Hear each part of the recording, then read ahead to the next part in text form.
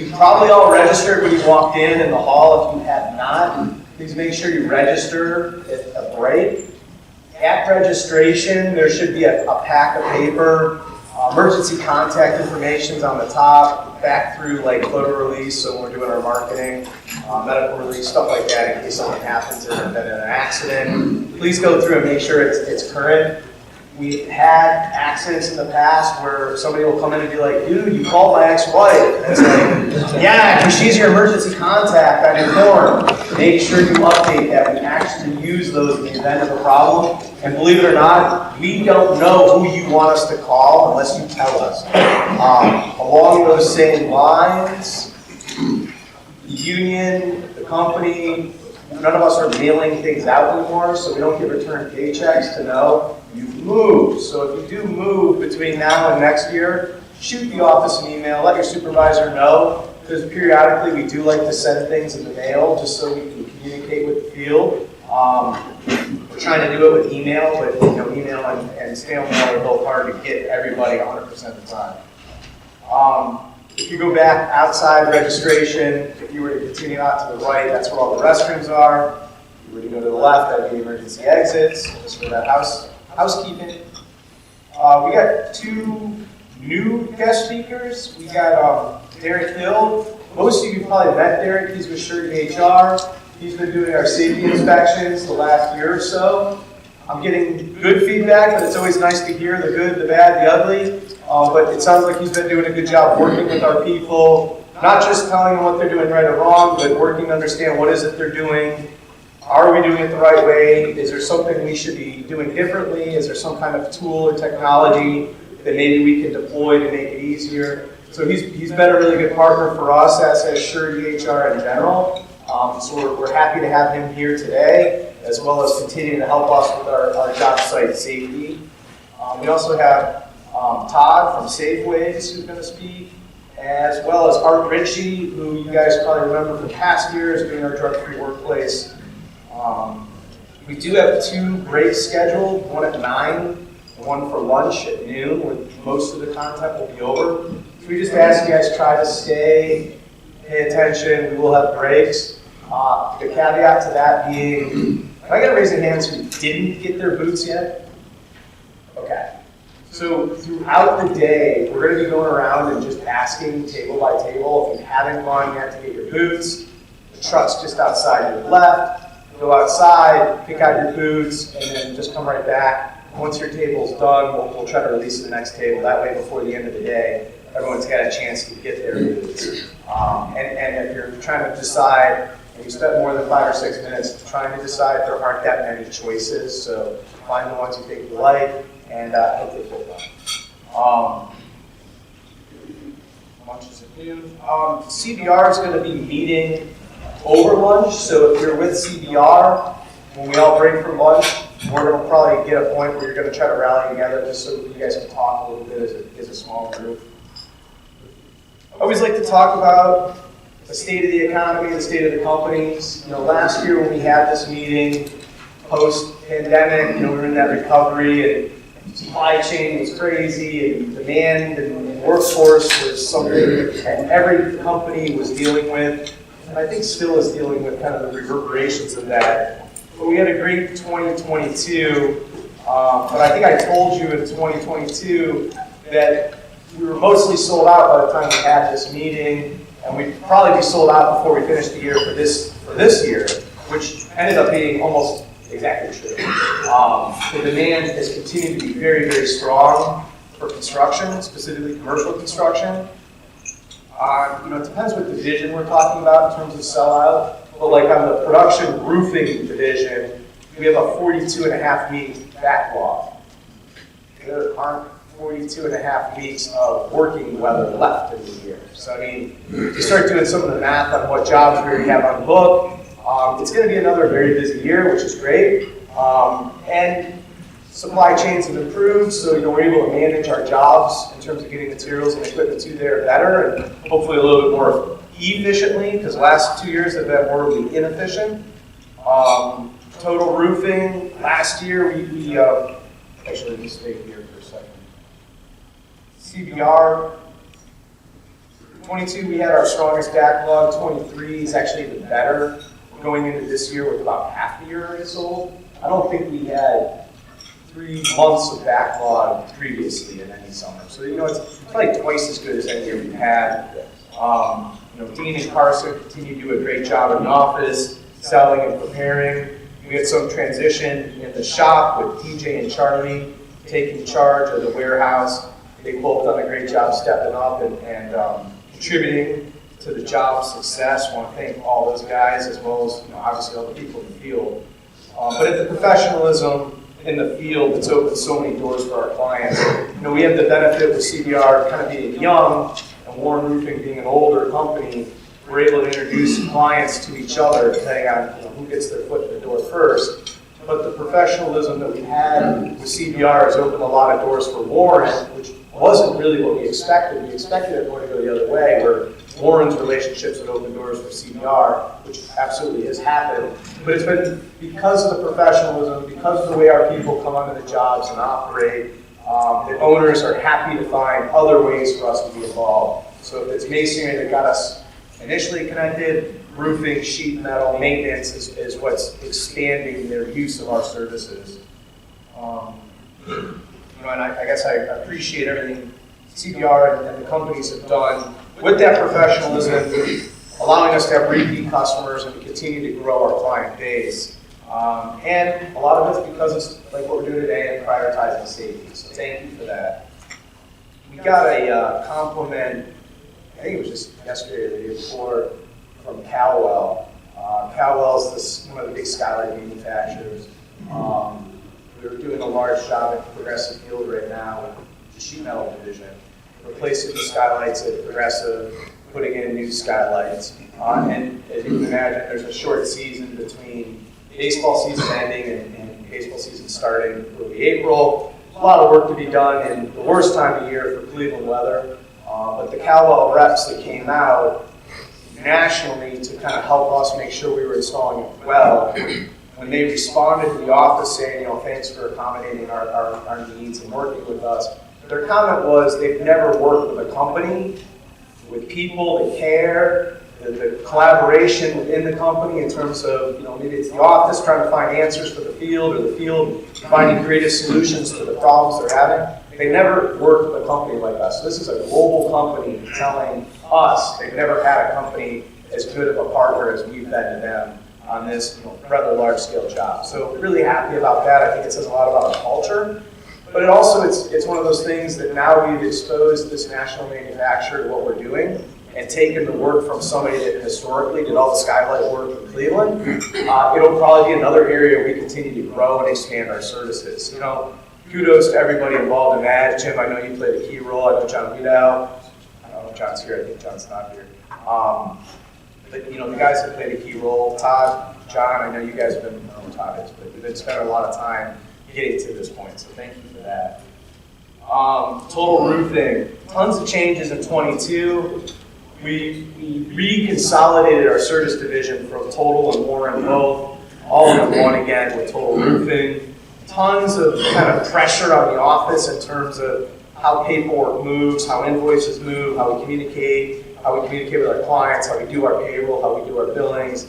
And the team's done a great job over the first kind of quarter or half a year last year figuring out all those changes. By the second half of last year, things were running really, really efficiently. And going into 23, we have the benefit of kind of all that hard work we did last year. So it's going much smoother than it was at this point last year. But we continue to focus on the preventative maintenance. We had a lot of success in doing warranty extension programs. So a lot of the manufacturers now, like Carlisle, we install a new roof for them. They're dangling a carrot to the owner saying, hey, if you do this maintenance that we recommend and frankly is part of your warranty, we'll give you a longer warranty as a result. And so we've been exploiting that carrot with our clients to expand our preventative maintenance. And it's just a great way to life cycle own that relationship with the client. It takes a lot to earn a client, but it's really easy to lose them. And the worst thing is we finish, we do a great job, and then we walk away, and we don't do anything with them. So this is what ties us back to the owner with that annual preventative maintenance, allowing us to maybe do masonry restoration, replace all the roofs on the building, architectural metal solutions, ultimately have a relationship with the building for whatever they need on the envelope for the life of them. It's been a great evolution. When we started Total Roofing in 1999, this was one of the main goals. So it only took a few years to really get there and get it all honed in, but it's because of the people, it's because of the team that we're actually able to do those things. And so I'm very appreciative of those things happening. One of the internal changes we made last year, which most of you may not even be aware of, we brought Holly Bragner into the office. Because of the volume of work that Total does, lots of little jobs, it's a tsunami of jobs. Raw numbers, if Warren Roofing does 150 jobs a year, Total Roofing probably does 1,000 plus jobs a year. So just the number of invoices, the number of quotes, the number of everything is multiplied on a very small scale project, but all the work is the same. So Holly's came in, she's helped kind of put some process together with the other legacy people, helping grow that business development, specifically with selling those maintenance programs with Aaron and Austin and Corey and the other guys in the service department. And that kind of full-time support has gone a long way in reinforcing that goal of trying to own the life cycle of our clients. So I'm really happy to see how 22 brought those pieces together and how now it's gelling and going in a really good direction. And for all of you on the production side or the sheet metal or masonry side, this is really the hooks in our client that hold them to us. And it can't be understated the value that our service guys are doing. When somebody calls us, they never call us to say how great things are. They call us in a moment of panic. And when our people go out there to be there, if you would, knight in shining armor, to be there in their hour of need, it goes a long way. And the attitude that people have when they walk into the building to resolving their issues when they leave, all that is so important. And I'm just appreciative that the people in this room care, and our clients can tell they care. And it's because of that caring that we're so successful. I mentioned a little bit about Warren in 2023 and how we're effectively sold out. We have begun selling for 2024, which is just mind-boggling for me to even understand. But taking advantage of the momentum we have and trying to secure as much work as we can to ensure our success in the future.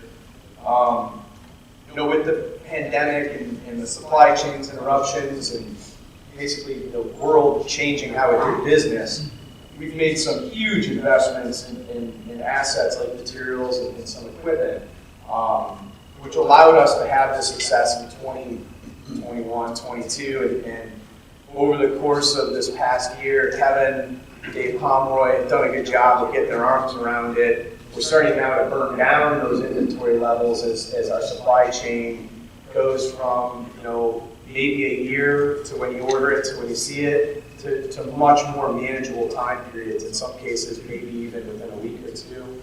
But it took 3 years of pain to get back to what was quasi-normal. But I appreciate all the effort on the sales guys as well as the office people in general, supporting kind of the world getting turned upside down on us and us not missing a beat. Most of our competitors laid guys off for periods of time for no reason except they couldn't get the stuff they needed. We were brokering materials to some of our competitors because we were in a position to be able to help. At the same time as we had our people managing our inventory at a level that, frankly, even I don't think distribution was doing, meaning our suppliers. So again, that didn't happen except a lot of people getting involved and throwing their time and energy into trying to figure out a solution to the problem. So I really appreciate that.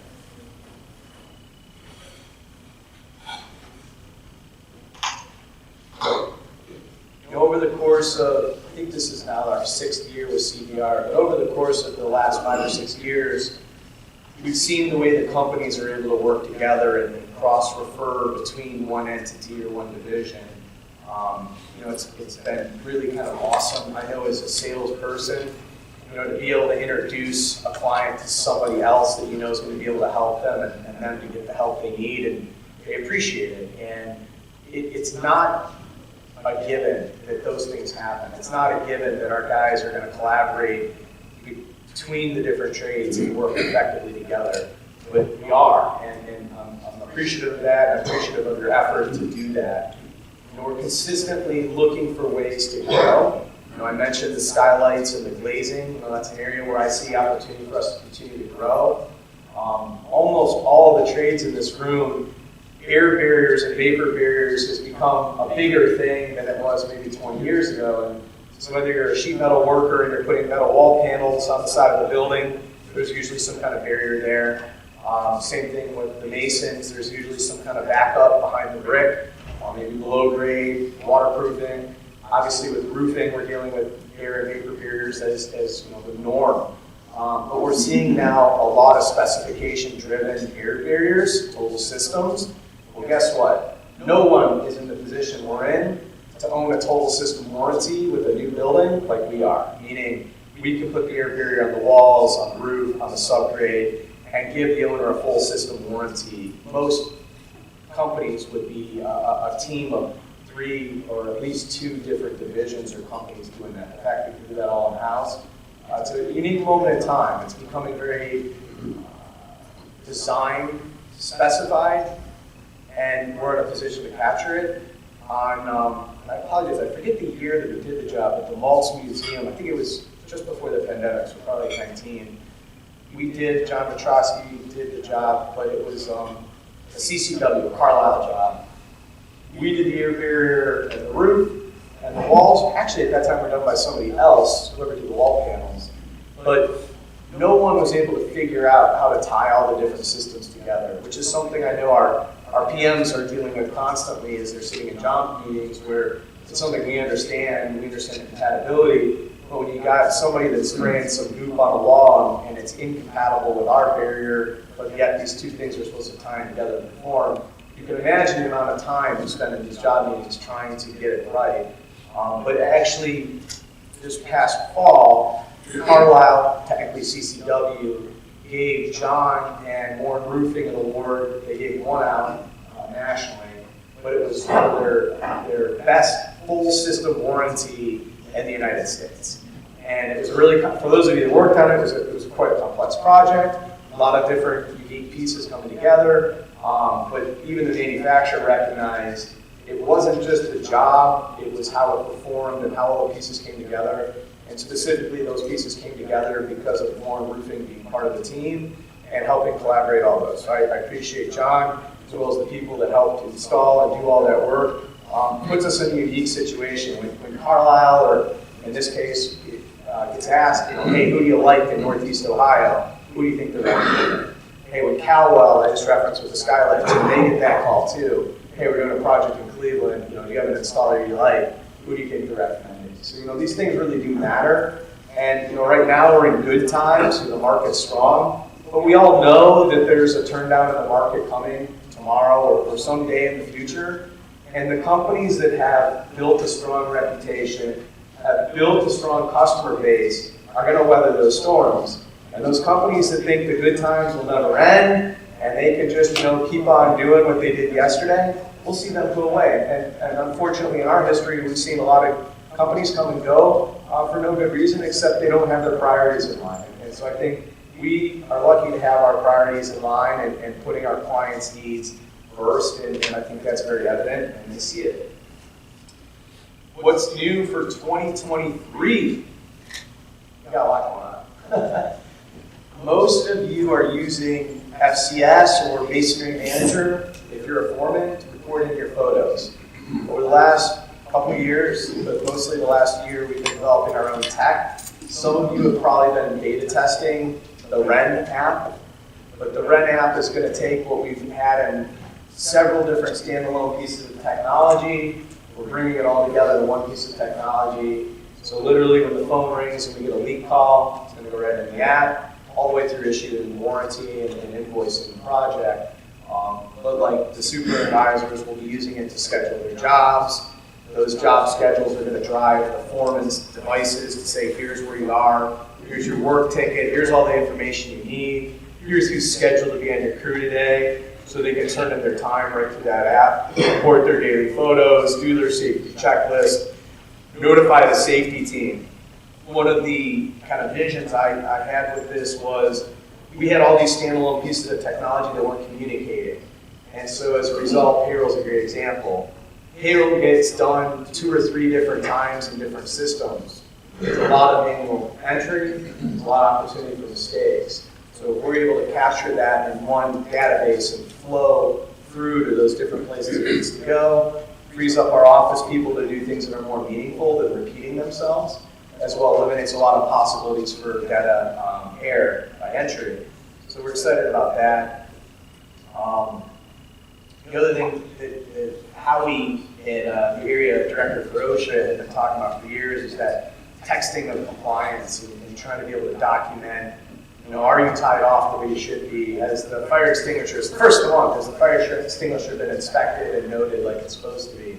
This year, on the 5th of the month, it might have blown off the tag. And so all these digital photos that the guys are taking in the morning, documenting the job as it goes out throughout the day, believe it or not, really matter. John and I are in the middle of a legal matter, and those daily photos are huge. We're able to prove what somebody wants to say isn't true.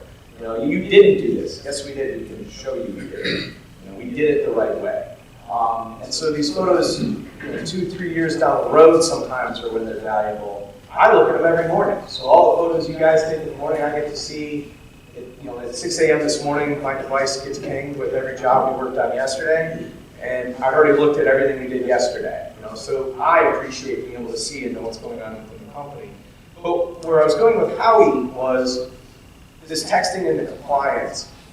And in our current or old safety way, you fill out a daily safety checklist, and let's just say there's an issue. Something's damaged or broken. You note it. Now that piece of paper doesn't do anything.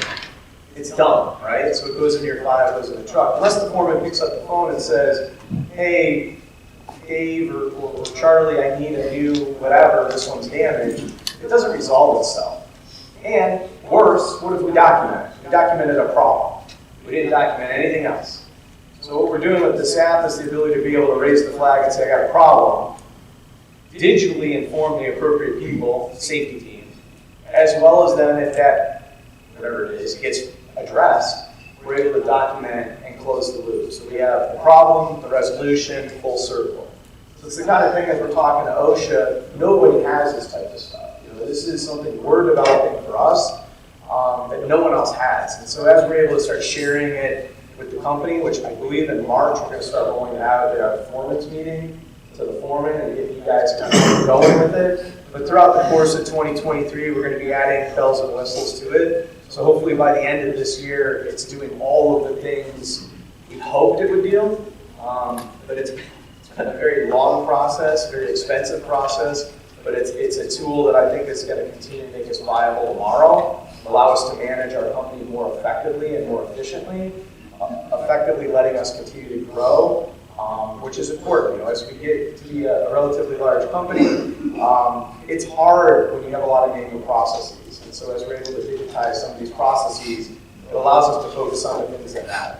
So I'm excited about that. We've had a lot of additions in the office. Last summer, Joe came on board. He spent the summer on the roof. Some of the roofers might have got to work with Joe. In October, he came in the office, and he's been working with the project managers, and he will continue to be one of our project managers, salesmen. Happy to have Joe on board. About a month ago, we brought on 2 people also in the office. Sherry is now processing the payroll for Warren Roofing. She's checked you in this morning, so if you guys met Sherry, she's stepping into Debbie's role. Debbie's effectively, I guess today, is stepping back and dealing with her personal health, which we hope the best for Debbie. She was sorry she wasn't able to be here today. We also brought on AJ about a month ago as well. He'll be working with the Total Roofing, doing the same as Sherry, but on the Total Roofing side, similar to Lucy's doing all that for CBR. So we've now started to have silos of people that are kind of owning each company in terms of an accounting, payroll, billing sense. So we have redundancy, meaning if somebody wants to take a week off and go on vacation, there's 2 other people in those roles that could pick up the slack while they're out of town. These are things we didn't have last year, and And over the pandemic, it was almost impossible to bring in people, just in general. And the candidates that we were even interviewing weren't exceptional. And so we're really lucky to now have kind of those two roles filled. And we have, good additions to our team in both Sherry and AJ. Another new person in the office is Cole. Cole came in he's kind of interning, I guess, technically at the moment, but he's doing a really good job. He's working on the PM side. He's been in all the divisions, so service, roofing, sheet metal, and masonry. So we're kind of trying to get him exposed to a little bit of everything and see where he fits best. In the next 30 days, we're going to kind of decide together where Cole's going to end up. And then he'll spend this summer in the field working with that trade so he fully understands, so we better understand what it takes to do the work that that trade does, having done it for a summer, making him a little more valuable in the office, very similar to what Joe just got done doing with kind of a reverse order. Surety HR, that was another big change we made last year. Nothing's changing this year. But you guys are obviously now getting your paychecks through Surety. They're going through their portal. Hopefully that's working well for you. I haven't heard any negatives. I imagine when you go to refinance a home or whatever, you're probably needing help logging in. No problem. I know Nicole and Debbie or Sherry, AJ, or Lucy can help depending on which company you work for. But it's been a great partnership with Surety HR. Derek's with Surety as well, right? So there's a lot of synergies having them being our partner. I appreciate that relationship with them. Training. We spent a lot of time training. Obviously today we're training, right? We're talking about safety. I know the JATC programs have put out or are putting out their curriculum for the year. Pay attention. There's a lot of good opportunities for either continuing your education or the refresher courses you need. And some of those initial trainings are significant compared to keeping them current with those refreshers, CERTA, ICRA, CPR, first aid, asbestos. These are a lot of the trainings we're doing year-round. We'll continue to notify you through the mail and email and through the foreman about those trainings, but also realize those same opportunities are coming through the union hall, and keep an eye out for those as well. I know because I sit on the JTC for the roofers, we're revamping what we're doing with the training and kind of leveling up. I'd say trying to catch up with the Tinners in terms of maybe how well their program does run. Todd, you still sit on that board? I got to sit on that board with Todd for a little while, and it was interesting to see how forward-thinking the Tinners are in their training and process. And I think the other trades in general are playing a little bit of catch-up, but we're seeing them make gains. And Joe Knapp, losing him last year. For those who don't know, Joe Knapp was one of our service foremen for many years. He took the job to be our new JTC director for the roofers. So it's kind of a loss for more roofing, but it was a huge leveling up for the roofing JTC program. So I'm really happy. It's always hard to lose a team member, but knowing that they're going to go and add value to the overall industry, I'm happy that we'll get to take our share of that benefit. So please keep an eye out for that. One of the biggest changes in 2023 isn't anything that we're driving, no pun intended, but it's with regards to cell phones when driving. So if you aren't aware, the laws have changed. It is now a ticketable offense, a primary offense, the reason to pull you over, points on your license, and all those nasty things. I know all of us probably have seen people that aren't even aware that they're driving because they're so focused on whatever in their hand is going on, whether it's a text from somebody or I don't even know what they're doing, but it's probably long overdue. I think the law enforcement's been waiting for this to really start to punish people that are distracted while driving. So our policy's been for many years, no talking or no texting while you're driving. It's going to be really important, not just in company hours on company time, but this is going to be an easy way for people to get in trouble with the law and potentially lose driving privileges just by having this in your hand. You don't even have to be using it. If it's in your hand, you're fine. So don't use it. Kind of the last thing, and then I'll turn it over. With regards to PPE, personal protective equipment. Last year, I think our fall protection speaker really kind of opened our eyes, explained some things that we maybe understood, but maybe not as well as we thought. But I think we got a lot out of it. We made some changes immediately as a result of that meeting last year. But I want to just explain some of the things so, one, you're aware of it if we haven't addressed it with you, and two, if you're interested to work with Nicole or your supervisor. But those ergonomic harnesses, I know we got a couple of them, and we demoed them. Everyone seemed to like them. I know we just ordered, I think 24 or something like that for the mill because they require us to be full-time harness. So when we're at the mill, we're going to have those. I know some of our service guys have been there, it seems like, for the last year, never ending. But so we're getting some of those ergonomic harnesses specifically for the mill. They're very expensive. They're like 3 times as much as the standard harness kit, not just the harness. So the Eco harness costs $300 or $400. The kit we buy, it includes the tie-off points, the road grabs, the whole setup is like $100, right? So it's a significant difference in cost. We want you guys to have what makes the most sense, and what I guess we've come up with is, kind of like we did with knee pads and some of the other better personal protection equipment. If it's something you want, if maybe you have lower back pain and having that retractable one is bothering you, what we don't want to do is we're required to get you a PPE, right? So we need to issue it. But we can get you the cheap stuff that may not be great.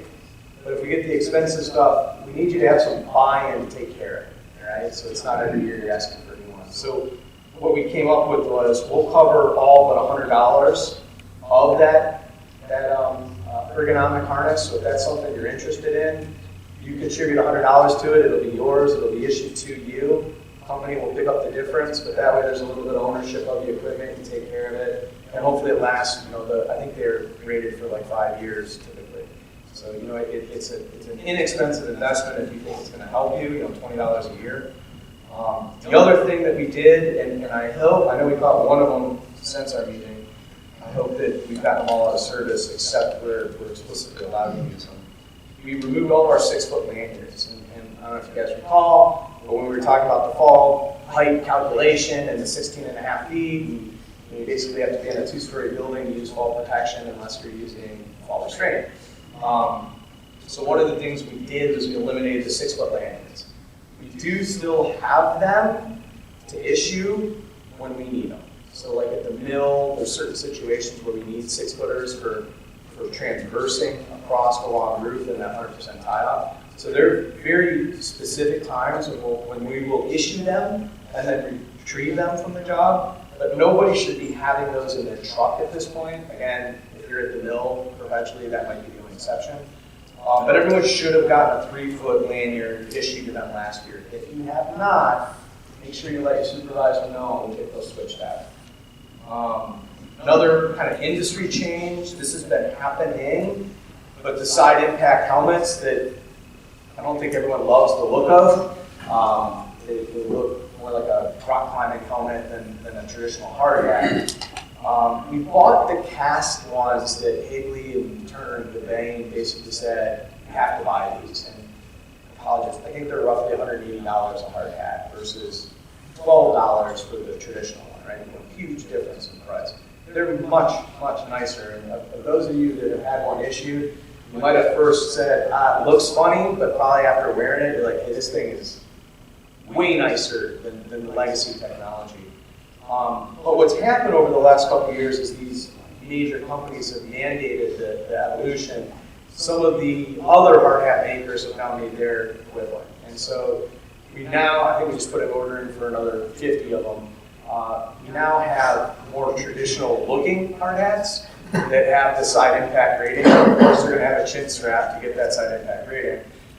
But I think they're going to be more accepted in terms of how they look in the field. So we're going to have those rolling out throughout the course of this year. And as we give you hard hats, just realize that's going to be the one you get.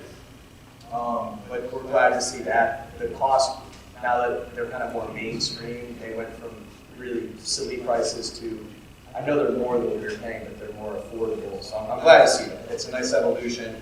It's like any technology, when it comes out, it's expensive as time goes by, it's more approachable. The other one, obviously, we talked about at the very beginning, but with the boots. I hope everybody likes them. I've gotten some feedback. We had a couple of guys get fitted yesterday in the office and warehouse trying to reduce the number of people that had to go through the van today. But it seems like they have nice quality stuff, so I hope you're able to get those. Recognize that they are able to issue them to you today, that they'll get them ordered, and we'll get them to you, I think, within a week or two. But I'm really appreciative for Nicole. Nicole, you weren't here when I said thank you to you, but you can watch the video, thank you. But Nicole, that was, I think, her idea to do the boots, organize it all. It was a great idea. I think it's a really nice gift. It's something hopefully you all can benefit from having. A new pair of boots that will keep your feet safe, dry, warm for the season. Before I turn it over, anyone have any questions for me? Awesome. Nicole's going to talk next about our accident protocol. I appreciate it. Thank you, everybody.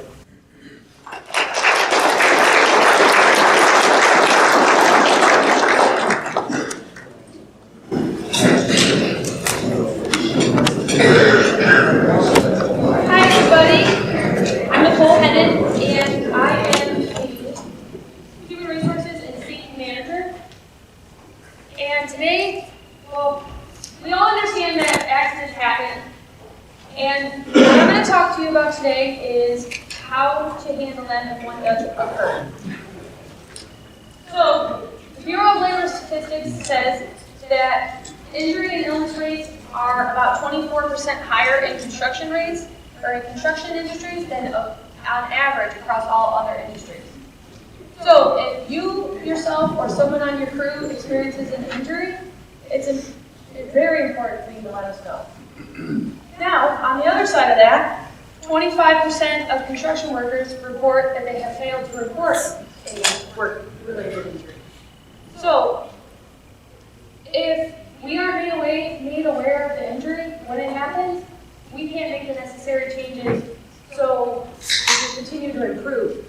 Now, say you slip going up a ladder and you don't fall, you don't hurt yourself, that still needs to be reported to us as a near-miss accident. Those are ways that we can still continue to improve and make sure that your work environment is safe. So, first things first, the foreman on the job site needs to be made aware when a workplace injury does happen. They are first aid and CPR trained, so they will be able to give the best first response. If the injury is serious, you'll need to call 911. And if you're at a big job site like the mill or NASA or Ford, you need to call security because they will let emergency services know where they can best locate you. Some things we need to keep in mind. Hospital emergency rooms, those are for life-threatening injuries, and occupational health facilities, and urgent cares, those are for non-life-threatening emergencies. So your foreman will ensure that the injured worker is transported to the proper medical facility. And they will also give you an injury packet. Now this card that I have up here, this is the most important piece of paper that needs to go with the doctor.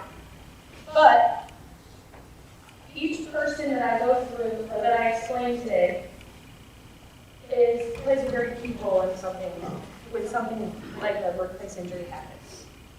So, when you hear me reference the safety team, I know you've heard Trevor mention it. The safety team consists of safety personnel. So that's myself, that's your superintendents, your foremen, your project managers, and the residents. So, what we're here to do is to make sure that we're helping the injured worker and the foreman to navigate this process. And that's why it's very important for us to be notified immediately.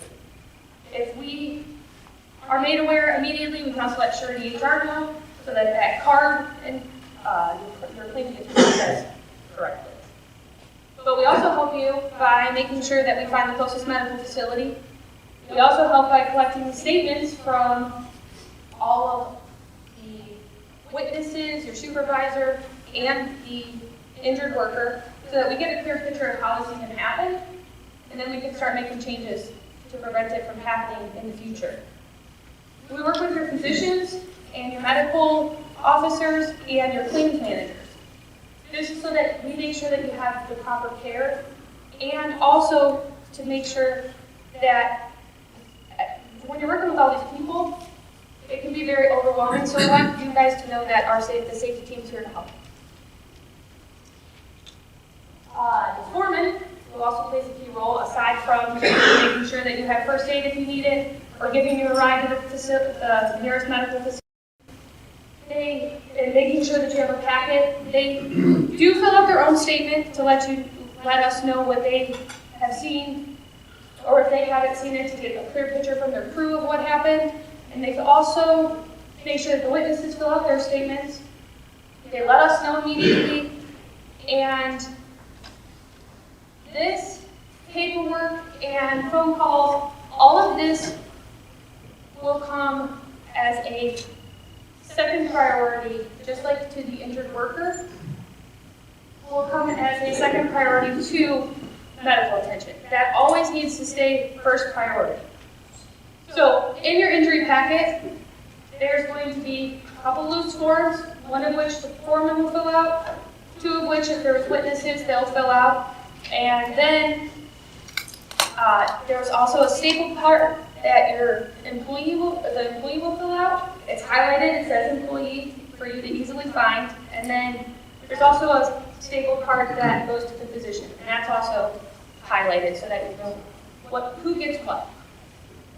So even though the injured worker has responsibilities, in addition, there's a couple other things that they need to keep in mind. Within 32 hours of your workplace injury happening, you have to submit to a drug screen. And if you're medically able to, where do you think that person is supposed to report the next day? Do you think they're supposed to go to work the next day and not act like anything happened? Does anybody know where they're supposed to go the next day? To the office. Thank you guys. And this is so that we can all be on the same page. We're going to communicate about what happened. We're going to make sure that the paperwork's filled out, and we're going to make sure that we know the next steps going forward. So while you're undergoing treatment, your physician is going to determine what physical capabilities you have. If, say, they only let you lift up to 10 pounds, you can only kneel for a certain part of the day, they'll let us know that by filling out a form called the Medco 14, and this lets us know as your employer what work we can offer to you to help you in your recovery time.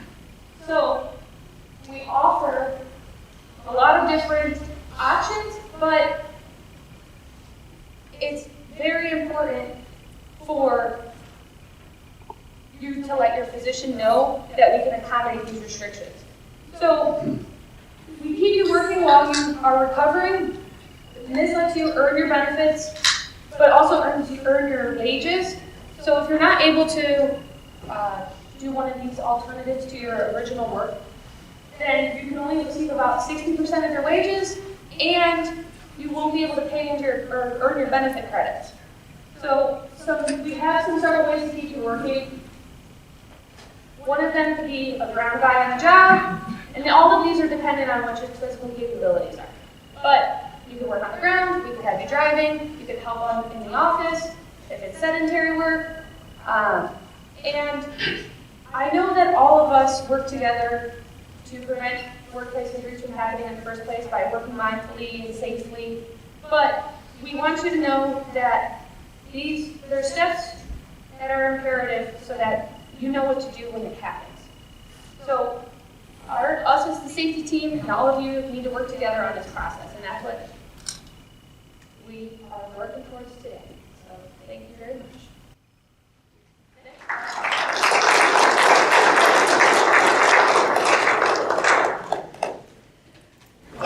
Most of you guys know me, some of you don't.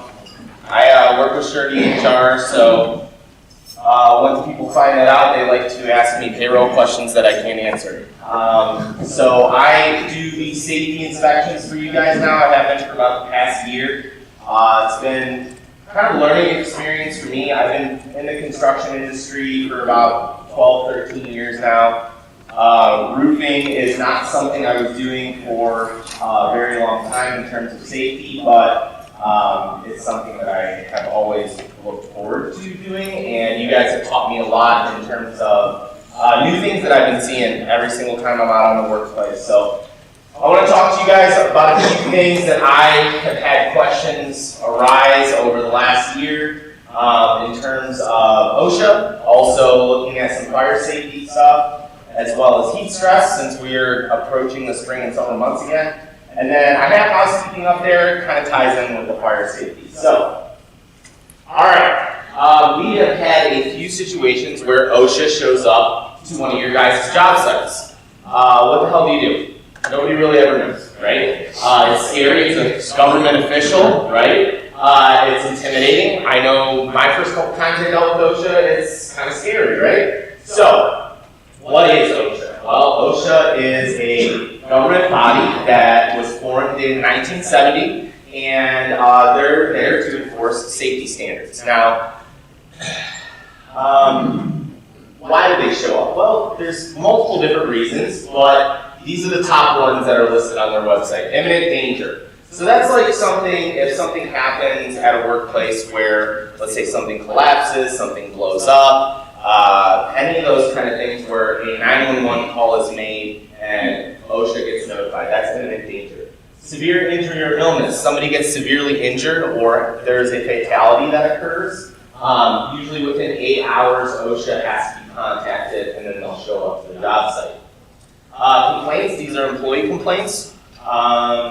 Referrals, so this could be from another government body, it could be from a contractor, it could be from a general contractor, it could be any of that type of thing. Targeted inspections are a little bit more rare. These are ones that kind of target certain industries and also higher injury rates. So if a company has a high EMR or a high injury rate in the previous year, they can be on a targeted inspection list. Follow-up inspections, so this is where maybe they came out for one of those first 4 or 5 that I just previously mentioned, and they want to follow up with another inspection. And then the one that oddly has affected Warren once in the past year, and I have never dealt with in my 13 years of doing this, was a drive-by. And this is when literally an OSHA officer is driving by and sees something, and they say, huh, that's unique. These are not common whatsoever, okay? But there are some important things I want to dive into here in a second as to if an OSHA officer actually shows up and one of these drive-bys happen, and what you guys should be doing with it. So, is OSHA good or bad? This is hard for me to say, right? My job is to make sure to keep you guys safe. So is OSHA's, right? Well, everybody has a job, and one of OSHA's jobs is to make sure that they bring in income, right? Everybody has to bring in income for their business. OSHA's business is the government, so they want to make sure that they are bringing in money for the government. If they don't bring in money, they don't have jobs, okay? So, it is a good thing that they're enforcing standards, however, they can be sly and they can do things that, well, let's be honest, aren't that great. So what are we going to dive into here today?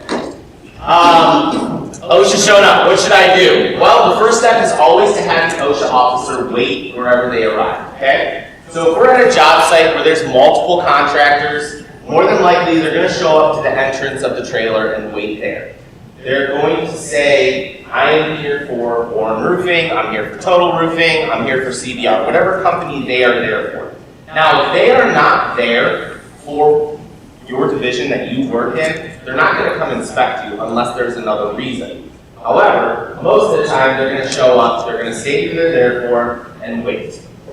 Now, under federal law, you can't have an OSHA officer wait for a reasonable amount of time. That amount of reasonable time is not defined anywhere. However, it is kind of agreed upon that it's 60 to 90 minutes. They can sit there and wait, and at that point in time, they either move forward with their inspection, or the general contractor or project manager can ask for a warrant. That is a big no-no. We don't like doing that because it just kind of makes them mad. All right? So I'm a foreman. What do I do? Well, the first thing you should do is when that OSHA officer shows up and comes and talks to you is ask for the officer's name, their ID number, or their badge, because they are a federal agent. They should be carrying some type of identification with them. And the reason for their visit, they should state why they're there. They should state, because I'm here because yesterday you had a severe injury. I'm here because yesterday an employee filed a complaint. I'm here because I was driving by and I saw something interesting. Now, I want to go over one of the drive-bys that happened last year and what triggered it and what came of it. So, an OSHA officer was driving by one of your guys' projects and he saw one of the chutes coming down from the roofs.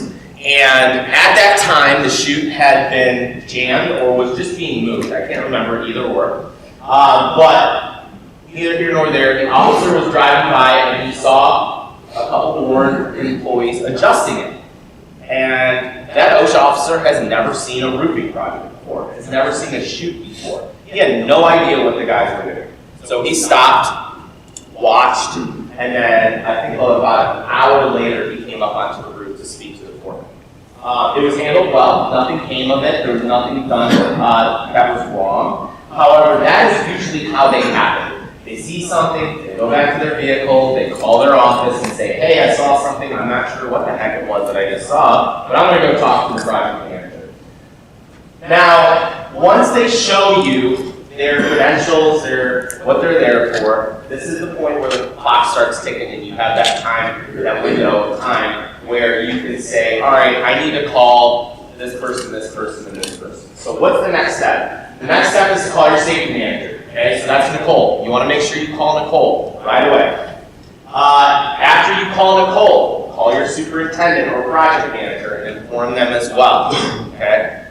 And once this is done, call me. So you have 3 people you have to call. You have to call Nicole first, and then call your project manager or superintendent, whoever that may be, and then call me. Most of the time, I am in the area. You guys know I'm out on anywhere from 6 to 8 of your job sites a week. If I'm in the area, I will come assist. We have 3 other people, I have 3 other colleagues who do this every single day of the week as well. So if I can't make it out there, one of them will, just to help represent you guys. Alright, so continuing on, once everyone has been contacted, the union representative should also be found. So there are union representatives. Now that union rep can be the foreman on the job. As long as they are part of that union, they can be part as the union representative as well. And at that time, they should have them present with the OSHA officer and foreman. Because this is when what we call an opening conference starts. All right, and this is when OSHA kind of sits down, goes to the job trailer, and goes over all the paperwork as to why they are there. OSHA will wait a reasonable amount of time again, and the OSHA Field Operations Manual states that the delay of 1 hour is normal. If you go beyond this, they're either going to, again, approach the job site, or you have to ask for a warrant. We do not want to do that ever. All right? So, a lot of questions I get is, do we stop working? Should we go run and hide? Should we take lunch? Should we go on break? Absolutely not. Okay? I cannot stress this to you guys enough that doing this will raise every red flag in OSHA's book. Okay? One of the worst things you can do is go run and hide, go take lunch. It's just, they had 13 employees on the roof, and magically, now that I show up, nobody's working, or they're on break for the rest of the day. What's going on? They don't want me to see something. That's exactly what's running through their head. They do not want to see something. All right?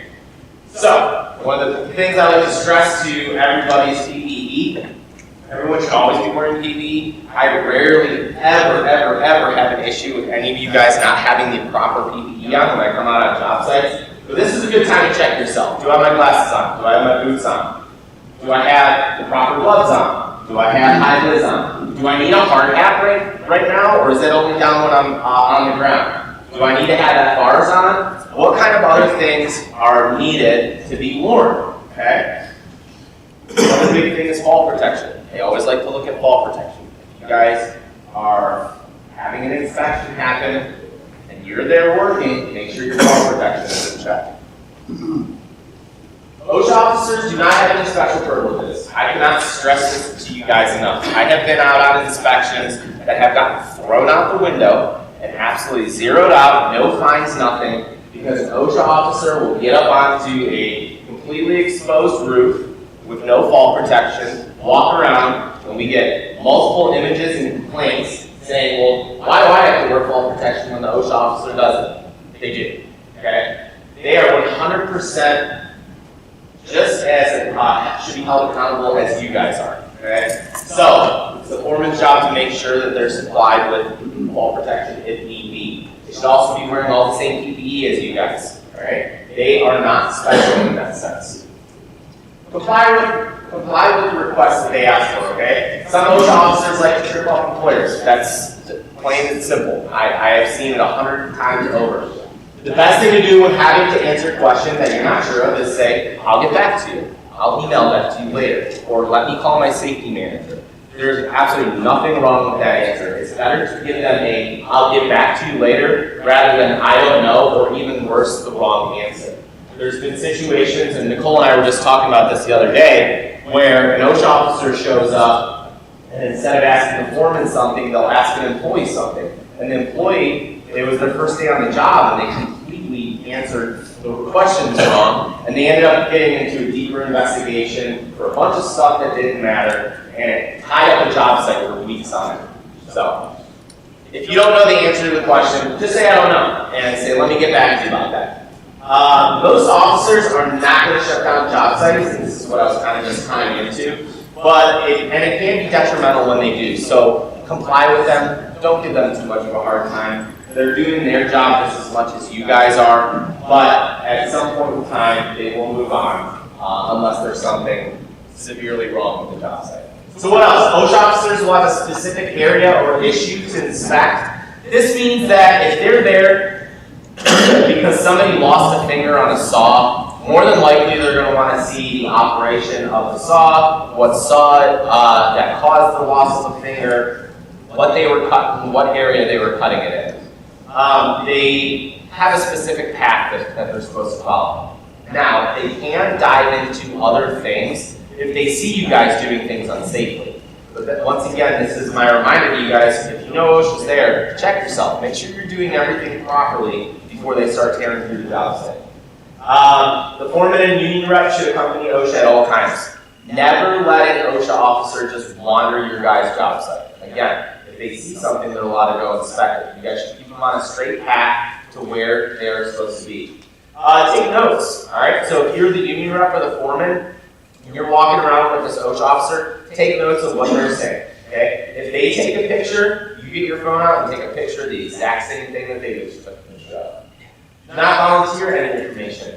Simple as that. If they ask you a question, answer it, keep it at that. Don't try and BS with them and make good conversation and ask them how their weekend was and what type of fish they caught when they went on their fishing trip, because they don't care. They're not there to be your friend.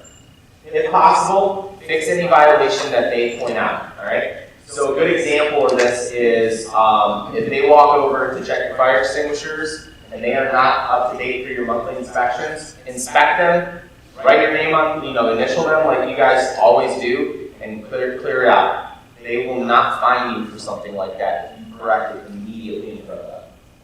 All right, next subject, heat stress. We are moving into the warmer months. I know you guys know how to usually deal with this stuff, but this is going to be a targeted area for OSHA this year, so we wanted to make sure that we cover it with you guys. Everybody in this room probably knows what heat stress is, okay? But there are some things that can occur with heat stress that maybe you guys aren't familiar with, all right? So heat stress occurs when the body can't get rid of excess heat. Everybody knows in here probably that you sweat because your body is trying to cool itself down. Eventually, if you're dehydrated, you'll run out of sweat to cool yourself down. So if not addressed quickly, heat stress can result in heat stroke, heat exhaustion, heat cramps, and heat rashes. So the first two things are heat rashes and heat cramps that I want to talk to you guys about, because this is the number one sign that starts to show before heat exhaustion and heat stroke happen, all right? This is what heat rash looks like. It just kind of looks like a red blistery rash. Usually occurs in high friction areas or high sweat areas, waistband, armpits, inside your elbows, inside the back of the knees, those areas, you guys will see that. Heat cramps are obviously cramps, and they occur because of the dehydration, and they're usually pretty painful. If you guys have ever suffered a cramp in sports or playing football on the weekend with your friends, whatever it may be, it's a little bit different. Heat cramps are usually a little bit more painful, and they really only occur in the abdomen. So what is heat exhaustion? So you got heat rash, you got heat cramps coming on, you completely ignore them, you just carry on through your day. This is when heat exhaustion can start to sit in if you do not address those problems before.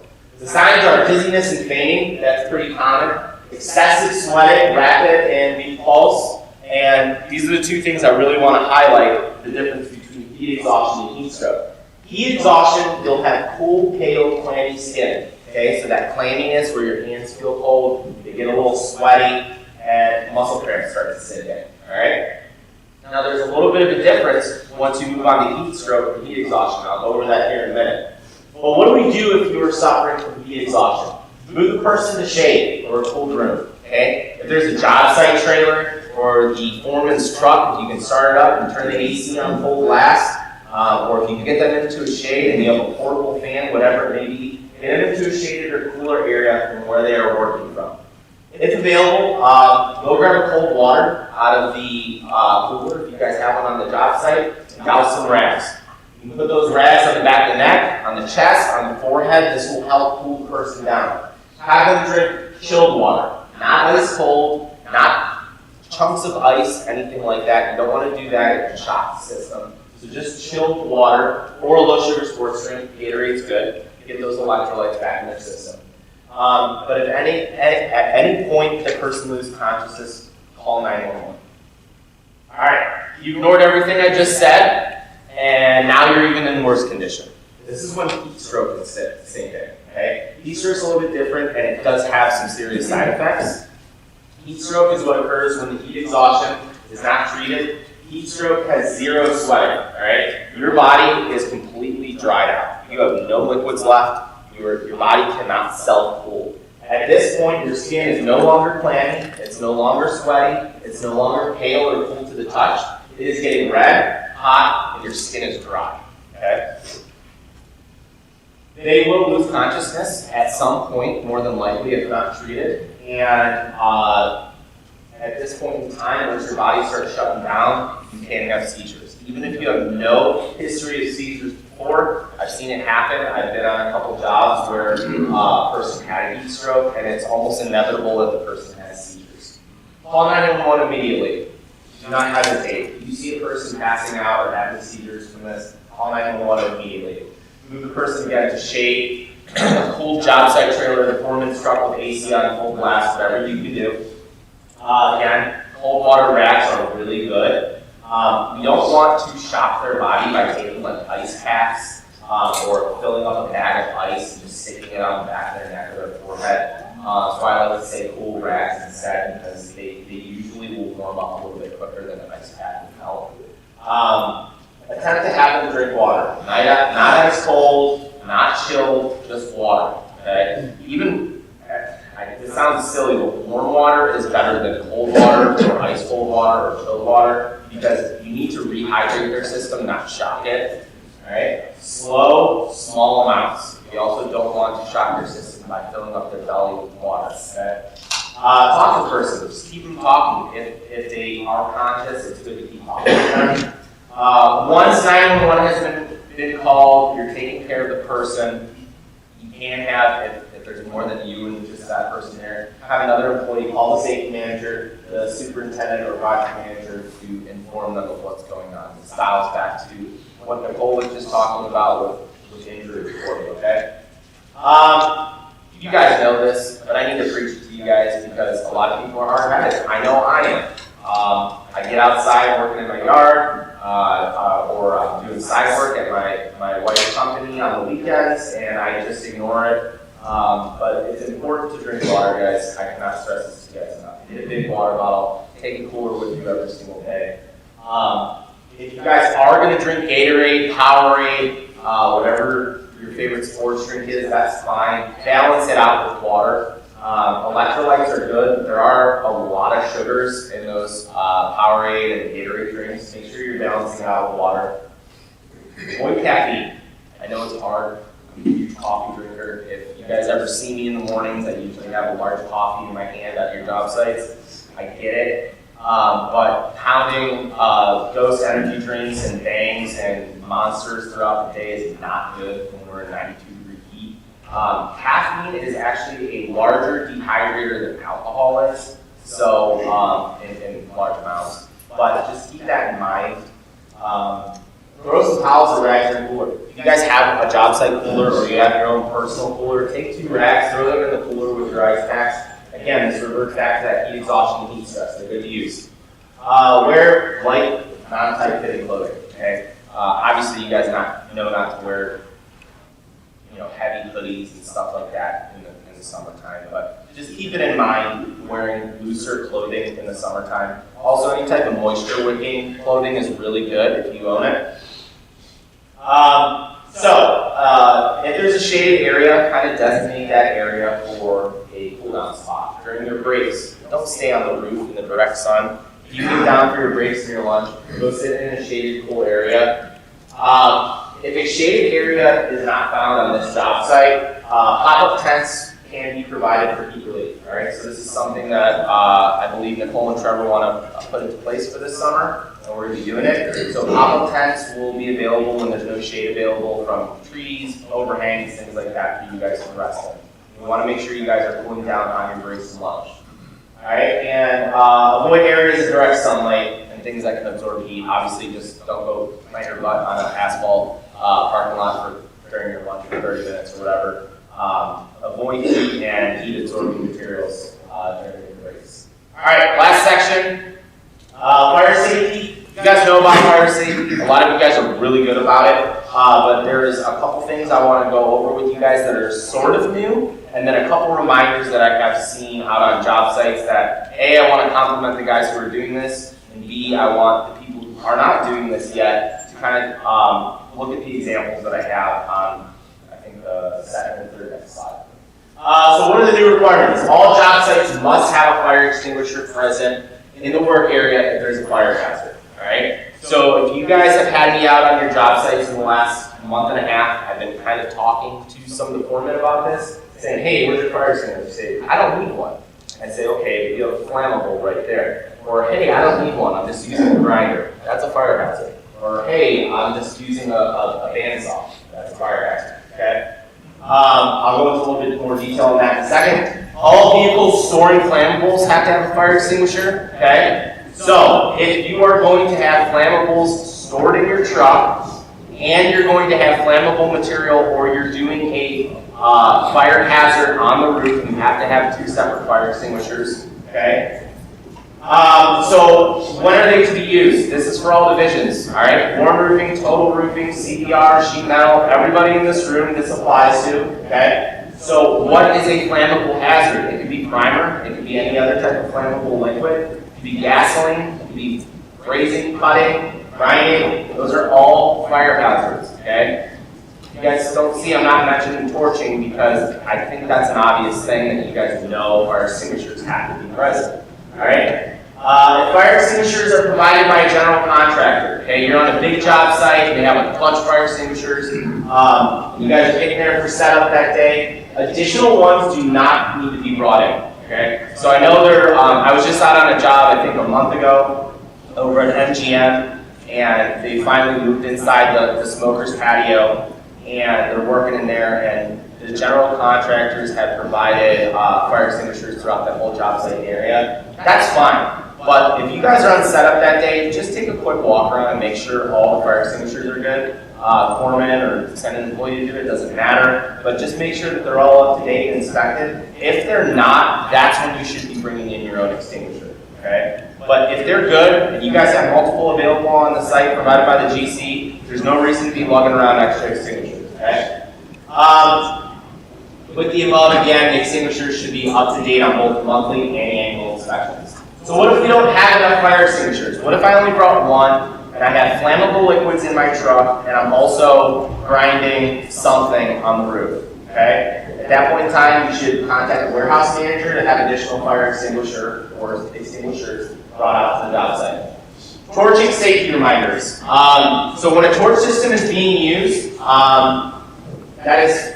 I misspelled that, or I miswrote that. When a torching system is being used, that's fine. You have those torches on, you got that gas on. Obviously, you need to work. When they are not being used, they're not to be left unattended on. Okay, so this means turning off your torch and turning off your gas. You guys are going on break, you guys are going on lunch, those should not be left on. I have not seen that in any of the divisions that I've gone on to inspections. I have seen it at another company, and that's why I'm including this in the presentation. Slip-ups happen. I just want to remind you guys, if you're walking away for any type of reason, that torch needs to be turned off and the gas needs to be turned off as well.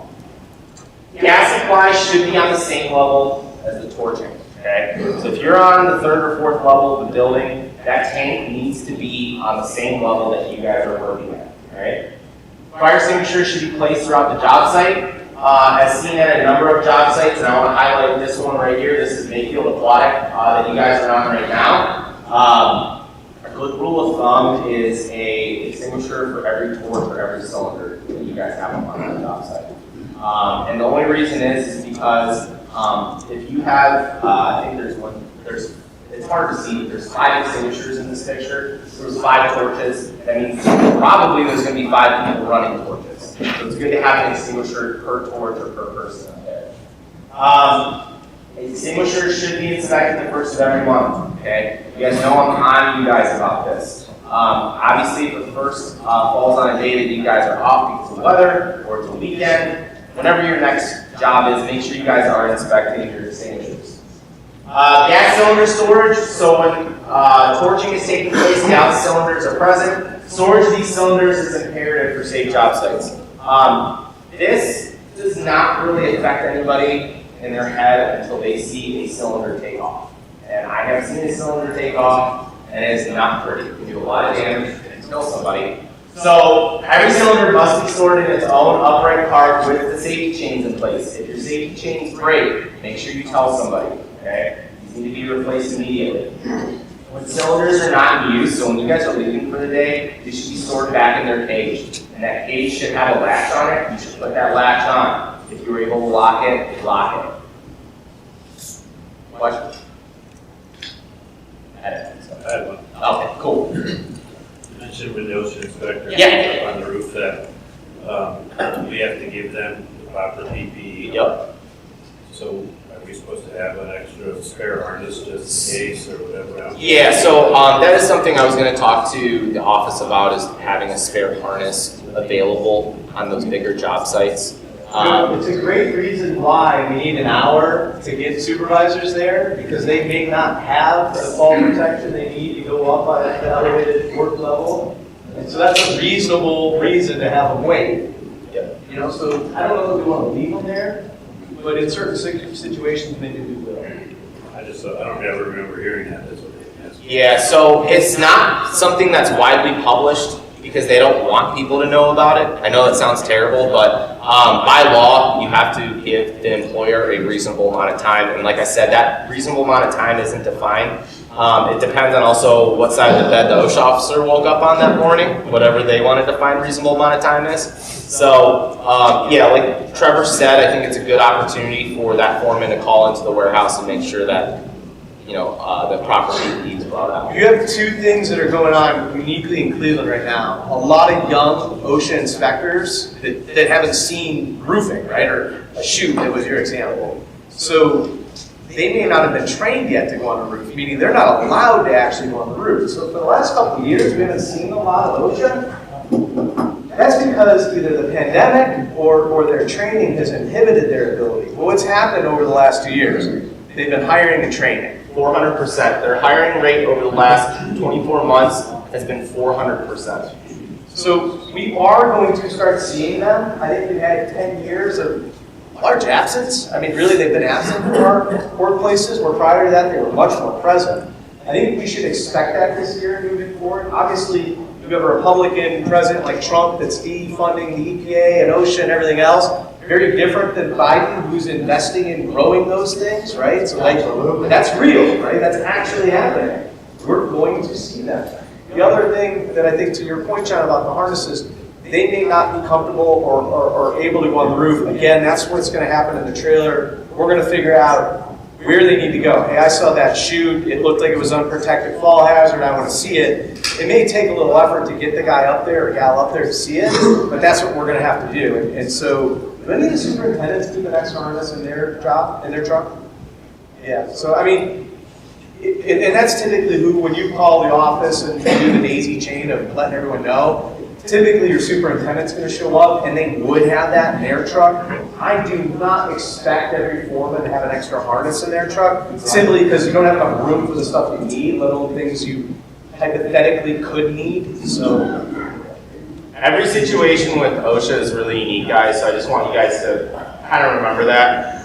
Excuse me, and like Trevor said, the hiring in OSHA right now is crazy. I had a OSHA inspection with one of my clients where the OSHA officer came out, they did an inspection, and I was not there. My client did not make me aware until the following day. And when I called that OSHA officer to follow up on some of the questions that they had for my client, the receptionist told me that the officer was in their 30-hour.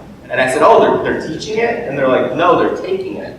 And I said, they're not OSHA 30-hour certified? And they said, well, no, they just started last week. And I said, and you sent them out on an inspection already? So this is what we're dealing with right now with OSHA. Just keep that in mind. You have to be patient with them and also comply because they are. So. The other thing that, Derek spent a good amount of time talking about, and it's not new, but its focus is new this year, is the heat stress and heat exhaustion. Obviously, we're doing physical work, we're doing it outside, in the heat. Be super conscious of that. You can't drink enough fluids. You can't take the breaks, in a cool enough place typically. Those tents are kind of annoying. We have, I think, 3, and we just decided to get a handful more. The service guys is who I think of first. You guys maybe bounce around. The production guys, you probably know where there's that shady spot to go take break. Or, I know some guys go and run to McDonald's and physically leave the sites. You're in your car maybe with the AC on, or we're at McDonald's where the AC is. Those are good things. But we're supposed to identify now where the shady place is. Where can you take these breaks? That's part of the standard now. And so as foremen and project managers, we need to be thinking about, if there is no good spot, we need to create one. And that's where these tents are a viable option. Again, the foreman, if you recognize, hey, we're in the middle of a sea of black asphalt, there's nowhere to hide, that's where getting these tents out is probably going to be important. The reason I don't love the tents is you're probably going to have to take them down and put them up every day so they don't blow, right? So it's great in a pinch. I honestly think we'll use them more for the service guys if they're trying to cut in a curve and it's drizzling out, they keep the water. I think that's practically how they'll get used, more so than guys huddling under them for shade. But we'll have them. If we need to buy more, we will buy more. I think the point about Gatorade is also important. Has anyone ever had heat exhaustion or heat stroke? I know I have, on the roof, and I didn't recognize it, right? It was the guy working with me that was like, dude, you're not sweating. You were sweating profusely a minute ago, you're not. So it's important to look out for your team member, because they may already be under the effects of heat stroke and not self-aware of what's happening, where you may observe it. It may be that young apprentice that he's worried about looking like he's soft and he's literally killing himself trying to free you up. Be aware of your team members and identify that they may have an issue. Because by the time the sweating stops, it may now be where we have to take them down with the fire department because they can't get off the roof anymore. So it's really important to get them down somewhere cool with fluids and cold compresses. The sooner the better. And anyone that's had it, you don't feel better in an hour or two. You feel better in a day or two. And if it's really severe, it might be a week. So it's really important the earlier you catch it, to go treat it, so that way hopefully tomorrow you feel better, not maybe after the weekend I'll feel better. Derek's a great resource. I know you guys have all got to meet him. Does anyone have questions while he's here? We're a little ahead of schedule. What about everything for roofers? But as a crane operator, what am I supposed to do when it shows up? What are they looking for? So that's a unique situation. With cranes and rigging and things like that, most of the OSHA officers who come out to job sites have no idea what they're looking at. So continue normal operation unless otherwise stated is kind of the best way to go forward. I can tell you, I know of 2 OSHA officers who maybe even remotely have somewhat of a clue about cranes and rigging. So it's a similar situation with trenching and stuff like that. So continue normal operation unless otherwise told not to. I know that is a very odd thing to say. You would hear a lot of companies tell you to shut down and go to lunch and things like that. I've been doing this for 13 years, and I've probably done 500 OSHA cases, and anytime you do that, it just raises every red flag. To Dave's point, and I think this is just general, not necessarily when OSHA's coming out, being aware of the load and not being under it, that was our focus for one of our 2017 or whatever it was, our safety, no one under the load. But I know that's probably something that Dave's frustrated with on a daily basis, whether it's our people or not, but ducking under the ropes and walking right under where we're swinging. You don't want to be under the load. That's the kind of thing, if OSHA sees Dave doing everything right, he's got everything, if you're walking under the load, that's wrong. Frankly, you're not going to have enough time to react. That's why we just don't want to be in harm's way. I know the drivers or the guys loading and unloading at the ground level are kind of inevitably in the area where Dave's loading.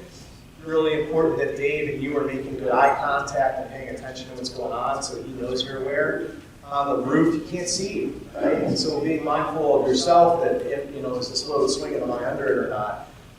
It's important, but it's also probably the other trades. And so if you're on the ground helping with the rigging and there's other people passing through, it's your job to help Dave because he can't stop what he's doing to go yell at the guy that's ducking under the flags because it's closer to going that door he wants to go in and going maybe 100 feet out of his way to avoid being in the swing radius.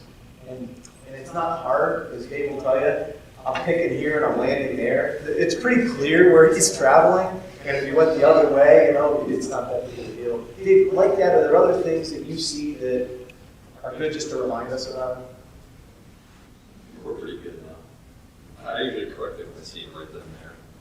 Well, like one of the things we bought, and I apologize, I'm going to say the last year or two, Dave and Mike got high-quality walkie-talkies, because there's so often we're in the blind, where Dave can't see the roof or the guys on the roof and having that communication. So, those are the kinds of things that you may identify something that we're not aware of, and there may be a tool like those. I think we got like police walkie-talkies. I can't believe how expensive those things were, but they work really well. Instead of getting the cheap hunting ones that don't work great for $100, we got the commercial grade that needed some special license to even buy. But they work great. So now we're on a site, Dave can be in his cab, roofer, whoever's on the roof or landing can be communicating with him. We just need to know that there's a need and then we'll invest in that. Anyone else? Eric, I really appreciate. Oh, I'm sorry, John.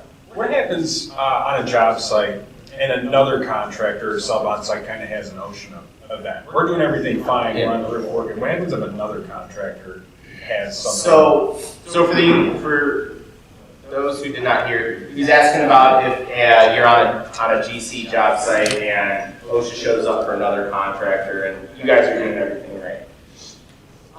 So I think I may have mentioned something about this, but just to answer the question more specifically, if they are there for John Bob's Towing and not Warren Roofing, they're not going to dive into Warren Roofing unless they see something unsafe.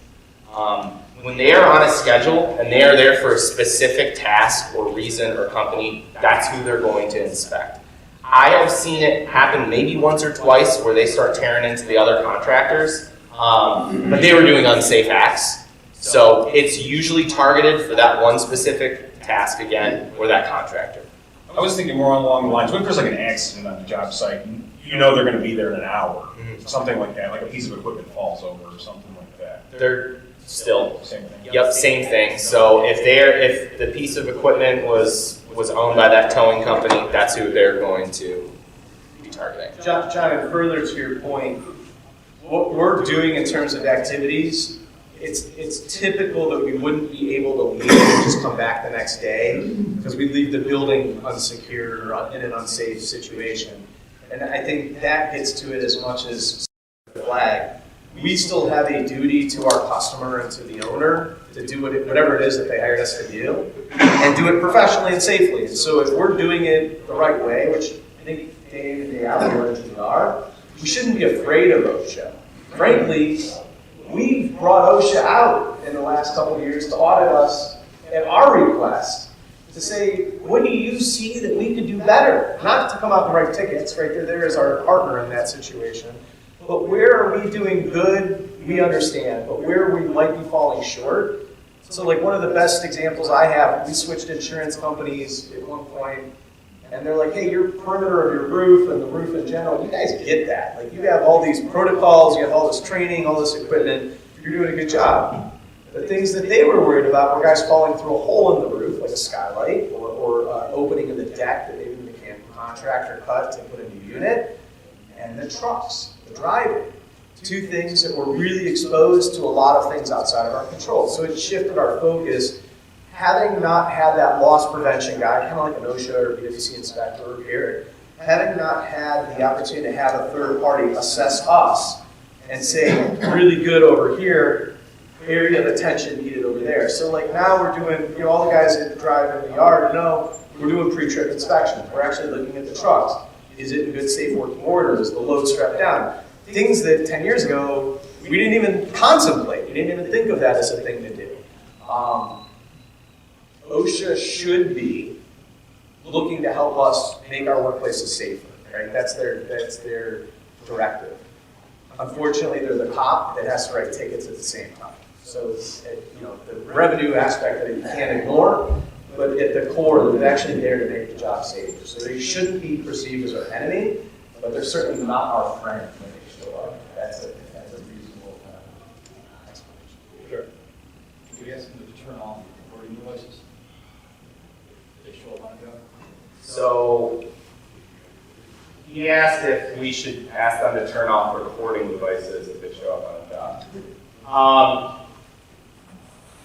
Most OSHA officers have government-appointed cameras. Usually they're not going to take any type of video unless they need to see an operation in place. I have never been on a construction site where video is ran. Usually it's pictures taken. So they're not, no, they are not going to record any audio. I've never seen it. Typically, this is the important thing to keep in mind. Once you're talking to OSHA, they've probably already taken the video or the photo that they needed to catch us in presumably an unsafe act. The two worst things that happen for me when I'm in Derek, when we're trying to defend our position, is we don't get honest feedback from our people. Right? If I say, I know for a fact Todd was not doing this, and then they let me go for 10 minutes and say how great Todd is, and he's been in the industry and all this training, and he sits on all these boards, and then they hang up a photo, and they show Todd doing that thing that I just swore he didn't do, I'm a hell of a salesman. I can't sell that. I am now painted into a corner. But if I know, hey, Trevor, I screwed up, I can have a different approach with OSHA, and I can negotiate a settlement or an outcome that may be better than I'm at their mercy and now I'm asking for their forgiveness. So do recognize they probably already have the documentation. So don't fool us. We'll find out in the investigation the truth. And let me tell you, I'd really rather know the situation I'm going into because you guys tell me than go in there and get my head handed to me. That's not only embarrassing, but I just lost any position I thought I had going into the situation. I was going to say something else about the documentation. You should be accompanied when they're interviewing. And I think what Terry said about, hey, can I get back to you? The thing that we tried to stress over the years is it is perfectly okay for us to get back with them with a written statement. You know what? You're asking me a complex answer. I want to make sure I'm answering accurately. Would you give me that question in writing? I will respond in writing. And that's fine. It's actually kind of sketchy. I was on an OSHA inspection when I was 17. I was running the kettle. I don't know what the hell they were thinking. I caught the kettle on fire. I used my fire extinguisher to put out the fire. OSHA showed up just about at that point. And I had a discharged fire extinguisher. And that was like my fault. There was no fire extinguisher. I literally had it in my hand. I just used it. They asked the guy the safety program. My response was talk to the foreman. Their documentation was, I have no knowledge of the safety program. That was a $10,000 bill for Dad. Try explaining that one at the kitchen table, right? Discharged fire extinguisher. So even though I knew what not to say, I've been relatively coached at 17 or 18 years old, they twisted what I said, and so it's, I don't know is a bad answer. I'd like to get back to it in written form. That's a good question. We discussed that with my union representative and my foreman. I want to make sure that we're answering that completely. Those are fun. Those are stall tactics. You're not being evasive. You're just trying to answer the question. The other thing is if they're asking Todd questions, it's really reasonable for me that's maybe accompanying Todd, write down the question, write down what Todd said, right? So that way, an hour later when we're debriefing, we can see what everybody was asked and how they answered. So if we need to go, you know what, you asked some questions about this, we wanted to give you some further detail that maybe wasn't provided in the oral interview, we can help coach that, because that's permissible. We have time to respond. Any more for Derek? Derek, really appreciate you coming today. Happy to have you on our team. Thanks,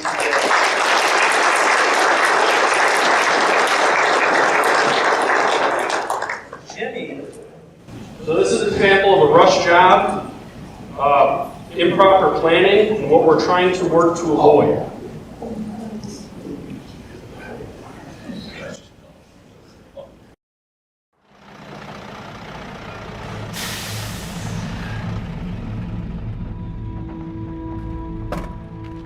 Hey, how's it going? Is this the last of the load? Yep, got here as quick as I could. All right, we've been waiting on this. I need you to get up there, all right? Okay. What? Yeah, I know. Look. I need that stuff tomorrow. I'll get right on that.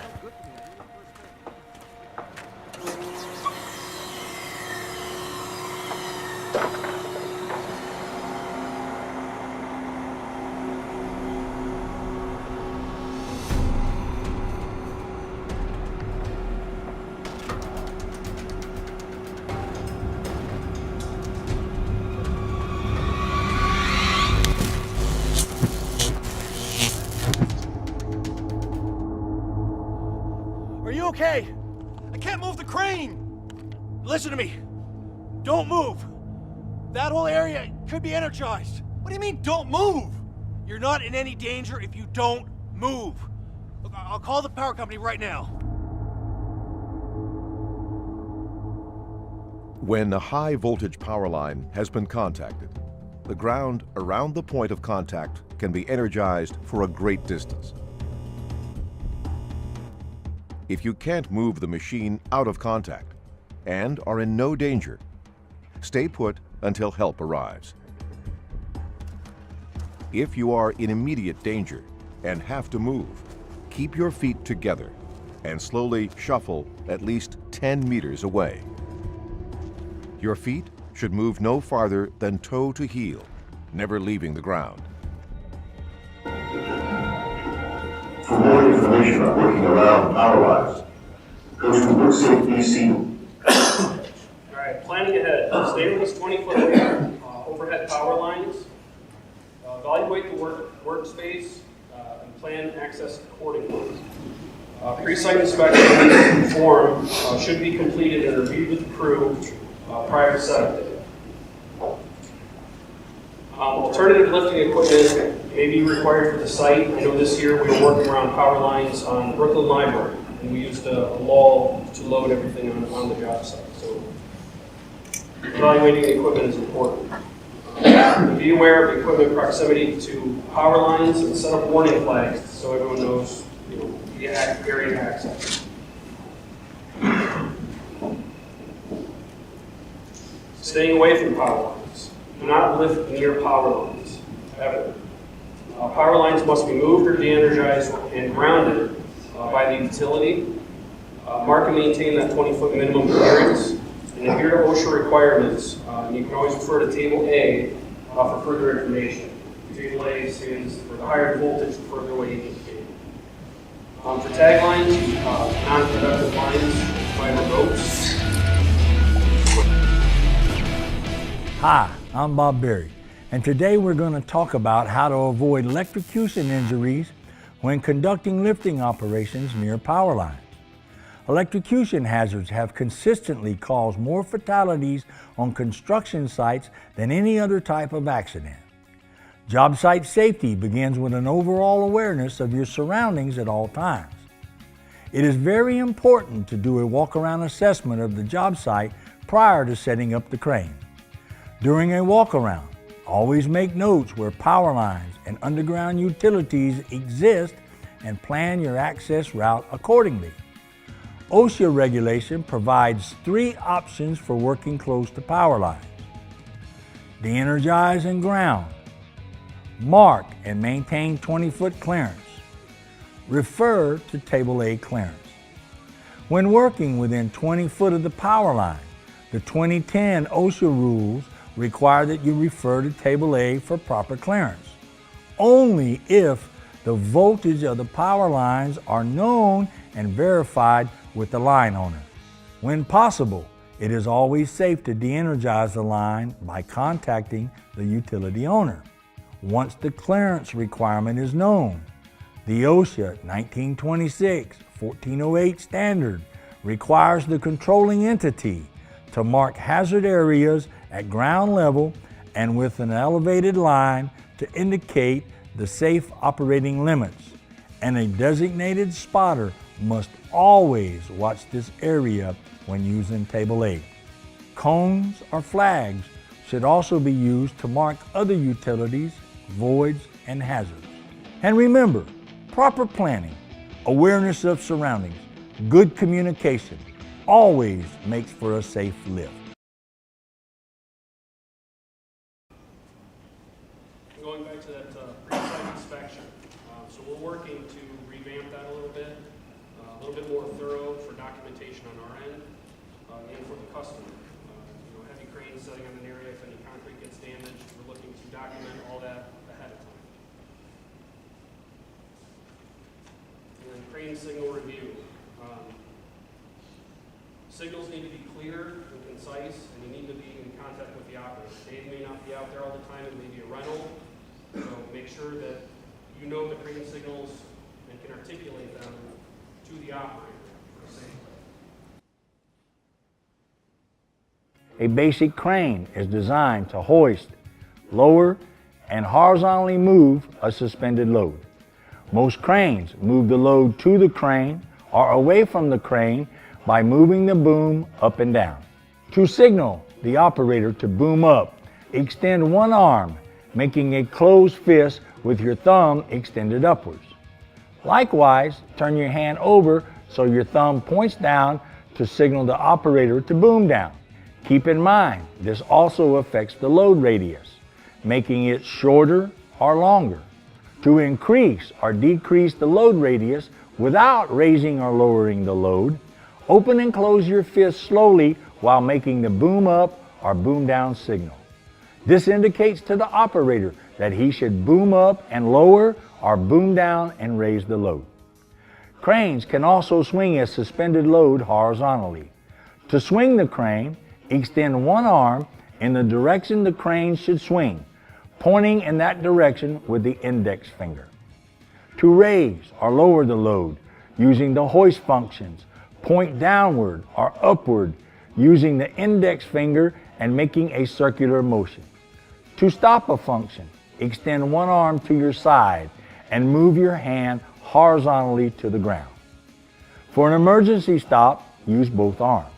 When working with cranes featuring telescopic booms, the boom may be extended or retracted, also using hand signals. To do this, place both hands in front of you with your fists closed and thumbs extended, pointing outward to extend the boom, or pointing inward to retract the boom. These are just a few of the most basic hand signals every qualified signal person must know before flagging for crane operations. According to OSHA 1926 regulations regarding cranes and derricks, only a qualified person that understands the signals and functions of a crane may signal for a crane lift. And remember, proper planning, proper training, and good communication always makes for a safe lift. Alright, we already have the parade. Anyone have any questions on crane signaling or power lines? Alright, with that, I will hand it over to Carson. He's going to be going over the focus building.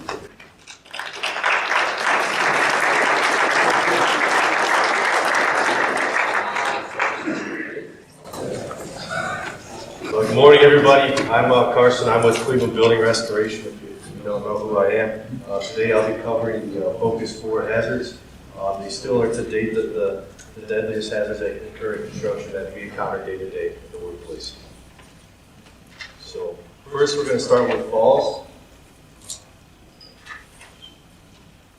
So the definition for falls is a hazard a fall hazard means any condition on a walking or working surface that exposes an employee to a risk of harm from a fall on the same level or to a lower level. Falls are the leading cause of death in construction. So the way we can prevent fall hazards is to plan ahead to get the job done safely. How will the job be performed? What tasks will be involved? What safety equipment is needed for that task? And providing the right equipment for the right job. At any work that's higher than 6 feet, and personal fall rest and correct equipment will be provided to complete the job safely. Train everyone to use the equipment safely, and employees must be trained on how to effectively use the equipment. Question, how do you prevent falls in your job day to day? Can anyone give me some examples of equipment that we may use? Anywhere? What's it? This is Tractors. good. Raptors. Good. Guardrails, all different stuff we use day to day. So I just want to take a moment to emphasize that. The second topic we're going to be covering is caught in between. So per the definition of OSHA, caught in between hazards are defined as injuries resulting from a person being squeezed, caught, crushed, pinched, or compressed between two or more objects, or between parts of an object. So the way we can mitigate this again, the highlight on this is to plan. The best way we can avoid injuries and have a safe workplace is to plan ahead and understand what our hazards are prior to starting work. So to plan ahead to prevent caught in betweens is to foresee how the job will be performed. Be certain you and your crew have the proper training, that everyone's a competent person understanding what they need to do to be safe, and setting up the equipment correctly. The equipment's only going to protect us if we use it the right way, and if not, then we're living on a prayer with that. So, and then review safe practices for the work. Use barricades to prevent accidental contact, as well as never place yourself in a position to be caught in between. Again, I'm looking for a couple examples that we can't throw our hands up on, a couple examples that we may encounter in the workplace of caught in between hazards. Basic work truck. Yeah, work truck, that's a good one. Jeff? Doing the load in a wall or something that could be in the way. So for like the roofing standpoint, your buggies and the wall, you guys are on the wall, driving a buggy on the roof, and someone's tearing off from the wall, pulls it back to you, and the thing gets away from you, that could be an example there. And for the masons, if you have a suspended load, the wall, run the wall around, move a brick, move a mortar, that's an example. So, again, I'm trying to ask you guys this question so you're cognizant and you can think about these in your applicable jobs and your workspaces. Okay, so the next topic that we're going to be covering is struck by hazards. And the definition of a struck by hazard is a forcible contact or impact between the injured person and an object or a piece of equipment. So for this, what means of prevention is secure tools, materials, and overhead loads. Use proper toe boards, netting, etc. where needed, and use extreme caution when using pneumatic and hydraulic machinery. Again, any examples? Anyone can provide some examples of what we use, what we can use? It's something that was brought to my attention this year, meeting with one of our scaffolding companies, that we're probably going to start integrating on job specifics, jobs specifically downtown. An issue that we're having, we haven't had an issue, but to prevent the issue, on our swing scaffolds and we're working at heights, obviously we're putting overhead protection down, but we're not putting lanyards or anything on our tools. We're working suspended over a scaffold all day, cutting out on the wall, working on bricks. And as I know, some of you metal guys are working on the edge with your hammers, your nail guns, whatever, you're stripping in your metal. I think it's something that I'm going to start pushing personally at CBRs, the lanyards for the tools. I know it's not always the best case, but I think we need to identify the hazards in our work environments. And, maybe we're not protecting our crew in specific because our crew aren't below us, but there's other pedestrians that we need to be considered in that. So when you're also evaluating these hazards, don't just think about you and your team, think about the whole job site and your surroundings. Okay. The last section is electrocution. Results when a person is exposed to a lethal amount of electrical activity. So ways we can prevent electrocution is to keep a safe distance away from power lines. If you notice on the left side of the screen here, there's a diagram. It's pretty similar to what the crane standard is, just for safe clearance distance. Have the utility company de-energize or install insulated sleeves on the power lines. And then use flags, warning lines, and barricades where needed to prevent people from entering those areas. And then day-to-day practice that we do, only qualified personnel should be working on the electrical equipment. Employing the GFCIs on all your electrical equipment. Three-way pigtails that pretty much all you should have on your trucks and should be using anytime you're using the tools. And then extension cords should be inspected regularly and removed from service, red tagged if there's any kind of breaks and frays in there. Any questions, that's all I have.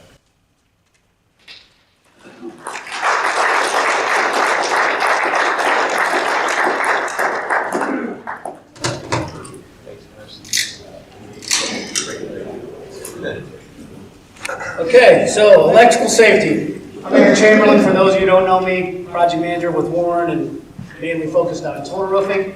And for electrical safety, this really involves production, service, sheet metal, masonry, whether it's the hand tools or power tools we're using every day, and or welders, and also a little bit what Jimmy touched on with the cranes and obviously electrical lines and what goes around them. So to start off, always remember, every day visually inspect all your electrical equipment before use. Remove any equipment with frayed cords, missing ground prongs, cracked tool casings, etc. from service. So if you see something wrong, get it out of service right away, tag it, get it into the shop, and get it off the job site. Apply a warning tag to any defective tool, like I just said, and do not use it until it has been properly repaired. So safe practices when using electrical on the job site is perform a hazard assessment of the job site, inspect the equipment and any installations, eliminate unsafe situations in the work environment, stay alert and do not allow carelessness, barricade the work area, if you're, like I said, around power lines and what have you. Use GFCIs on all connections. Use power tools and equipment as designed. And call the power company to de-energize lines. Don't chance it. A lot of times, if we can't get it to shut down, if we're tearing off a roof or Jimmy's putting new gutter on somewhere, and they can't turn it off. A lot of times, we do contract that out to an electrical company that actually is able to blanket the line. So common citations are no GFCIs or AEGCPs. Tools have no grounds. Lack of training when near power lines. Again, that was discussed in the craning and a little bit there with Carson. Equipment not approved for classified locations. Guarding of live parts and flexible cord strings relief. So a big part of using electrical on the job site is, it goes back to everything else we talked about, is fall. So electrical shock can also cause indirect injuries. That would be fall in this case. Workers in elevated locations who experience a shock may fall, resulting in serious injury or death. Imagine you're using a power hand tool while on a swing stage or on a scaffold, or sheet metal guys, if you're up on a ladder and you receive an electrical shock from a damaged power tool. Obviously, we have our PPE with fall protection that can cause a fall. Things to check regularly. Temporary power cords, cuts, bends, beyond normal wear, ground plugs missing. Check for GFCIs on connections. Stay at least 10 feet from the overhead or buried power lines. And then over here it just says, say no to electrical hazards. Before you turn it on, make sure you say no to our outlets, motors, or circuits overloaded. Our cords running near heat or water sources. Our cords twisted or tangled. Do I see sparks or smoke? And are my hands wet? Am I wearing any metal jewelry? So this this gets into the GFCIs. GFCIs are intended to quickly interrupt the circuit in the event of a ground fault to prevent electrocution. GFCI will break the circuit when a leakage of 5 milliamps or more is occurring, usually within 1/40th of a second. Pretty quick. GFCI requirements pertain only to temporary wiring on construction sites, exceptions for kitchens and other wet areas. Must provide approved GFCIs on all 120 volt, single phase, 15 and 20 amp receptacle outlets, and no GFCIs does not prevent shock. And that's electrical safety. Electrical safety, shocking, no? All right.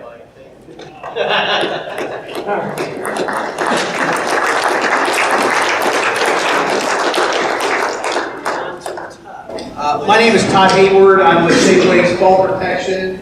I've been asked to make up the difference because other presenters have gone short, so I'm going to speak for 3 hours today. And for those who want me to come back, I'll come back this afternoon and reprise it again. So I can talk real slow because I'm from Cincinnati. I can talk Southern, a little bit slower. But no, we're going to talk about fall protection. And when Nicole and Ed Saber from Triangle Fasteners asked me to do this presentation, I was thinking, how do I do this? 150 people in a setting like this. How do I best do this? I thought, well, maybe I can get our technical guy, he has a video for this. Nope. And so I'm thinking, okay, how do I present this the best way? I could read the manual. Anybody want me to read the manual? That would take 3 hours. If you want me to. Mr. Buckeye right here wants me to. No? One of my former counterparts used to say, just do the unmanly thing and read the manual. None of us set up our kids' Christmas gifts by looking at the manuals on how to set it up, right? But what I did is I actually went through the manual. I went, they should know this. They should probably know this. They should probably know this. So what I did is I kind of pulled some things, some information. I didn't go page by page because it's about 40 pages long. But he wants me to read it. I've already made that clear. So we'll just go over the highlights of our program. So what we're talking about here is our 100-foot rope horizontal lifeline system. Okay? Anybody familiar with that one? No? Well, it's going to be new to some of you. So we're going to talk about this and how to properly set it up and what its requirements are, things of that nature. This is what it typically looks like when you have one set up. Okay, so you've got the lifeline set up, you've got the anchors, the steel brake beams, something along those lines to anchor it into on the sides with cross-arm straps, and you have it set up. And the person can then walk that lifeline. Like forward. What kind of anchors can be used? That's one of the questions that Nicole asked me to talk about. These are typical anchors that are used in any type of roof applications or with a horizontal lifeline system. So the one on the top left is a product that can actually be anchored to metal, wood, or concrete, and it's used in a lot of different type of roof type applications. You could then run the lifeline through that hole at the top. You've got the middle one at the top is a typical roof anchor that's used in residential. The one on the top right is a standing seam anchor. So if you have a standing seam roof, that is a typical anchor that's used there. You've got a few others, but the cross-arm strap is a system that you all have with that system that we're going to talk about. Okay, that ties down to a beam or some other means of connection. On this system, how can it be used? Am I standing in anybody's way here? I like to move around. I'm a walker in the top. You can have a maximum of 4 people. Okay, there's some limitations on that we're going to get into here in a minute. It has to be attached to a structure to handle a load of 5,000 pounds. Okay? That's a key component. We talk about ABCs of fall protection. And anchorage, you have to have the proper product in each of those ABCs, anchorage, body support, and connectors. And a lot of people forget about the anchorage. So if you happen to fall and you don't have the proper anchorage, guess what? Nothing's going to stop you. None of the other two components are going to work. It's kind of like a stool, three-legged stool. You got to have everything together. Maximum allowable free fall is 6 foot. So if you have a 6-foot lanyard, no more than a 6-foot lanyard, that's your 6-foot free fall. There will be a 50-question test at the end of this, so if you want to take any notes. So 5,000 pounds. How do I figure out what 5,000 pounds is?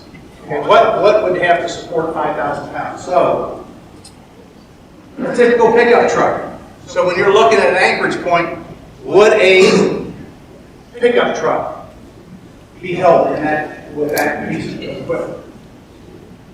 Okay, so keep that in mind. A rhinoceros is also typically 5,000 pounds. So if you're at the zoo with your kids, grandchildren, what have you, a rhinoceros, an adult rhinoceros is usually 5,000 pounds. In Cincinnati, we had a famous one, Fiona. It's now 6 years old, that she was born prematurely and all kinds of things. Very famous in Cincinnati. Okay, fall clearance. Another question that constantly comes up, and how do you determine the fall clearance? So when you have a system, any type of system, any type of fall protection system, you need to look at your fall clearance. What is the distance between where you're anchoring to, or you're standing on, to the obstruction below or the ground? Okay? So there's a number of different things that go into it. You always want to have a 2-foot safety factor, okay, for a number of different reasons. You also have to account for the stretch of the harness. You have to talk about your user height, deceleration, length of the lanyard, blah, blah, blah, okay? We take all of that into consideration when we give you fall clearance charts, okay? Just know that that's all some of the things that go into building this. So with this type of system that you have, you've got a horizontal lifeline system that has sag in it. So we have to account for that sag in that lifeline system. We talked about the harness stretch, the deployed lanyard, height of the worker, safety factor. It all accounts for the distance that you have to use a system. Any type of fall protection system. Another key component is swing faults. A swing fall happens when you're not connected directly over top of your connection point. Okay, so if I'm connected here and I'm working over here and my lanyard or my retractable is going on a diagonal, I'm going to swing if I fall. So you want to eliminate swing falls as much as possible. Here's a diagram, a cartoon character here. So you can see the anchor point here. He's positioned over here. When he falls, he is going to swing that way. The closer you can be, in fact, recommendation is 15 degrees. So you want to be as close to right in that area as possible when you're anchored and connected. Number of users on the system. A few slides ago, I said 4 people. That's a maximum of 4 people. However, it depends on weight. So maximum 4 people, 310 pounds capacity. And that's the person and the tools and anything else that's on their body. I'm a breakfast away from being over 310 myself.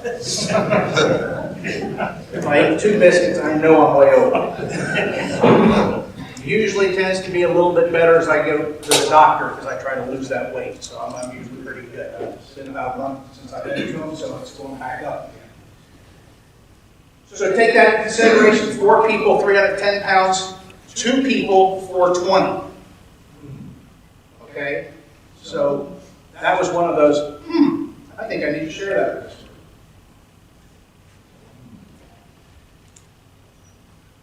Compatibility of connections. I'm not going to read all of this, but what you want to make sure of is that you're actually tying into the right product. So a lot of times people will try to connect two types of snap hooks together.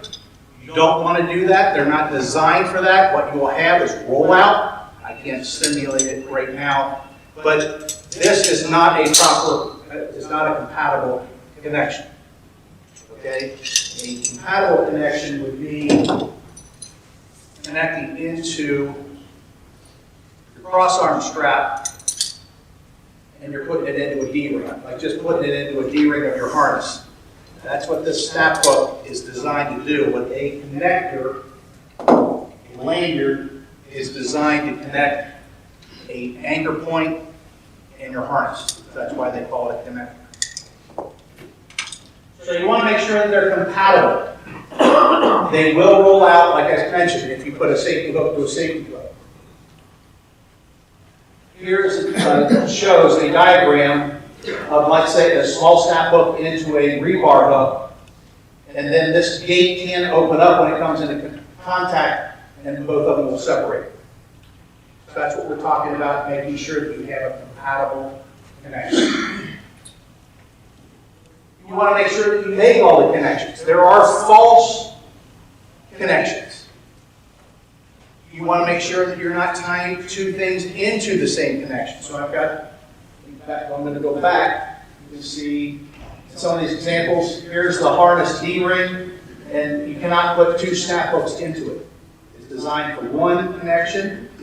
You cannot connect two snap hooks together, just like we showed up here with a rebar hook and a standard size snap hook.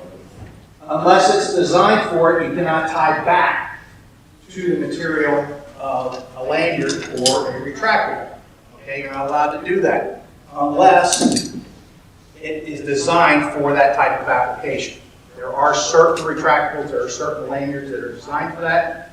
You're not going to probably want to, you don't need those for this type of system, but I just wanted to point that out. Nor do you want to tie this off. I'm not sure why somebody would ever do that. That's to an I-beam, somebody would put it to the flange. But I've seen pictures, people do some crazy things.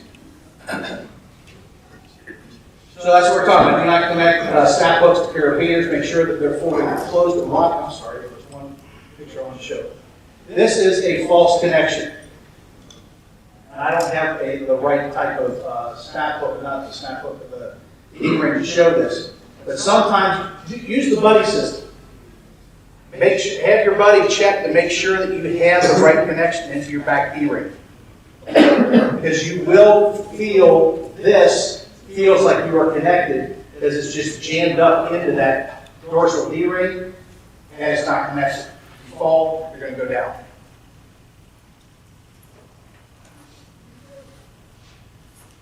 Okay, there are fall clearance charts in the user manual. I would consult these as you go from job to job to make sure that you have the right height, that you got the right type of connector for that particular job.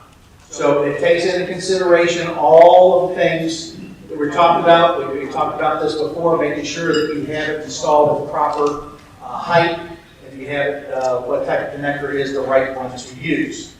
You want to make sure that that value is less than what's shown on the user manual. So, here are the charts. Anybody want to read from left to right from one row to the other, to the other, to the other? Okay, so the same day. So this is in there. I'm not going to go through all of this, but it all depends on your weight, how many people you're going to have on the system. Okay. What I've done is kind of taken that chart and from what I learned from Nicole of how you typically use the product. So, I'm going to read this one. 4 users, a 3-foot lanyard attached 1 foot above the harness D-ring on a 100-foot system with no intermediate anchors. You're looking at 38.5 foot fall clearance on that system. 2 users, 3-foot lanyard, 1 foot above the harness D-ring level, you need 31 feet. Okay? That's because we got a lot more people and we're We're taking into consideration that all four are going to drop at the same time. We have to look at the worst case scenario. That's how we determine these fault clearance charts. Oh, so a 6 foot lanyard, you can see here, down here, the only thing I changed down here versus up here was a 6 foot lanyard as opposed to a 3 foot lanyard. In my University of Cincinnati math, I did learn a little bit. All I have to do is take 3, add 3, because it's 6 foot versus 3 foot. It's funny how that works. This chart's really a good example of why we use the horizontal as fall restraint. Because for fall protection, there aren't a lot of applications where it's going to do any good. You know, you're going to have to be on a 3-story building before any of these even come into play as being effective. So fall restraint is really why we're using the lanyard, the horizontal lifelines. So just keep that in mind. That's a key point, because I was going to bring that up, is that there is a difference between restraint and arrest. Now, most everything I'm talking about in this presentation is fall arrest. Fall restraint is we're restraining you from getting to the edge. And that's really one of the top tier things that OSHA looks for. Is they want to prevent the fall in the first place. And if we don't prevent the fall, then the best thing would be is to restrain the fall, to prevent the person falling over the edge. And the last thing would be fall arrest, is we want to stop them if you go over an edge or fall some distance. So restraint is the second best, other than preventing.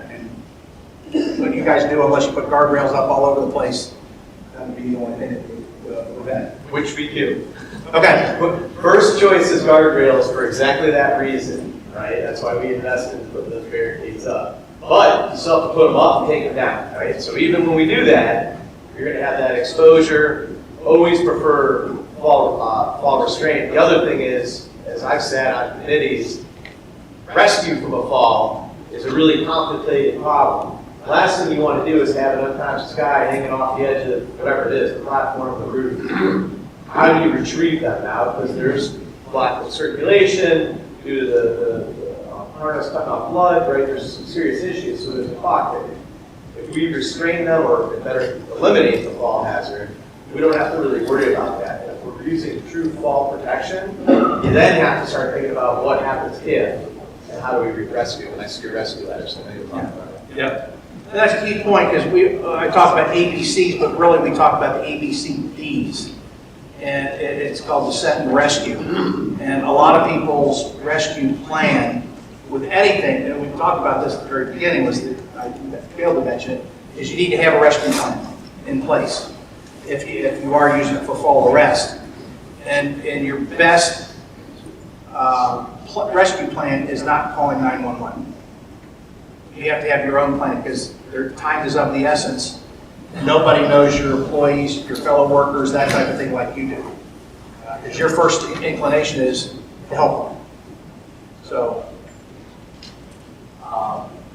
anyway, so now we've got fall clearance charts for self-retracting lifelines. Since we're using this in string, I'm just going to go over this real quickly. We have different sets of charts for different types of connection points. Okay, so whether you're tying above the D-ring or below the D-ring, there's different sets of charts, again, because we have different positions where we're tying off. To make it a little bit muddier is we also have two different types of self-retracting lifelines. We have a Class A, we have a Class B. Class A is designed to lock up much quicker, within 24 inches. Class B is up to 54 inches. So we have a chart depending on what type of retractable, if you're using one. If you're using Class A, we have one set of charts. You have Class B, the second set of charts. And you can see the diagram we're showing right here is this person is tied off above dorsal D-ring.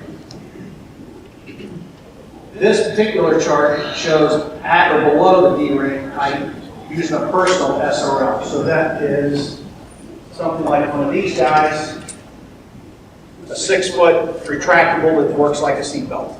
Okay, it's going to lock up very quickly as long as you hit the speed. It'll lock up very quickly. We're seeing more of these being used in different types of work than the lanyard, just because this will stop the fall much quicker than a lanyard, unless you use them for a restraint. So here's an example of fall clearance needed using SRLs. 4 users, Class A, you're looking at 23 feet. 4 users, Class B, we're adding 2.5 feet. 2 users, 21 feet, 23.5 feet. Now when we go below the dorsal knee ring, because we're adding more free fall, you jump up to 30 and 26.5. So obviously, any connection above for fall arrest is better than below if you're trying to reduce your fall clearance. So worst case scenarios, let's compare all these things.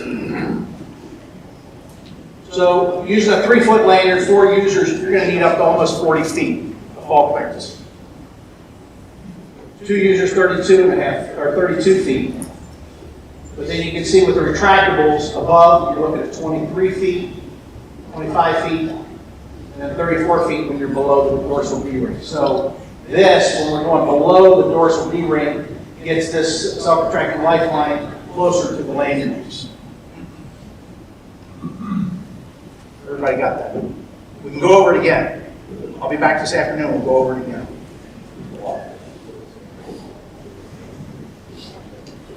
How to install the system. Now that we've got all that stuff done, now let's put this unit together. Okay? You must have a rescue unit. If you're using this for fall arrest and the person needs to fall. Restraining, it's much easier because you're not having to rescue the person. It's not gone over the edge. He or she not going over the edge. The entire system needs to be inspected. You need to look over the rope. You need to look over the carabiners. You got to look to make sure that there's not excess wear, or anything has been broken, or anything of that nature. That's what you do is set up the system, find out that it's not in good working order. You need to make sure that none of the retractables or the lanyards have been deployed or damaged. You want to make sure that nothing has been worn on these things. Okay. There is actually a deployment, if you're using a retractable, this sock, if you will actually rip out and look like a lanyard. And that tells you that it's been used in a fall and needs to be taken out of service. So you're going to install the anchorage connector. You're going to use a cross-arm strap. This is the proper way of installing this together. The small hook goes through the larger hook. They are not designed to be done like this. I see this all the time. It needs to be passed through. That's why it's called a pass-through strap. And we talked about the fact that the best ability is to actually wrap this around twice because it'll help prevent this from slipping once it's wrapped around a bead or something else. Connect the one end, the thimble end of the rope with a carabiner. Carabiner is this gold piece here at the top. Forget about this thing down here. There's a carabiner at that end. So you connect that, and you'll see it right here. So we're talking about this end right here to the right. This cross-arm strap, we tighten that down, and then we take that carabiner, or that's the thimble end, and we make that connection. Now we work on this with the tensioner. It's the rope is, and I'll go back. This is the tensioner right here. The rope has already been put through the tensioner, so there's no need to disassemble it, mess with it, do anything. You're good. It's already been pre-laced. You're not attempting to disassemble it. That's the key point. A lot of people try to do that. So this is the side that we're talking about here. Same thing. You're going to connect with the carabiner into that cross-arm strap right here on this end.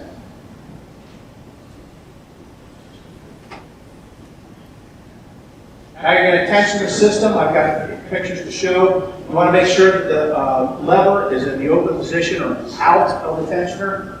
You pull the spliced end through the rope through the tensioner by hand, and then you're going to close the locking device. And then we're going to use the tensioner. So this is what we're talking about. Next slide. This is when it's open. You can see this handle is away from the assembly here. That's when it's open. That's when you're going to be able to pull the rope through it. This is what it looks like when it's closed. So you can push that handle back in. You're going to bring it through. You're going to use the tensioning nut right here with a wrench, and you're going to turn it counterclockwise to tension. Okay.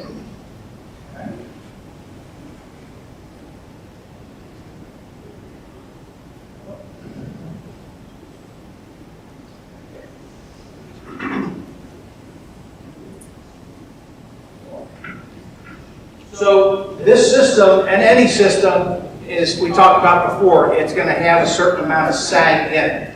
So when you have this system, a 100-foot system with no intermediate anchors, you are allowed to have 13 inches of sag in the middle. Okay, as you reduce the length, if you put another anchor here in the middle, you can see it's down to 3.5 or just over 3 inches of sag in that line. Okay, so that's what you're wanting to do. So you're going to want to measure to make sure that that sag is no more than 13 inches, and then you're ready to go. You want to make sure that the bolt plate knob is securely tightened. You just rotate it clockwise and tension the rope a little bit more. Now, taking down the system. I can go back to slides and we can hop backwards. But actually what you want to do is make sure that all the connecting devices, whether you're using the 3-foot lanyards, the retractable, those are all taken off the system. One other key point is the system. Let me go back.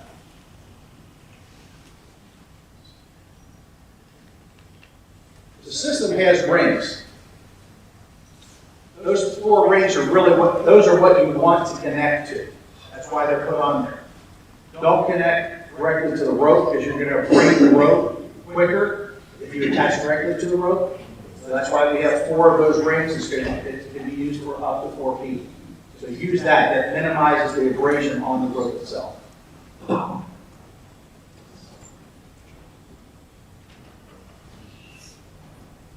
Okay, basically it's going to do exactly just the opposite. Use the wrench to open the locking lever to loosen the lifeline, loosen the tensioning nuts, use the wrench, and the bolt can be pulled through the tensioner. So basically everything we just talked about, we reverse it, but you want to make sure that you take all the connections off previous to starting that whole process. Inspection, they need to be inspected before each use. Just as we talked about, it needs to be inspected annually by a competent person other than the user. Somebody needs to be declared as the competent person. It needs to be inspected by that person, approved, and then put it back into the system. Check all the devices for any corrosion damage, any distortion on the housing plates. This is all pretty much common sense here. Check for any type of corrosion on any type of metal products. Assure there's no load indicators that have been hit on any of the connecting devices. Okay, even the lanyard hasn't been stretched or broken. Storage, you want to make sure it's outside, or it's in a bag, not exposed to the sun or the elements. You also want to make sure that there's no damage from heat, light, excessive moisture, oil, chemicals, vapors, etc. And if it's been inspected or if it's been stored for extended length of time, it needs to be checked again. Okay. Now, Ed mentioned he also had bought a few of our cable line flat systems, and that's the system that I have. I'm just going to touch real briefly on what the differences are between this system and that system. This one is designed for up to 2 people. 2 people, 310 pounds, 1 person, 420 pounds. So there is that difference between that. There are no anchorage on this particular one. There's no anchorage tie-ins. So like Like on the former system, we talked about cross-arm straps. This particular system does not have that. This one's 80 feet as opposed to 100 feet. And then it also incorporates an energy absorber to help reduce that fault clearance. So there's your energy absorber right there. Looks like a coiled up piece of metal. So what that's designed to do is if there's a fault, that rips out and provides better protection.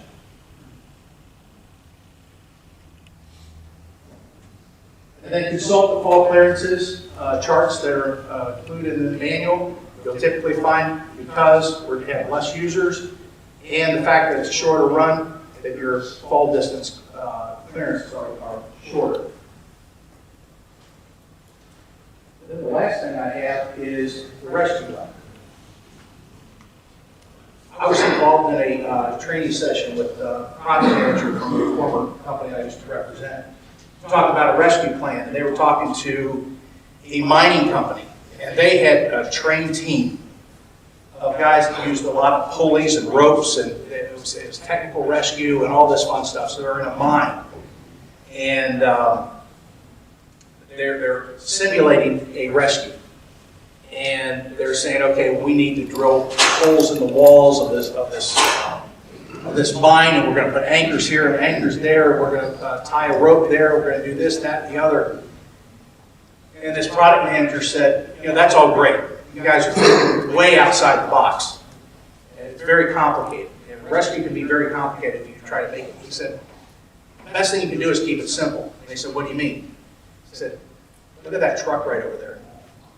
You can pull that truck over and allow that person to disengage and rescue them that way.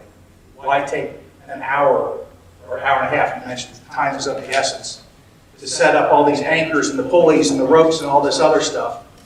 If you just make it simple, that's much better.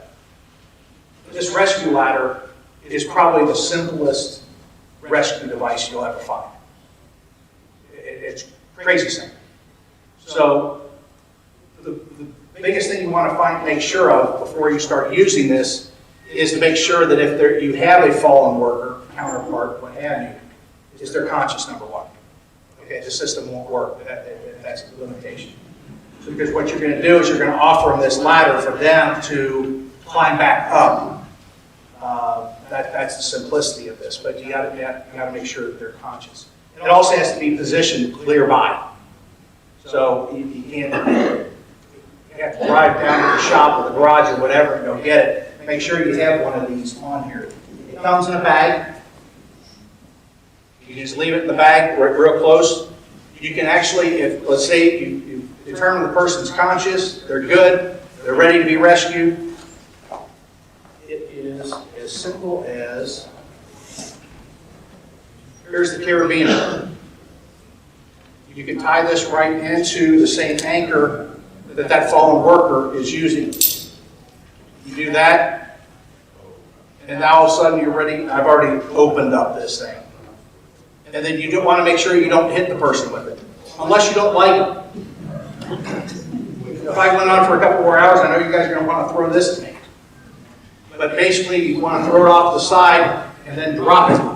And all of this is going to unravel. And then the person grabs a hold of it and climbs up. That's as simple as it gets. Honestly, God, it is by far the simplest. The other former company I had sold the ropes and pulleys and what have you, and that's great for some of those people that train on it month after month after month after month. There's not much training to this. Tied into the anchor that the guy's into, if that's not available, let's say it's broken, for some reason it's not available to use, make sure you have another anchor close by and tie this off, drop it down, allow the person to walk back up. You really want to make sure that a rescue happens within 10 minutes. It's like 9.5 minutes. The quicker, the better. Because we talked about the fact that if they're positioned in a harness, you do have problems with circulation. It starts cutting off circulation of your legs. So that's it. I appreciate your time. Is there any questions anybody has? Yes, sir. beam shaft you show, you're allowed to use those? Yeah. Well, it has to be an approved beam strap. You can't choke the rope around the beam. told we couldn't use those. That was miscommunicated, if that's what you were told. What was happening is people were maybe taking their rope and wrapping it around a beam and hooking it to itself. That is not okay, but an approved beam strap is okay. And like I know the sheet metal department, we've got them up to maybe 8 foot, right? So they go around some relatively big things. So depending on which department you're with, I know what we're on with, but what makes sense for masonry may not work for roofing. So masons and tinners and masons probably have more similar needs because you guys are either working over the edge or at the edge, where the roofers typically were putting up barricades and using horizontal anchor points like lines. So that's not accurate with your result. It may have been the specific one wasn't approved for that purpose, which is possible. Because what you're saying is that this would be tied off, just like I showed that diagram, and then the rope would tie into this. You can't typically tie back to itself a rope and properly use it. This provides you the proper anchorage. CBR have these? I know Warren does. Yeah. And then Jimmy probably knows better. It's rehire. You guys have a ton of these, right? Beam straps. So we use them all the time on people. I think there was a question, somebody over here. Yes, sir. Real quick, for the anchor points for the horizontal lifeline, we have the ones that go over the coping walls as well, and you just showed the beam straps. Is there any other anchor points that can be used to actually fully attach that horizontal lifeline that is safe? Like such as an actual, one of them ridge anchor points and things like that? Yeah. Yeah. And that's approved anchor point, right? Yeah. This is just the system that you purchased through Triangle Fasteners that I was really referring to. There's a number of other different types of anchorage that you could use. So if you remember that one slide, you know, and like the steel mill is a good example where they have the engineered davits installed. You might have to test them. That's a different issue. But those davits, we could run that horizontal lifeline between 2 davits. That would be approved, they're already there. As opposed to us putting them on the wall or anchoring them into the My deck. issue is just the actual triangle or ridge anchor points, because it's, to me, That's probably the least. for guys on that. Yeah, that's probably not approved for that. That anchor point is designed for the personal fall rest system to tie one person off. And so if you're doing it, let's say you're going into a steel or wood deck, there's a different anchor plate, not the collapsible, ridge kind of one you're used to on residential, that we would anchor, and it has different fastening pattern and different fasteners. Yeah, there's several different ones. It just all depends on your type of application. There's user manuals for each type of anchor. The user manual is not as deep as this one on the horizontal lifeline, but it tells you what you can anchor to and what type of system you can use, if any. I think a big takeaway with the horizontals that we got this year as well as past years is they're complicated. And it's probably better to have somebody, raise your hand and ask the question. Hey, here's the specific application, which tool I'm using. Am I using it the right way? Do I have the right anchor points? Do I have the right call? It's complicated. Every situation is so different. It's not like we can say, hey, the rule of thumb is this. It just doesn't work that easy. And my system is going to be different than another manufacturer's system. So you don't just assume that you've been used to using this system and I bought somebody else's, or even even that cable system that I showed here. There are different requirements than the rope system. So don't make assumptions. Look at the user manual, read through it, and understand what its capabilities are. We talk a lot about the safety team, and if you think about it, you have a team supporting you in the field. I always say you got to raise your hand and ask for help, right? We don't know that you need it unless you ask. but in situations like the horizontal lifeline, the project manager is probably sending it out. Foreman and crew are probably installing it, but if there's any question, let the PM or superintendent know. We'll make sure we're giving you the specific answers for that device. And it's one of the reasons we got rid of the 3-foot lanyard, or 6-foot lanyard. Because you start doing these calculations, and all of a sudden it's like, how usable is this tool if I need to have 39.5 feet before you would come to an arrest? Yeah, maybe at the steel mill where you're 60 feet in the air it'll work, but on your average 2-story building, it just isn't. It's not a practical solution because you don't have the height. So I mean, it is complex. It's why we prefer fault prevention and barricades over all the others. But the reality is, you need to use the others at times. I did want to touch base just to kind of add some historical context. We put the 1 step on all the harnesses to buy more time, right? That 9 minutes or whatever it is before it starts to cut off circulation. That's not a lot of time. Even if everything is there and accessible, 9 minutes is, we might not even know the guy fell for a minute or two. Where did Trevor go, He's hanging off the edge. So those steps are to help buy time, right? So we can do something. We do have the rescue ladders. They're not everywhere, and here's, as we put this rescue from a fall committee together 15 years ago, it's very complex on how to rescue a person, and every situation is different. So my perfect example is we're doing an elementary school, and we have 5 different roof areas.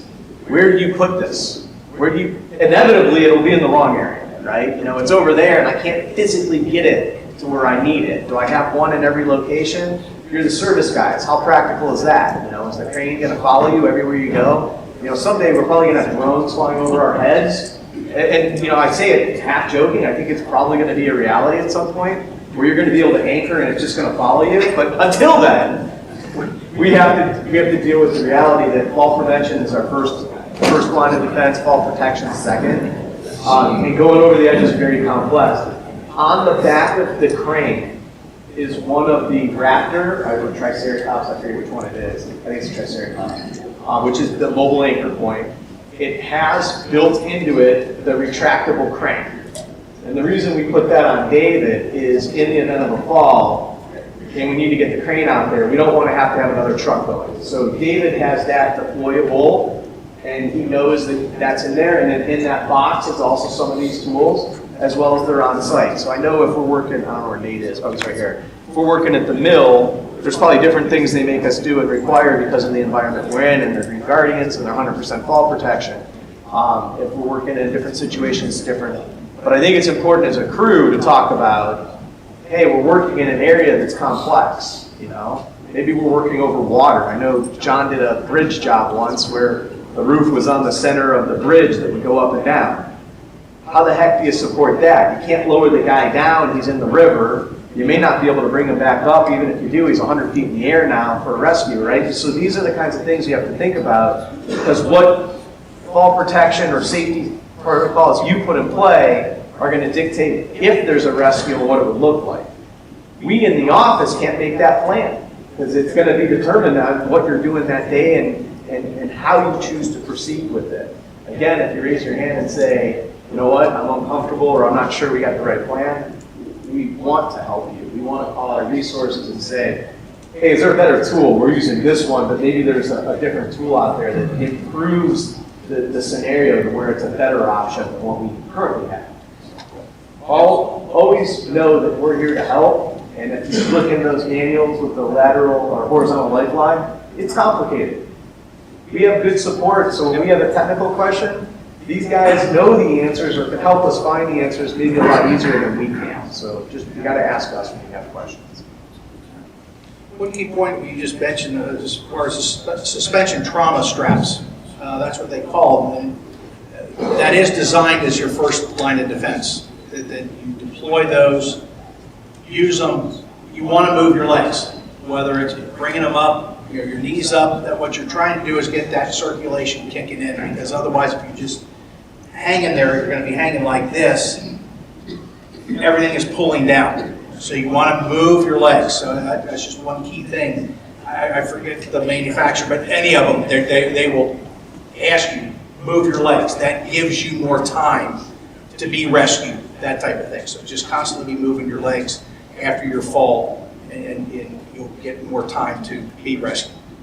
The other thing I think it's really important, again, when we sat with this committee and we tried to do the rescue from falls, it's so hard. And you might think, all right, I got it all figured out. I'll change one variable. He's unconscious. It just gets a whole lot more complicated, right? This ladder doesn't work if you're not conscious. Now, are we lowering the individual? Are we bringing them back up? Does somebody have to go down and hook a D-ring to them? There are certain fire departments and rescue teams that are trained specifically for high rescues. And there are certain situations where that is what we'll have to do, right? Just because we aren't necessarily able to send people over the edge to help them. One of the specifics I know we've had in our company's history, the GC had a lull on site. We were able to bring a pallet, take up the person, take the pressure off of them while we figured out, how to get them down. Obviously, they're not supposed to ride down on a lull, but in a rescue situation, you kind of throw some of those normal rules out and do what's life-saving as opposed to best practice. But those are the kinds of things you have to think about, because if we think that lull option for a rescue is viable, but there isn't one on site, well, then we need to reassess. Likewise, if there's one on site, you might want to make sure you got that guy's phone number, because if you need it, you don't want to be running around trying to find him. It'd be nice to be able to contact him or whoever can get in touch with. But those are the kinds of, you saw it with the electrical videos, the plan. What's the plan? Inevitably, there's going to be something, and if you have a plan, you're probably in a better situation to react to it than if you're scrambling and, I don't know, you guys have all probably been in an accident, in a car or whatever. Some people don't react well in accidents, right? Where they aren't their best selves. Some people calm down and focus. But if you have a plan, and either type of person is in a better situation to deploy a plan than to come up with a plan in a panic situation, especially if somebody's hurt. Like, I don't like blood. I have a little brother that's a doctor. There's a reason I'm here and not in the medical world. It would make me woozy, and it would be hard for me to deal with it. So, I need to know that, because part of the plan might be, I need somebody other than me to help with that. Any more fall protection questions? Thank you. Appreciate it.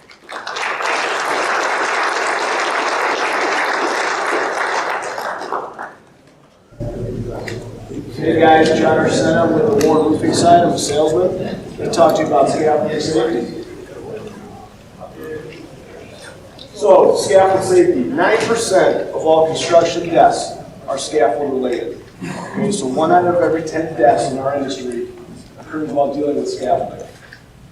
1/2 of all scaffold accidents occur because of faulty scaffolding. Think about that. 1/2 of all accidents while using scaffolding occur because of faulty scaffolding. That means that those accidents are preventable. So 2 of the basic types of scaffolding that we have, this one's a supported scaffold here, this one's an aerial scaffold, and these are the 2 types that I know the roofing side uses the most, as well as sheet metal. And we're going to talk a little bit about suspension scaffold as well, that CBR uses a little bit. What are some of the types of scaffold hazards?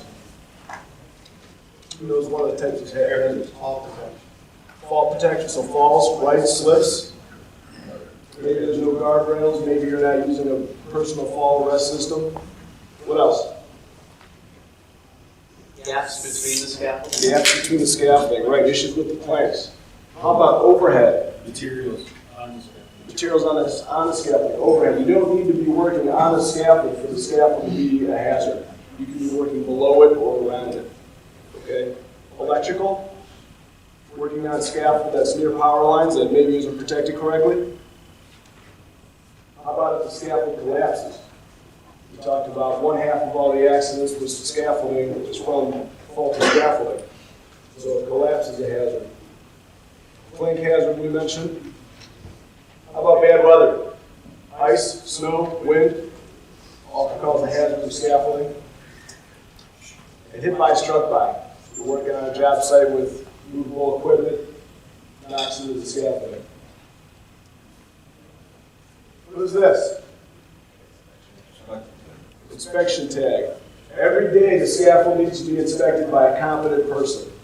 Okay, what's a competent person? Someone that can identify hazards and correct them. So at the beginning of every day, a competent person needs to inspect the scaffold and hang this tag in a place where everyone can see it. It's usually at the bottom of the scaffold, the access point. What's our policy with hard hats on scaffolding? Wear it at all times, just like ladders, right? Always wear your hard hats. Here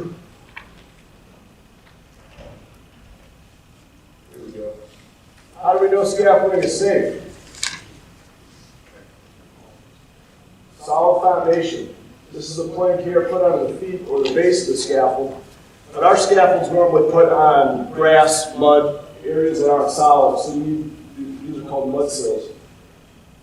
Scaffold needs to be plumb and level, square, and braced. 20 foot vertically and 30 foot, every 30 foot horizontally needs to be braced. You need a safe work platform, you need a safe access, and guardrails. We talked about the guardrails and tow rails as well. This is a rolling tower. So on this, you need these locking casters. Okay, they need to be locked when we're working on the platform. What are the heights of the guardrails? 42 and 21, plus or minus 3 inches, right? Toe boards here. At what height do you need a toe board? Sorry? 10 foot. You don't need toe boards until you're at 10 foot. Guardrails you need at 6 foot. Cross braces, this gives strength to the scaffold system. Are you allowed to climb these? You cannot climb the cross braces unless they're designed to be climbed. In most cases, they're not.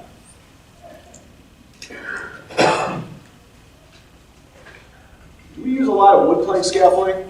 I don't know if we see that a lot in our jobs. You do. You do? Okay. 2 important numbers to know. 6 inches and 12 inches. This is the end frame.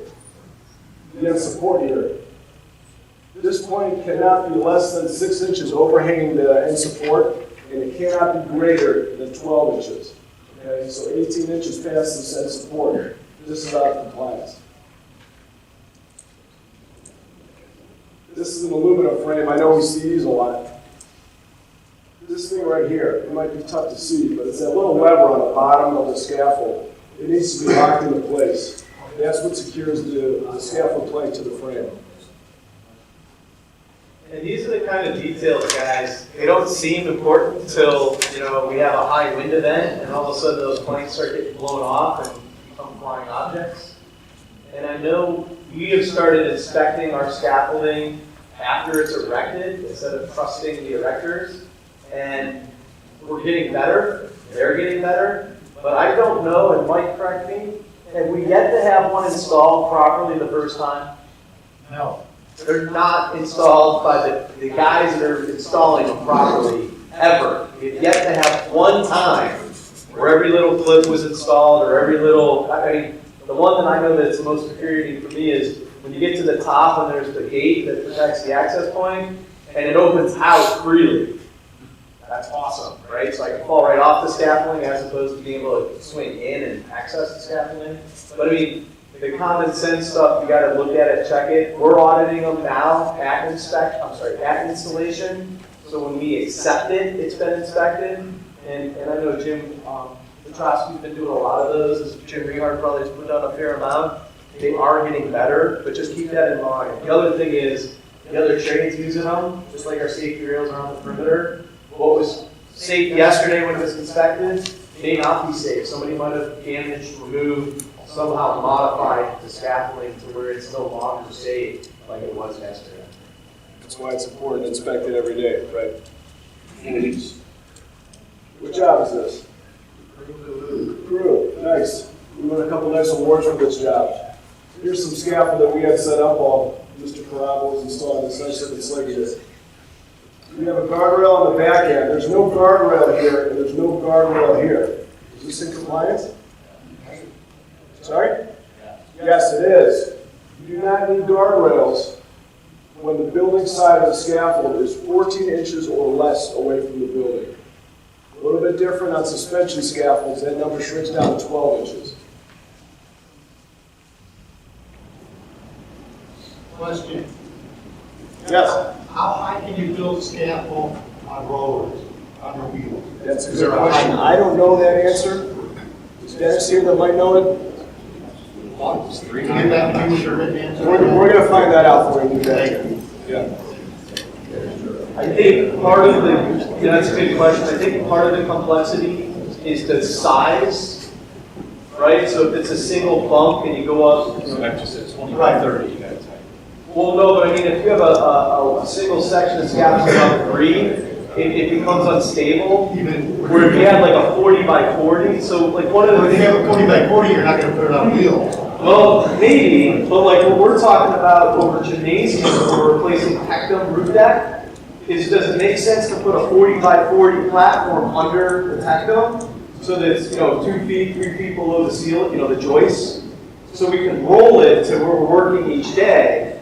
And that way, God forbid, because this is a building tech had a guy fall and subsequently die. For those of you who don't know tectum, it's like a lot like a ceiling tile, the grid. And so one tile might be bad. So you might be fine all day long, and then you win the lottery and found the one tile that's bad, and you get an express ticket down, right? And so you're otherwise protected with the barricades and whatnot, but you may not be harnessed. So we're talking about putting these underneath. And so in that scenario, having it maybe 30 feet high on a 40 by 40 base, we're going to be moving it not so much to work on, like we're really talking about, but as a form of additional fall protection, peace of mind, whatever, safety. It's not practical in a lot of cases for us to do pets, which is the other way to do it. So what may make sense for a working platform of limiting, and I think Todd's right, I think it's 3 months is the limit. In that other application, we may be able to actually extend that because the base is so much larger. Thank you. But Nicole, can you note that question and make sure we get an answer? Yes. Thank you. This is an example of a suspension scaffold. So it's a scaffold that's hung by ropes. The ropes need to support 6 times the load. So that's 6 times the weight of the scaffold and anything on it. So employees, equipment, and tools. Just like the other forms of scaffolding, you need to inspect it every day. It needs to be inspected by a competent person. You need to evaluate the connections, the supporting surface. You need to inspect all the ropes. This is also important. You need to have a lifeline that's attached to an anchor point independently of the scaffold. So the anchor point cannot be attached to the scaffold itself. It needs to be attached to something else.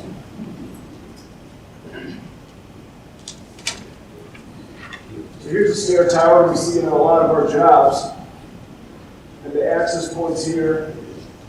And it's 2 foot above, 2 foot or more above the building surface. So when the access point is 2 foot above or below the surface you're trying to get to, you need another form of getting to that surface. So here a ramp is used because it's above. We might want to use stairs. That's another example. And if it's below, a lot of times we use a ladder. I hate to keep interrupting, but one of the things our safety professionals have been noting, this is really true with roofing, but it's probably true with all the trades. When we're going up a ladder and then the parapet wall is so high and then you got to come back down, it's the same thing, right? You can't just jump off the parapet down to the roof. And so what historically we've seen is maybe an A-frame ladder leaned up. It's not the appropriate use for the ladders, right? So then we're finding short ladders. We invested in several different heights of steps. So Mike, correct me if I'm wrong, I think we have fiberglass 2 and 3 steps. And then 4, 5, and 6 is like a steel, kind of like you'd see at a shop to be able to go and get at different shelves, like a Home Depot or something like that, where we can actually physically put a fixed set of stairs there. So we have invested in those. So as you're going from one roof area or accessing the roof, and that transition is needed, we have those now that can be deployed. The alternative is like what we're seeing here is building a ramp, right? And so some of our crews are very carpentry sophisticated. This may be easier and faster for them. Others, it might be easier to just call and have one of those set out when we're setting the job up. But keep that in mind. That's one of those accidents waiting to happen just because you hop down and twist a knee or it's slippery and fall and hit your head, all of which we've experienced. So learn from our mistakes, I guess. Sorry. Nope, you're fine. Moving on to ladder safety. This isn't a warm photo, but it does look like one of the warm salesmen.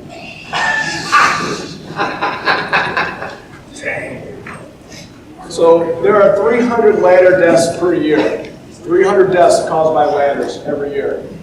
And I was surprised to learn the height at which most people fall from ladders. It's 10 foot or less when they die. Surprisingly. And falls from ladders are also the leading causes of death on construction sites. Here's the ladder, needs to be inspected just like scaffolding does. The rung, you need to make sure it's free of grease, so it's not a slip hazard. You need to have these anti-slip shoes and make sure it's on stable, solid ground. Make sure the rope isn't frayed. Make sure all the working parts are moving free and clear. Just to interject, the one thing we've been noticing with Derek is our fiberglass ladders, the stickers on them have been weathering. Like, they're still physically on the ladder, we can't read them anymore. We've been sending out those stickers. So as you're using the ladder, just be mindful if that sticker's not there to let the office know we have replacement stickers. I know this winter we were putting them on and they were falling back off. This was too cold. But that's something that just keep in mind that that sticker is important. It's the OSHA when it comes to that. 4-to-1 ratio. So for every 4 foot the ladder goes up, the base needs to go out 1 foot. Never support a ladder on power lines. That's kind of a no-brainer.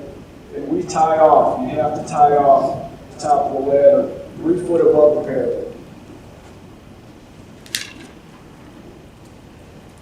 Always maintain 3 points of contact. And never carry anything up and down the ladder. One person on a ladder at all times, never two. Any questions?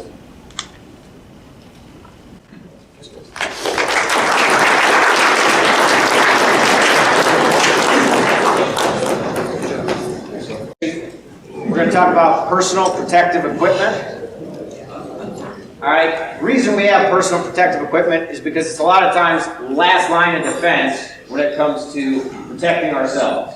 So for example, we would typically use a personal fall arrest system, a harness, and a lanyard to protect us from a fall. But most oftentimes we have guardrails on roofs that we install first step of the job, and that's a preventative administrative control to prevent us from having to use personal protective equipment for a fall. Okay? What are some forms of PPE? Safety bags. Safety bags. Gloves, man, you guys are killing me. All right, let's slow down.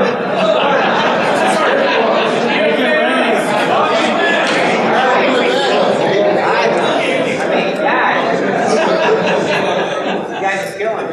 I've got fruity candy and I've got chocolate candy. Like, who is first here? Back there. Fruity or chocolate? Chocolate. All right, pass that back there. Pass that back there. Oh, that wasn't safe. All right, who had the next answer? Steel toe. Steel toe. Chocolate or fruity?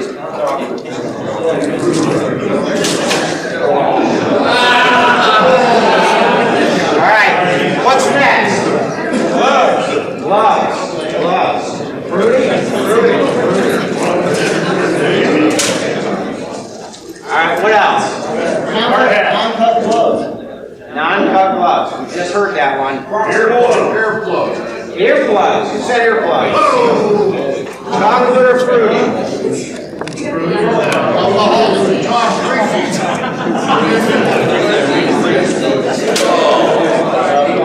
All right. By the way, guys, I found this photo. This is a female construction worker. They do exist. They are out there. You can see them on job sites. Just be prepared for that in the future. Oh, we have a few more answers for PPE. What else is out there? Harnesses. Who said harnesses? Metatarsals. Fruity? High vis. High vis. We got high vis over here. Snickers? Face shield. Who said that? Face shield? Why don't you come up here? You're standing in the back. You come help me out.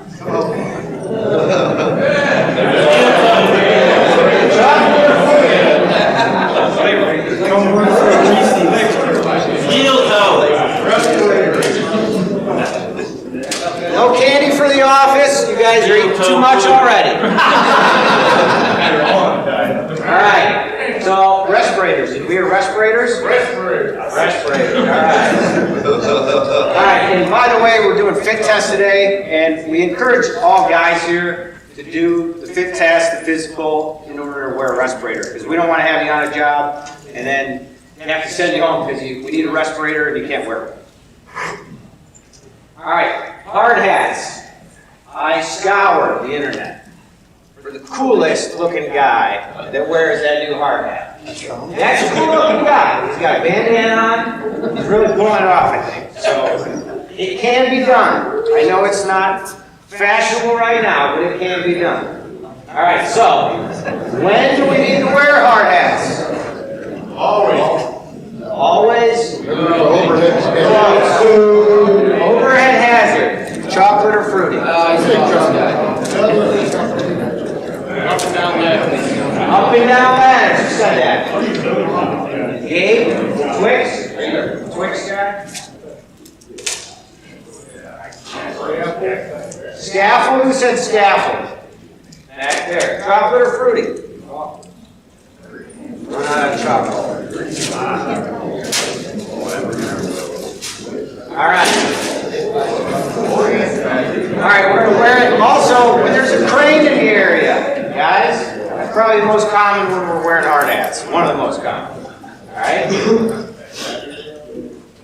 All right. Safety glasses. This is a big one. We are continuously having to remind people to wear safety glasses. All right? I actually got called out by a general contractor superintendent the other day about our foreman not wearing safety glasses. And that is a very difficult conversation to have. So please, wear safety glasses when you're on a job site. And on top of that, when you're working inside the building, you need to make sure you have clear safety glasses on. I'm not actually quite sure if the blue ones are compliant to wear inside or not. I don't know if anybody knows that answer.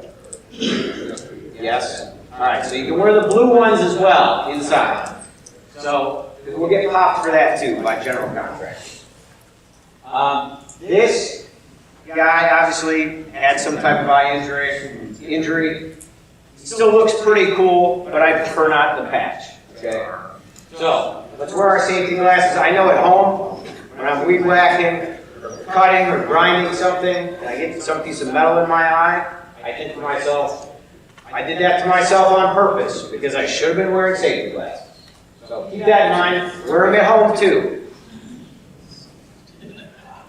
Oh, I forgot to ask this question. When do we wear safety glasses? 100% of the time, I'll roof in the shop. Thank you.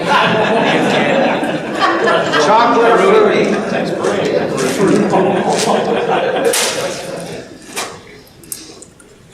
All right, gloves and boots.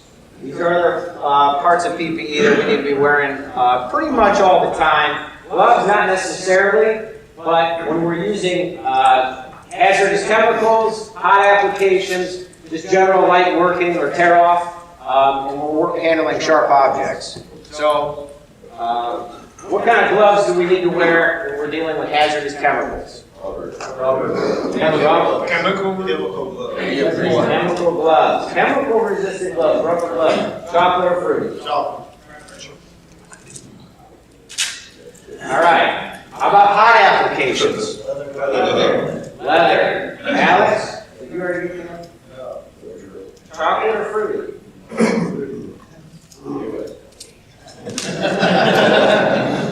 All right. Light working? Light gloves?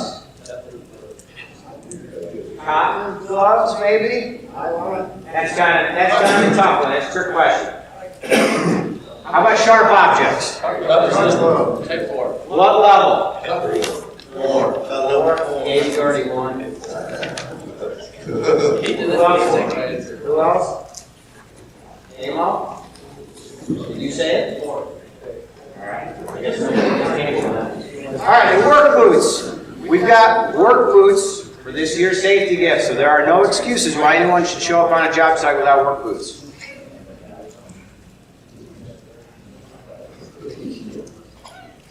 Alright, personal fall arrest systems. We're running out of candy. Alright? So, what are the components of a fall arrest system?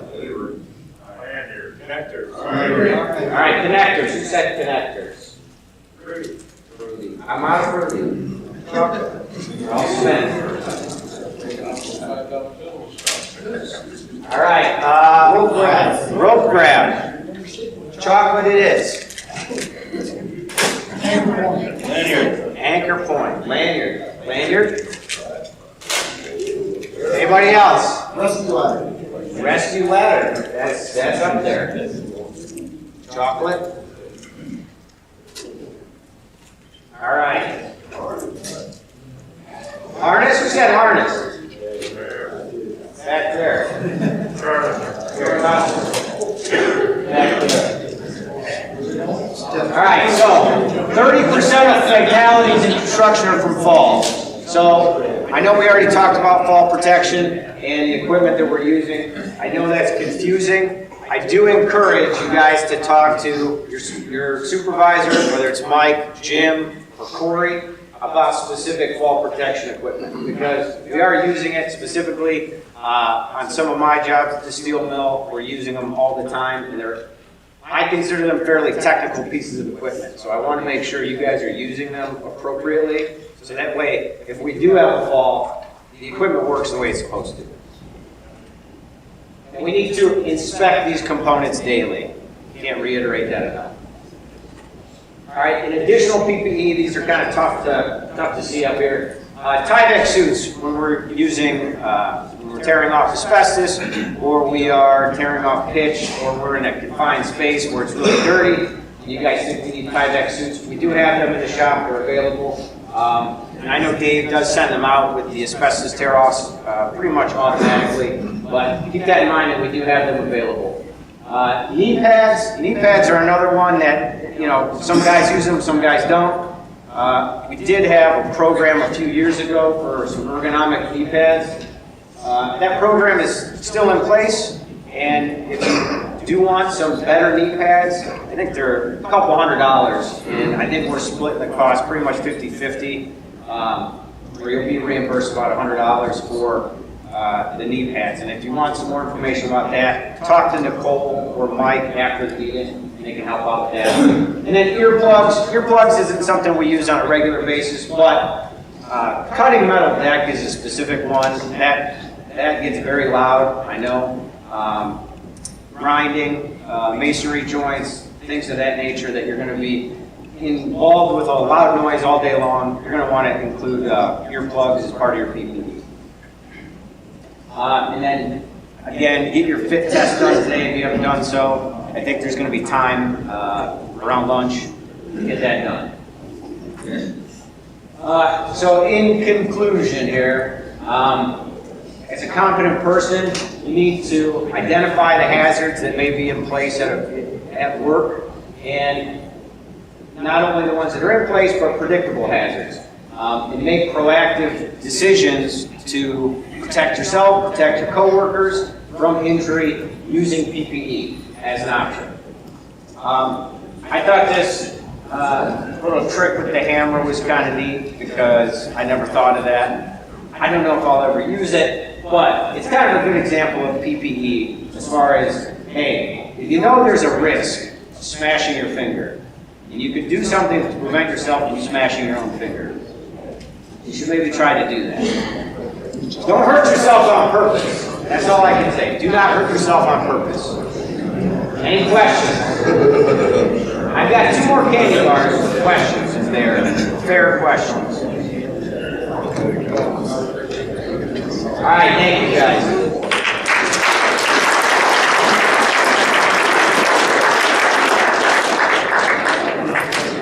Without without further ado, Art Ritchie. Thanks, Art. Thanks, Mark. Okay, well, good morning, everybody. Do that again. Good morning, everybody. All right. How y'all doing?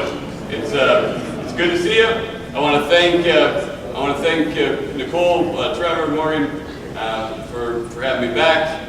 My name is Art Ritchie. I'm here on behalf of my company, Perkins Ritchie and Associates, and this is your annual employee refresher for the Drug-Free Workplace Program. In Ohio, we call this the Drug-Free Safety Program. I've got some really good information for you today, I believe. I hope as I put these programs together, I work really hard to make sure that the information that I'm sharing is going to be of value to you, not only in the workplace, but also in our lives. Hopefully in such a way that you'll be able to keep the people that you care about the most safe, and maybe even save some lives. There's two topics in particular that I'm going to touch on that are a little bit heavy. So I wanted to warn you about them ahead of time so you didn't get blindsided. In addition to going over the basic components of the drug-free safety program, I'm also going to talk about the ongoing opioid crisis. And so I will be touching on overdoses. And I'm going to talk about the ongoing mental health crisis in the United States. And so I'm also going to be touching on suicide. I know that those events may have touched some of the people in this room with a group of this size, I'm certain of it. So I will tread very lightly, but it's important to talk about these things in order to raise awareness of them. I'm going to focus on resources and on prevention, but again, I didn't want you to get blindsided. And then, if we have time, I'd also like to provide some clarification regarding what's going on with cannabis right now, with existing regulations, some potential changes, but we'll see how things go. If you have questions, there will be time set aside at the end. But if you've got a question that you really need an answer to as we go, if you really need to get your hand up, if I see it, I'll let you know upon it. Right. Okay, so with the drug-free workplace program, drug-free safety program, there's two main reasons why we do this. The most important reason why we do it is to help you to maintain a safe work environment. Safety is our top priority. We want to make sure everybody gets home in one piece at the end of the day. There are also regulatory reasons why we do this as well. Doing the kind of if you're going after any kind of public improvement project, anything that's funded with taxpayer money, then the primary eligibility requirement for those bids is that you have to be listed in your state's database of drug-free contractors. If you don't maintain your good standing in that program, then you're not eligible to even have your bid considered. The awarding authorities will just move on to the next contractor. And if that's an important part of your revenue stream, if you're not able to be considered, and those big checks stop coming in, and the paychecks can stop going out, and that can have a really detrimental impact on our day-to-day lives. It's not something we think about all the time, but it is important. The main reason why we do this, of course, is safety. The regulatory reason is important to it. Now, in order to maintain that good standing, there's five components of this program that have to be present in order for your company to qualify as a drug-free contractor. The first is a written policy. That written policy has certain protections and certain responsibilities. It's going to be the blueprint about what's expected of you in regards to this topic. The protections are in place to make sure that there are due process protections in there, make sure the policy is applied fairly for all workers, that similar situations are handled in a similar manner. There's also privacy protections. There are some elements of this program that may result in the provision of medical services in the form of a medical evaluation or drug testing, counseling, rehabilitative services, things like that. We'll talk more about that in a moment. But it's important that those are protected, and those are all spelled out right there in your policy. Now, the other side of that coin, and God bless you, in addition to those protections, there's also certain responsibilities. The most basic of which is our responsibility to be fit for duty when we're on the job. And fitness for duty requires us to be both sufficiently mentally alert and physically capable of safely doing our jobs. So if for whatever reason something is interfering with your ability to safely perform your job, then you shouldn't be on the job.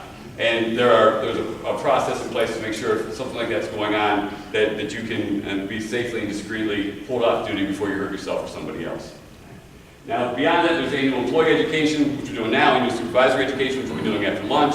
There is workplace drug testing. There's a number of different times you can be tested, a number of different substances you're going to be tested for. We'll talk more about those in a moment. And there's employee assistance program, counseling, and rehabilitative services. These are confidential, affordable, accessible services that are made available to employees and employers who have these programs in place.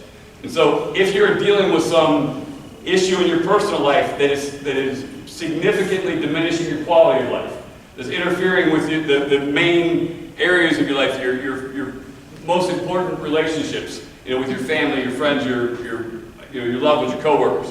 It's interfering with your finances, interfering with your health, interfering with your life satisfaction, interfering with your employment, your ability to safely and effectively do your job. Then, if you're overwhelmed by that issue and you're not sure what to do, and it's beyond your capacity to deal with it, then EAP services are a great place to start that process of dealing with it. It can be a point of contact that can help you to flesh out what's going on and to be able to talk honestly about what's going on and behind closed doors in a place where you don't have to worry about that information being being leaked out or coming back to haunt you in some way. What's said in those rooms stays in those rooms. It can be an incredibly healing, cathartic experience, and I encourage you, if you need that kind of help, to please consider utilizing the services. They're there for you. To not use those would be squandering a great opportunity. And I can tell you from personal experience, I've utilized EAP services on numerous occasions to great effect. All right. Any questions for me about those 5 topics? Everybody okay with those? If you're okay with that, I want to jump right into what's going on with the opioids. Now, when I'm talking about the opioid crisis, I'm talking about the ongoing problem with painkillers. Not only the FDA-approved drugs like hydrocodone or Vicodin, oxycodone, morphine, codeine, fentanyl, etc., but also the street drugs like opium, heroin, and now these various synthetic opioid analogs like the carfentanil, the fluorofentanyl, parafluorofentanyl, the nitazines, etc. This problem has been dogging us as a country now for decades. It just occurred to me the other day when I was doing a presentation for another large group. As I looked around the room and I saw so many relatively young faces, much younger than I was, that a lot of people in attendance had never known a time when there wasn't an opioid crisis. I imagine some of you in this room that really don't remember a time when there wasn't. But this isn't normal. It's become normalized. But this isn't the way it should be. So I want to spend some moment talking about how we got to where we are, and then give you an assessment of what's going on now and some resources to address it. Now, this problem started, this crisis, as we know, started in the 90s, where large pharmaceutical companies started brushing off old formulas and looking for these medications and looking for ways that they could use existing drugs and reconstitute them and into a delivery systems and into products that could be more readily available, more easily used in mass. And this whole and the genesis of this was spelled out is demonstrated really well in the HBO documentary Crime of the Century. Has anybody here seen that? Okay. If you have HBO, I strongly encourage you to check it out. It is infuriating, but it's really illuminating as well. It's a two-part documentary, two-hour parts, and I gave it a shot because of, you know, I approached it like homework. But my wife was out of town for business, and so I had some time on my hands. I put it on, and I'll tell you what, those 4 hours flew past like it was 15 minutes. It was absolutely captivating. And how many of you have seen The Wolf of Wall Street? All right. If you remember those gratuitous excesses that were going on Wall Street during the 90s that were portrayed in The Wolf of Wall Street, and by the way, that was a toned-down version of what was really going on. The excesses that were going on in the pharmaceutical industry made what was going on Wall Street look like a Boy Scout convention. It was just off the chain. They were pushing these drugs that they knew were incredibly dangerous. They were burying research where they knew that internal memos from that time showed that they knew that these drugs brought about biomedical changes in patients in as little as 10 to 14 days that made the patients more likely to become opioid dependent. And when a person became opioid dependent, there were two very predictable things that were going to happen. The person was going to first develop a tolerance where they took more and more of the drug to get the effect that they were looking for, or taking the same amount of drug would not give them the same effect. And then they also would start to experience withdrawal. That their body got to a point where they needed to have the drug in their system or else they experienced pain or discomfort. And when you get to that point, then it feels like if you don't have it, the compulsion to use feels like the same compulsion to drink water or eat food or breathe oxygen. Okay. Oh, I'm sorry. Just try to step back. No, I was just picking you up. All right. Thank you. Did everybody hear me okay? Oh, yeah. All right. It's, once you get to that point, it's really hard not to use.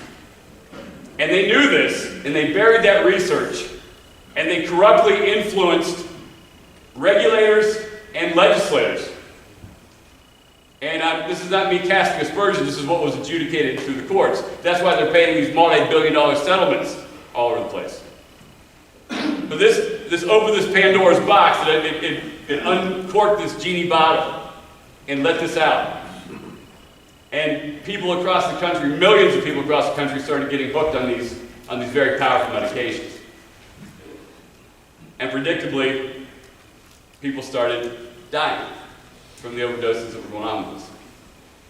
It didn't take long until legislators sprung into action and reactively, and they decided they were going to take actions to rein in those out-of-control doctors who were following the guidelines that were in place at the time, and they changed the guidelines. And they made it harder for doctors to prescribe those medications. The problem is that they didn't consider the fact that the social safety net had been effectively dismantled over the previous 2 decades.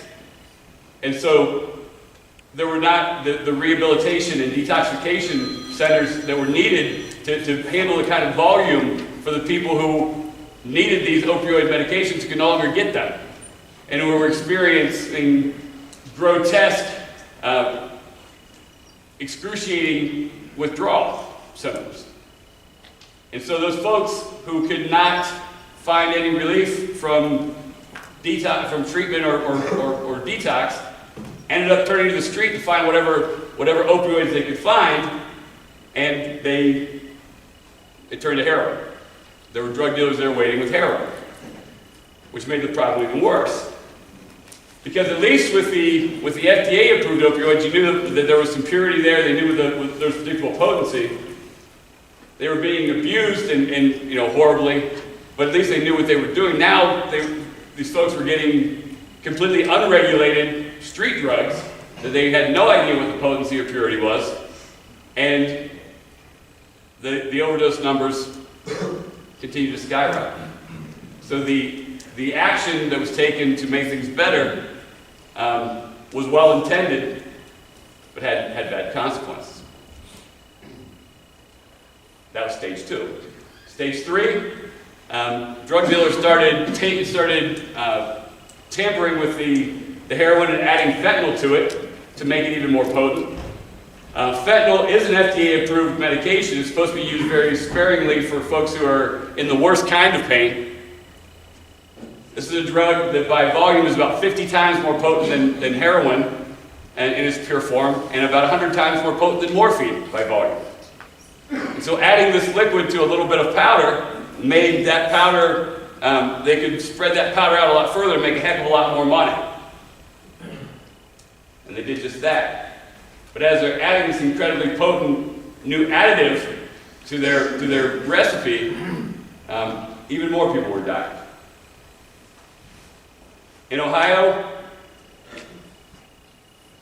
in 2021, and I haven't gotten the full data from 2022 yet, nearly 80%, 79%, almost 4 out of 5 of the confirmed, the toxicology confirmed autopsy reports for folks who had died from opioid overdoses found that there was some cocktail of fentanyl in their system at the time of their death. 4 out of 5. I imagine those numbers are going to continue to climb. And now we've gotten to a point where we're in stage 4. And stage 4 is now dealers are just often skipping right over the heroin and not bothering with it and just going straight to the fentanyl and the synthetic opioids. Right now, our streets are awash in these incredibly potent, deadly, cheap synthetic opioids. Right now, in Summit, Stark, Medina, and Mahoning counties, we've got an overdose alert warning, particularly regarding these 30 milligram, we call them Perk 30s is the street name. Folks, they're not Perks. They're not opioids, or they're not Oxycontin. They've got fentanyl and they've got nitazene in them. Fentanyl, again, is about 50 times more potent than heroin, 100 times more potent than morphine. And now the drug dealers aren't even satisfied with that, because now they're creating more powerful analogs. The fluorofentanyl, which is about 50 times more potent than fentanyl. We've got the parafluorofentanyl, which is about 80 times more potent than fentanyl. And we've got the carfentanyl, which is about 100 times more potent than fentanyl. So if you've got drugs that are 50, 80, 100 times more potent than fentanyl, which is already 100 times more potent than morphine, we're looking at drugs that are 5, 8, 10,000 times more potent than morphine by volume. And then they're adding to that an experimental opioid that was never approved for use with human beings. These nitazines. These were developed during the Vietnam War by pharmaceutical companies who were trying to replace morphine as the primary painkiller in American hospitals. Because we didn't want to be reliant on the poppies to create our morphine supply that was largely coming from the Middle East and from Southeast Asia where we were at war. And so if we could create a synthetic painkiller in a lab, then we wouldn't have to worry about that. And so they came up with these nitazene painkillers where they were working with them, and the early results were amazing. They were excited about it. They were doing really well with rodents and with mice, rats. But when it came to human trials, the outcomes were so calamitous that they discontinued them entirely. So many people were dying. They stopped.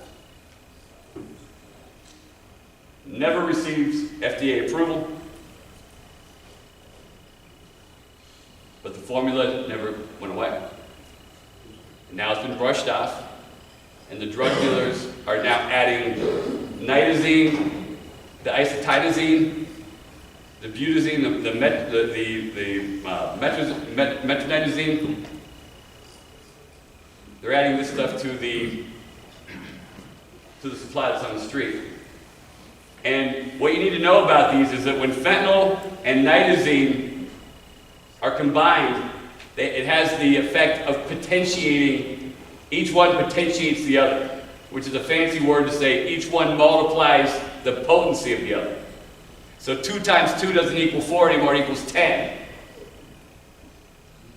That's what's in these pills, folks. And you don't have to, and just use common sense for this. Let me tell you, if you doubt what's in these, and I guarantee you there's people in here who've seen them. There's likely people in here who've taken them. Right now, oxycodone tablets, a 30 milligram oxycodone tablet is FDA approved. Those tablets go for about $2.50 to $3 per milligram if you got the real McCoys. Because the people, according to our new guidelines as far as prescribing goes, in order for a person to receive those, they have to be in unfathomable pain, and they're only prescribed as long as that breakthrough pain exists. And so if they're being prescribed these, they're probably taking them. They're not pocketing them so they can make a couple bucks on the black market. If you do come across them, it's like getting the Holy Grail. It's like finding a 1980s Quaalude.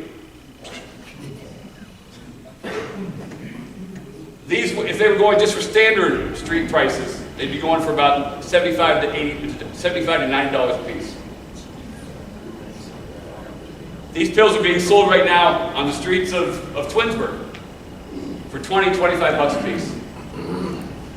Just use your common sense, folks. If somebody approaches you in the parking lot and asks to sell you a Rolex for 10 bucks, you know, I would imagine you'd think twice, right? They're not in this to lose money.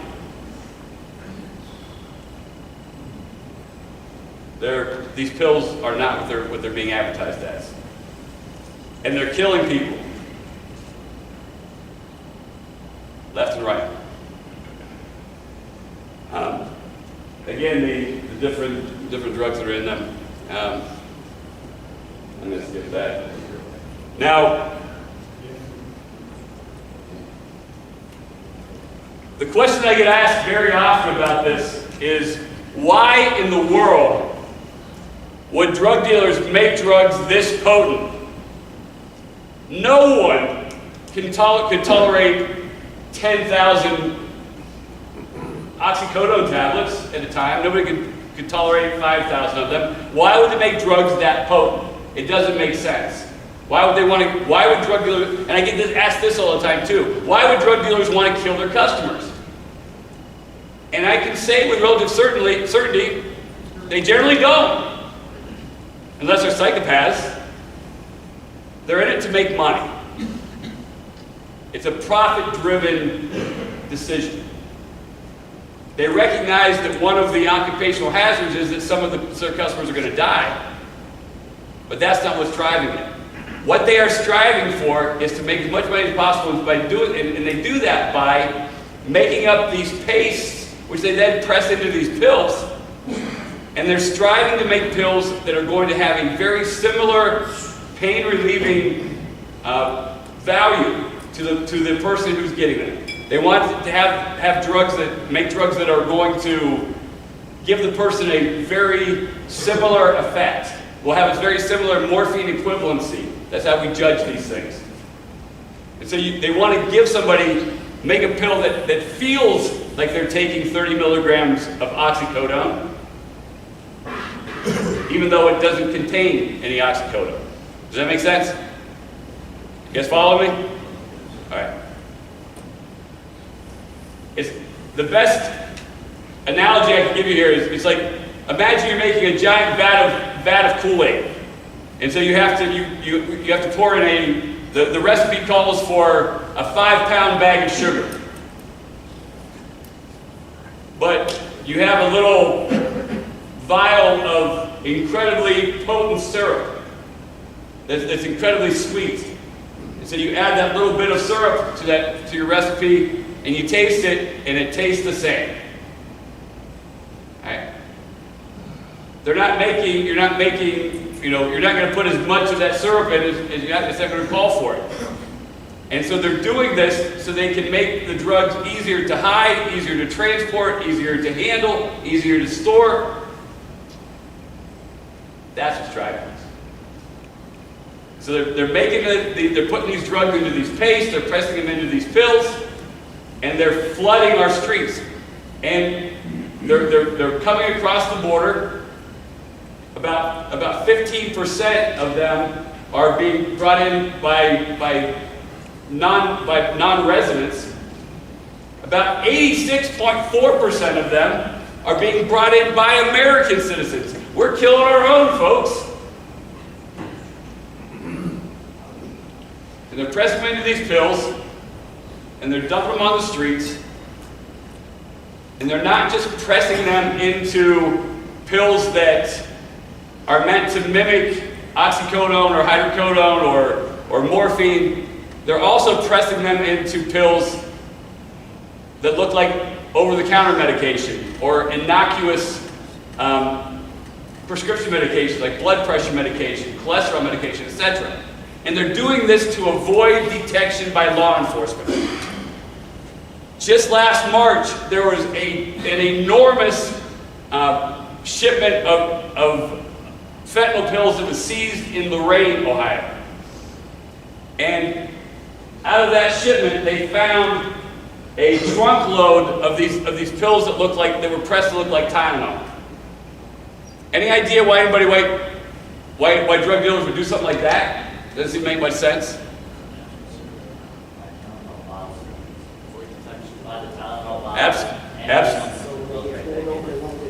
Yes, sir. To avoid detection by law enforcement, and we had a bunch of very streetwise folks over here. Absolutely, yes. Trevor, you're on your game. These folks, they were. All they have to do is the one table back there said is pop by a Rite Aid, CVS, get a Tylenol bottle, empty out the contents, fill it up with these things. They can pull over by the cops. Cops at first glance look at it, Tylenol, and they move on.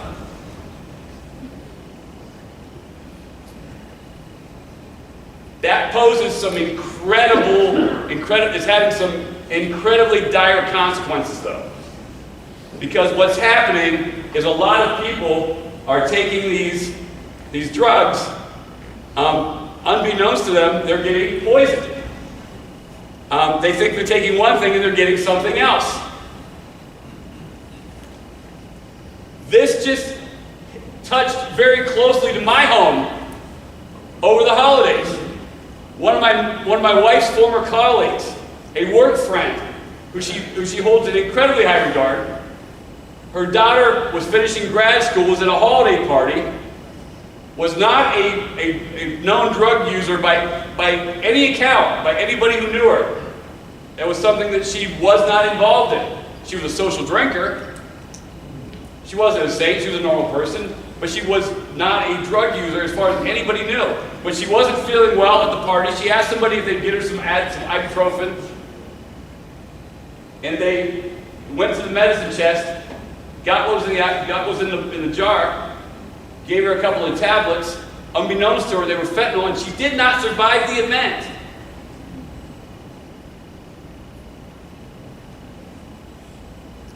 And this is happening in communities all across the country. You don't have to have any special research skills to be able to find these stories. If you Google them, you'll find them left and right. If you ask people, they'll tell you. There was a story that just made headlines in Ohio earlier this school year. 2 kids from Ohio State thought they were getting Adderall tablets to cram for an exam. They were chock full of fentanyl. They did not survive the night. Folks, this is going on right here. It's not happening somewhere else, it's happening here. In the packets that Nicole prepared for you, there's a sheet that I'd like you to take a look at. And it's an emoji decoder chart that was provided by the Drug Enforcement Administration. How many of you were aware? If you don't have them, I'll make sure that I get them over. I thought I said them, maybe I didn't. If I didn't, I apologize. How many of you are aware that our kids can use their phones and the social media apps on those phones to order virtually any illicit drug imaginable easier than most of us can order a pizza?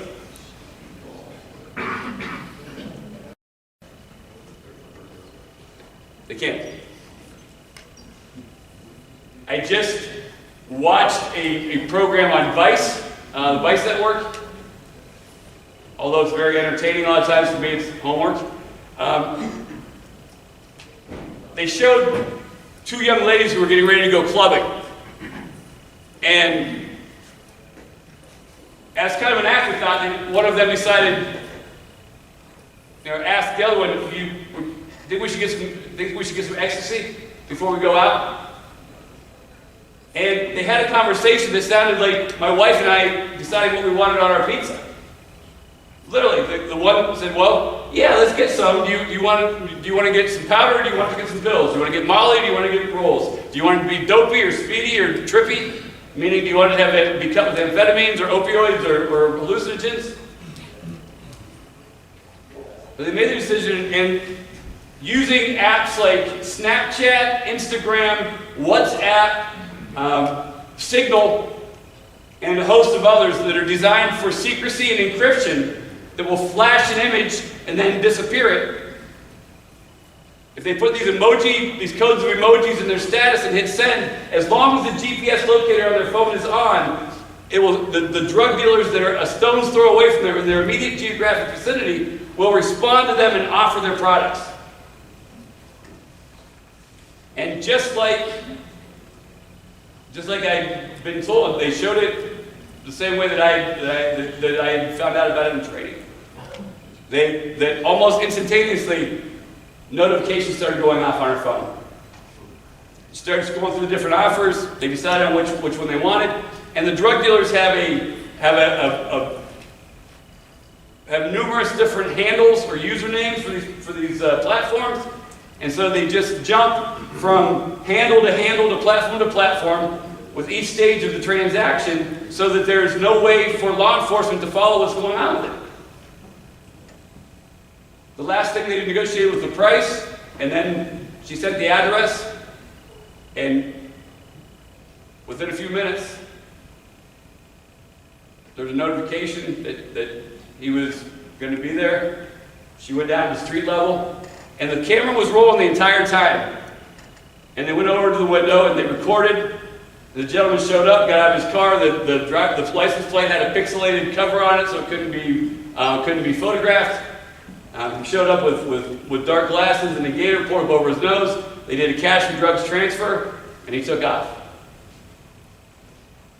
And from the time that she got the inkling to get the drug to the time that the drugs were in her hand was 34 minutes. Folks, Domino's doesn't deliver that fast. And this is going on in your neighborhood too.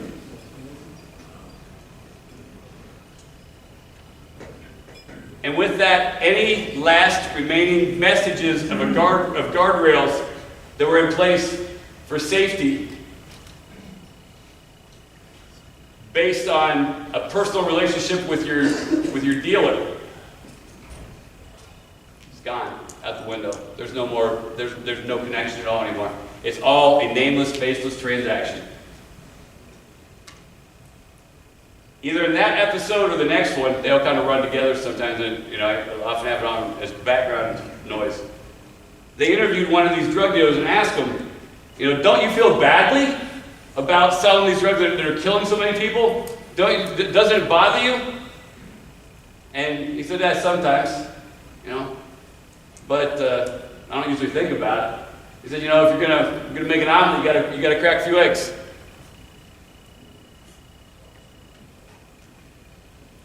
Quote. And so with this, these drugs are getting into the hands of our kids. They have no idea what they're taking whatsoever.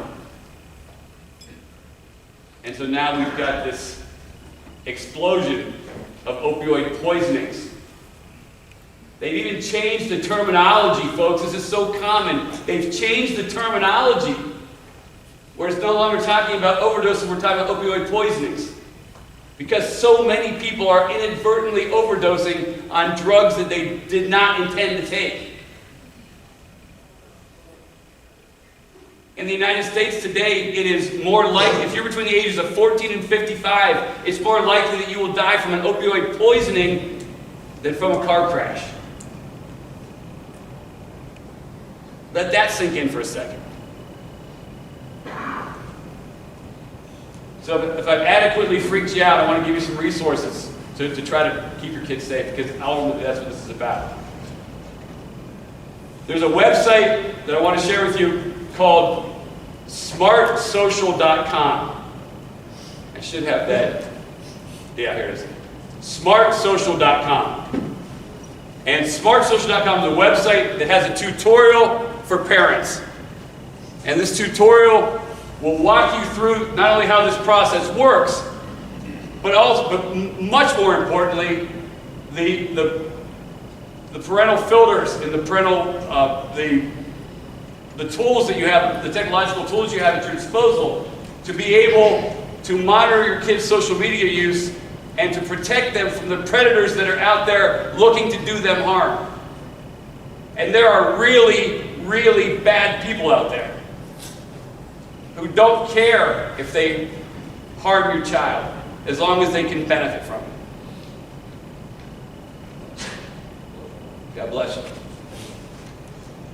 Not to mention the human trafficking thing, which I don't have time or inclination to go into.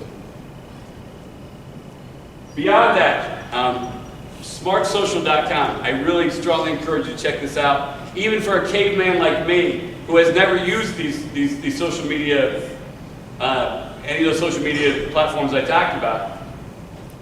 After I went through this, I had a generalized understanding of it. And I feel like if I was monitoring, if I was having my nieces or nephews, stay with me for a week, I'd be able to kind of monitor what they were doing.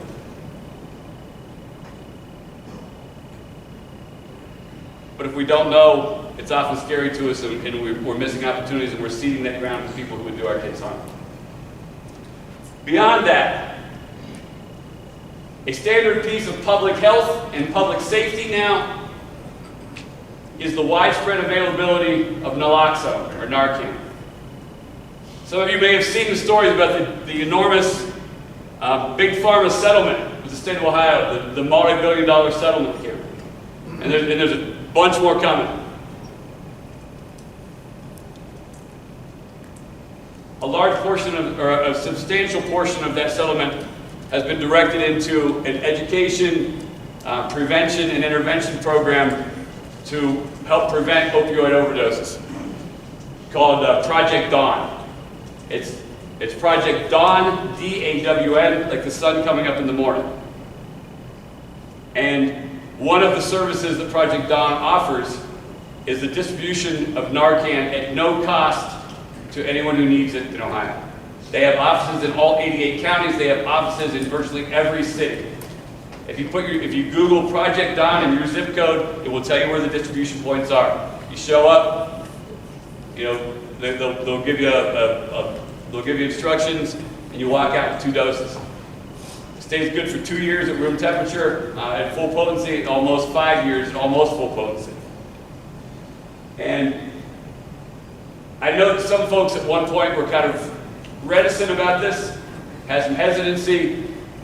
They were concerned that this may be giving some kind of tacit approval to this behavior. But folks, many of the people who are dying now are not deliberately engaging in this behavior. This is so common now that the American Red Cross has included a unit in the 2021 version of their first aid course for recognizing the indicators of an opioid poisoning and how to administer naloxone. This is about as mainstream as you get. Let me see if I can find that slide. There we go. Oh, here. This is not some fringe thing or some permissive, outlier. This is common public health. And if you don't want to go to stop at a Project Dawn location, you can go online to harmreductionohio.org. Go to the Get Naloxone tab with the next distro, and You can watch a brief training video, I think it's about 3 minutes long, and then you can fill out a form and they'll send you 2 doses within 48 hours. Folks, this is like having a fire alarm in your house, a smoke detector, a fire extinguisher, an AED in a public building. Of course, it's something that you hope to God you never have to use, but it's something that's better to have and not need than need and not have. Particularly with the statistical risk that we're facing right now. I hope to God there's a time when we no longer need this. But right now, while we're facing this existential threat, I'd encourage you, if you've got kids in your house between the ages of 12 and 30, to have this on hand just in case. If an adequate dose of Narcan is administered in a timely manner, then the person who's experiencing an opioid overdose, who's not breathing because of that, will be able to start breathing again on their own. Now they still have to still call 911. They still remain under medical supervision because naloxone only lasts for about 90 minutes, and the effective timetable for most opioid doses is about 4 to 6 hours. So the Narcan is going to wear off before the opioids do. And they still have enough opioid in their system to overdose, they're going to overdose again. But at least having this on hand gives your loved one a fighting chance.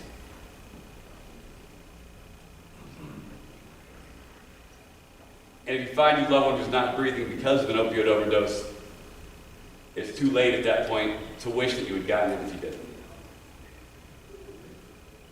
I hope to God if it was you or one of your loved ones who was experiencing one of these poisonings, that somebody would be there to help you, and that maybe you could be that person for somebody else. Beyond that, any questions for me about that at all? I have one. Yes, sir. In the beginning, you mentioned like 4 or 5 different counties, and I thought maybe you were getting ready to say some statistic, but then I think you got drifted off to another. So what do you mean by when you said Summit, Cuyahoga, Albany? No, so they've got there's an overdose. I prefaced that with we've got an overdose warning alert, or an overdose warning in those 4 counties right now as we speak. There's also going on in Scioto County and Franklin County and Hamilton County and some of the others down south, but since we're here, I felt like it was particularly relevant. That's a good question. All right. If I didn't lead into it with that, I meant to. All right. So thank you for bringing that to my attention. All right. If not, then let's go into another tough topic, and this is the ongoing mental health crisis. This too has been with us for a really long time. And there's been a lot of indicators that have been pointing in this direction for years and years. I just read a study that quantified things in a really interesting way, and it laid out it gave the lay of the land for the United States. And as Americans, as American adults, we are the most in debt, obese, medicated, and addicted population in world history.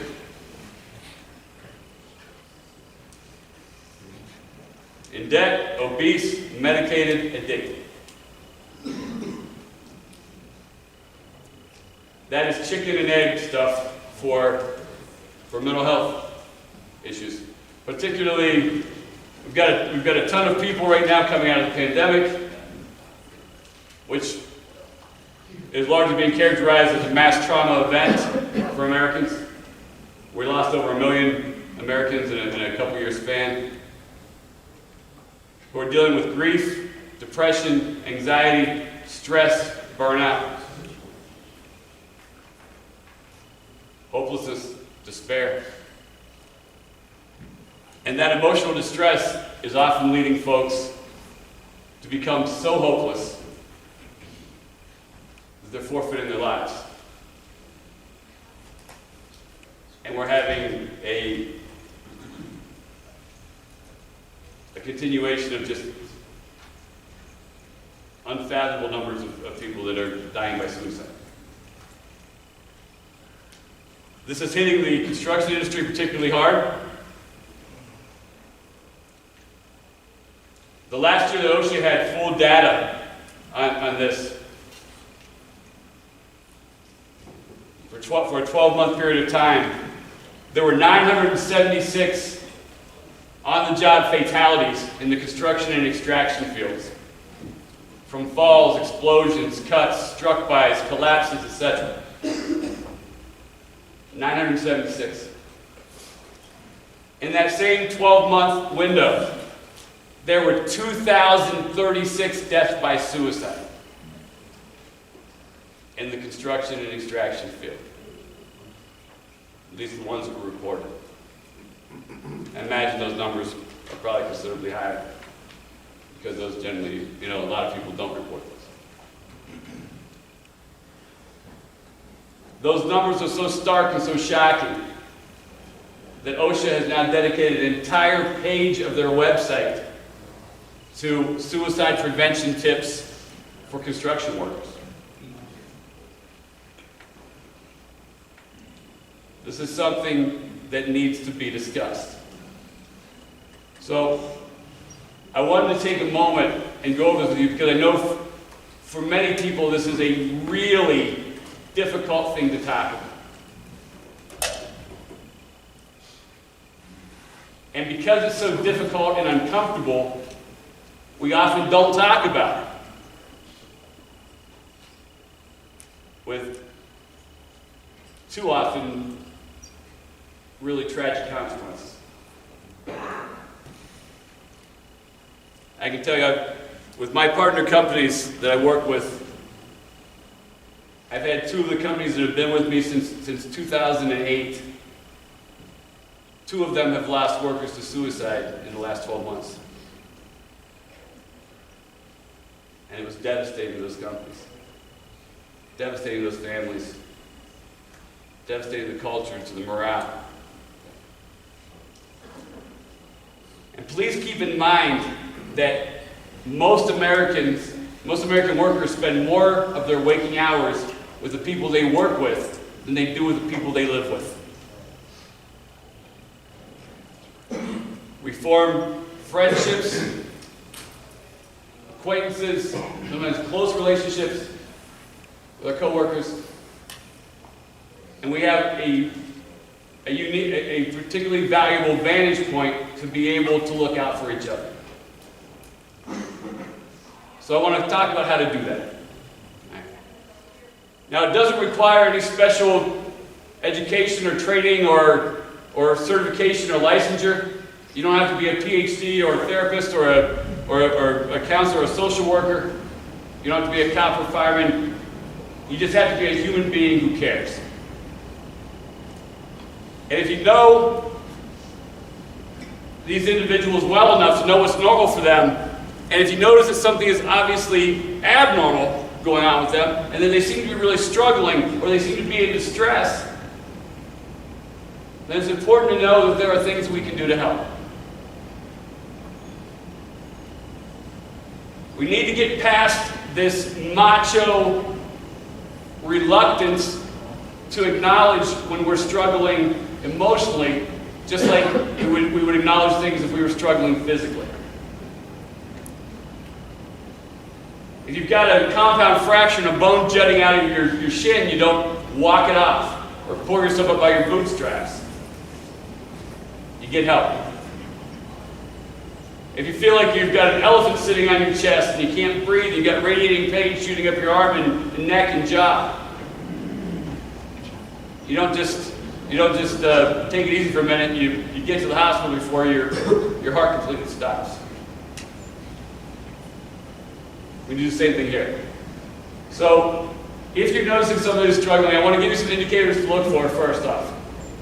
And I guess the first step in this whole process is just to actually pay attention to each other and to put yourself in a mindset where you care.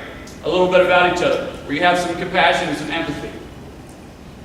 And then, if you're paying attention, you notice that somebody is having a dramatic change in the way that they're interacting with the world, that their personality has changed significantly, that they used to be kind of easygoing and laid back and friendly, and all of a sudden they're very withdrawn or very agitated or irritable.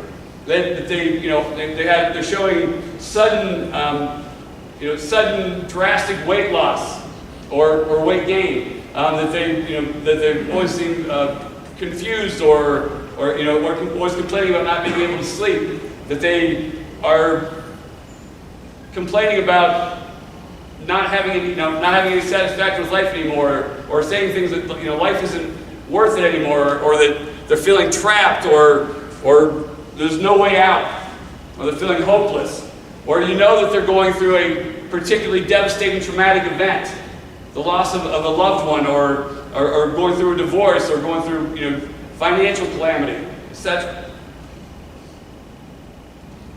There's something very simple we can do, and it's just doing a status check with that individual. Just checking in. Just seeing how they're doing.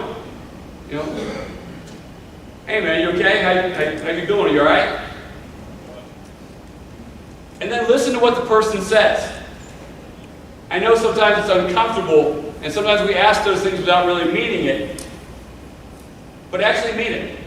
Listen to what they say. And if they're saying some of those things I just mentioned about feeling trapped or hopeless or not getting any joy out of life, and they'd be better off dead, or they're worth more dead than alive, or they make jokes about, I'd be better if I threw a toaster in the bathtub or whatever, then pay attention to that. And if you're concerned based on what they're saying, ask them if they are thinking about self-harm, if they're thinking about suicide. I know this is counterintuitive for most people, that this is not by any means comfortable, and I know that a lot of folks have grown up thinking that I don't want to put thoughts in somebody's head, but the research on this is irrefutable. That asking a person that you're concerned about if they're thinking about self-harm or suicide does not make them more likely to go through with a suicide attempt or with any kind of self-harm behavior. If they're thinking about it, they're already thinking about it. If they're not, they're not. You're not some puppet master that's going to put ideas in their head and make them dance around. It doesn't work that way. Ask them if they are thinking about self-harm or suicide, and then listen to what they say, and listen for this one particular response. This is a big, flashing warning sign. If you ask the person, I'm sorry, I don't mean to be off base, but some of the things you're saying are making me a little concerned. Are you thinking about hurting yourself? Are you thinking about suicide? If the person answers this way, listen. If they say, well, yeah, I guess. Everybody thinks about suicide sometimes, don't they? That is a huge warning sign, folks, because who is everybody?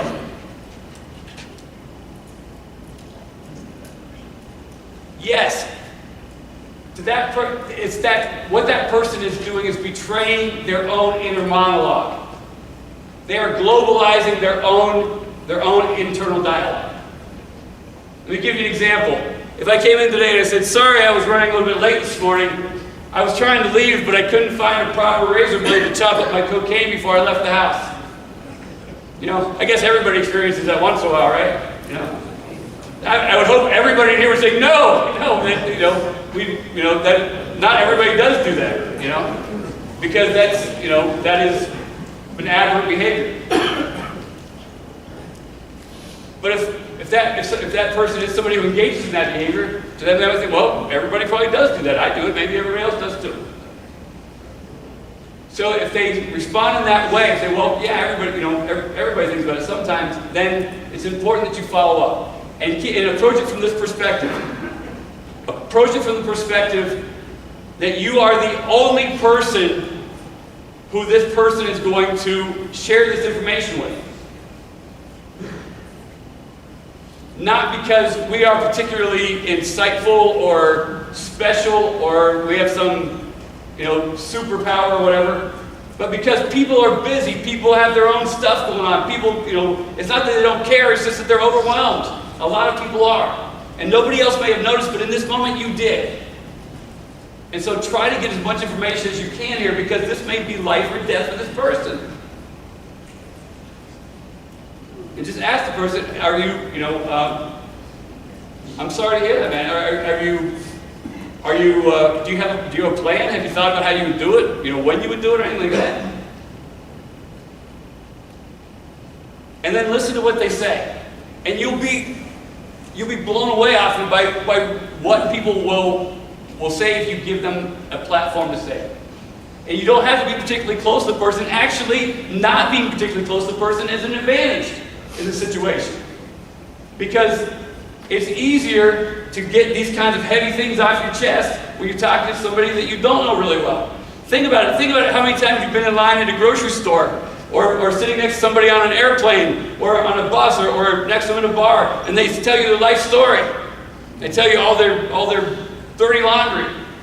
Because there's not much of an emotional investment in that. They can get it off their chest, and they don't have to worry about dealing with with any fallout afterwards. And the person may respond something like this. They say, well, yeah, I actually have thought about it, I've never owned a gun in my life. But last weekend I went to Fin, Feather, and Fur, and I got a 9mm. And I figured if I was going to do it, that's how I'd do it. Even I couldn't screw that up. And yeah, I thought about when I might do it. I wouldn't want to do it when my kids might find me. So I was thinking, they're going with their grandparents over spring break out west. Maybe that would be a good time to do it, I don't know. Would that be important information to have?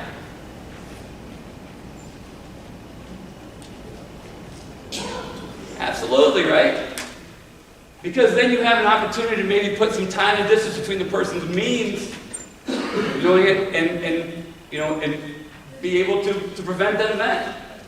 Or on the other hand, the person said, well, yeah, I was thinking maybe tonight, depending on whether or not whether or not the cat is going to lose, flip a coin, then there can be an emergency involved. But after you've listened to them, then is the time to offer encouragement, to offer support, and to offer resources. The Department of Health and Human Services has launched their new 988 Crisis Lifeline for folks who are struggling with emotional distress, with mental health issues. For years, we've had 911. You look out the window, your neighbor's house is on fire, you call 911, safety services are on the way. Now, if a person is struggling with a serious mental health issue, they can call, they can chat, they can text 988, and is manned 24 hours a day, 7 days a week by certified, licensed mental health professionals who are specially trained in crisis intervention and mediation. They have at their fingertips all the resources that are available in every community based on the zip codes, and they can streamline that process so they can connect the person directly up with the folks who can help them the fastest and the best. This is anonymous, it's confidential,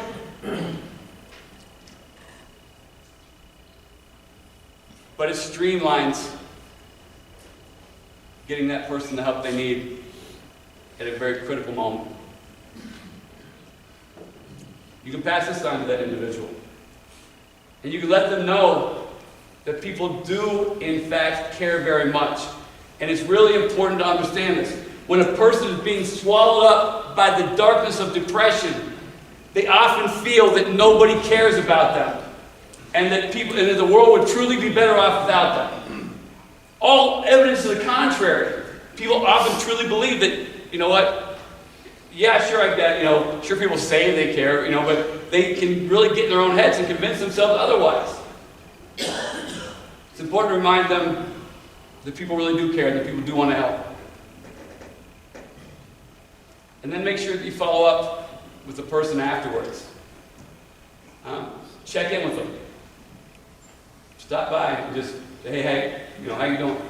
Give them a call, give them a text. You all right? You need anything?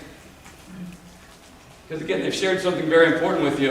And if they are truly feeling like nobody cares, and they share something that personal with you, and then you don't follow up because you're uncomfortable by what they shared, you're just further confirming their belief that people don't care. I guess I'll wrap up with this. In 2012, I lost one of my best friends in the world to suicide. And it was absolutely devastating. It still is, honestly.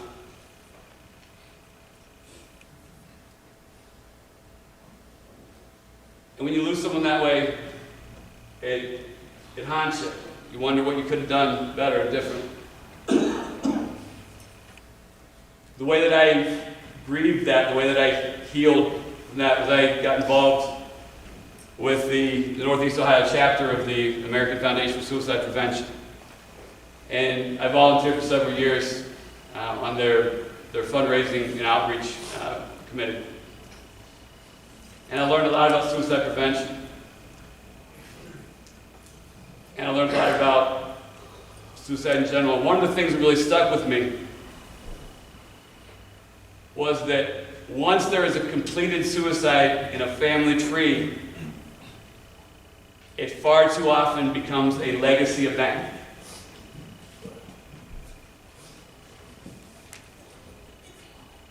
Even if there had never been a suicide in that family, as far as anybody knew,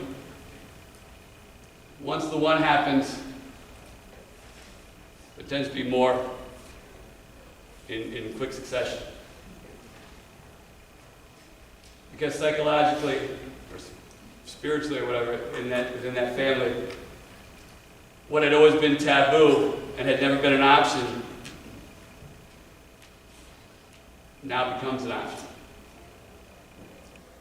If it's good enough for grandma or grandpa, good enough for aunt or uncle, good enough for mom or dad, good enough for cousin, good enough for brother, sister. Maybe it was good enough for me. Maybe they were onto something. Folks, we all want to leave stuff to our kids, but that's not the legacy we want to leave.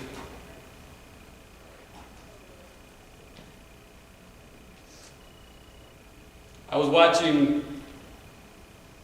The Late Show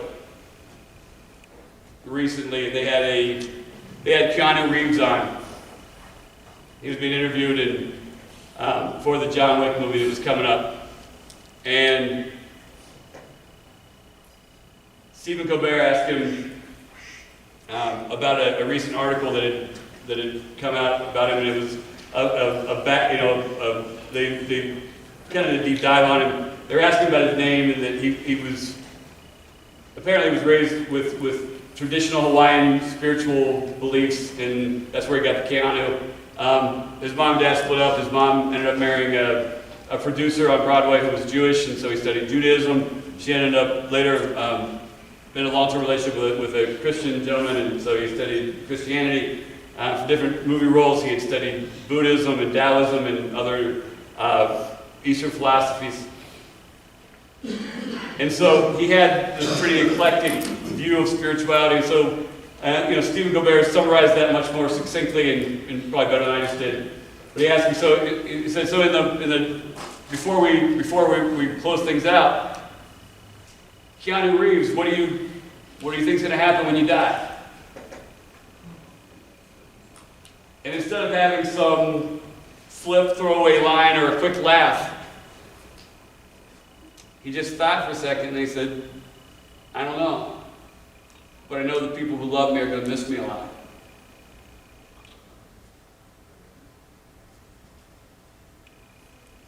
And it's important that we remember that, man.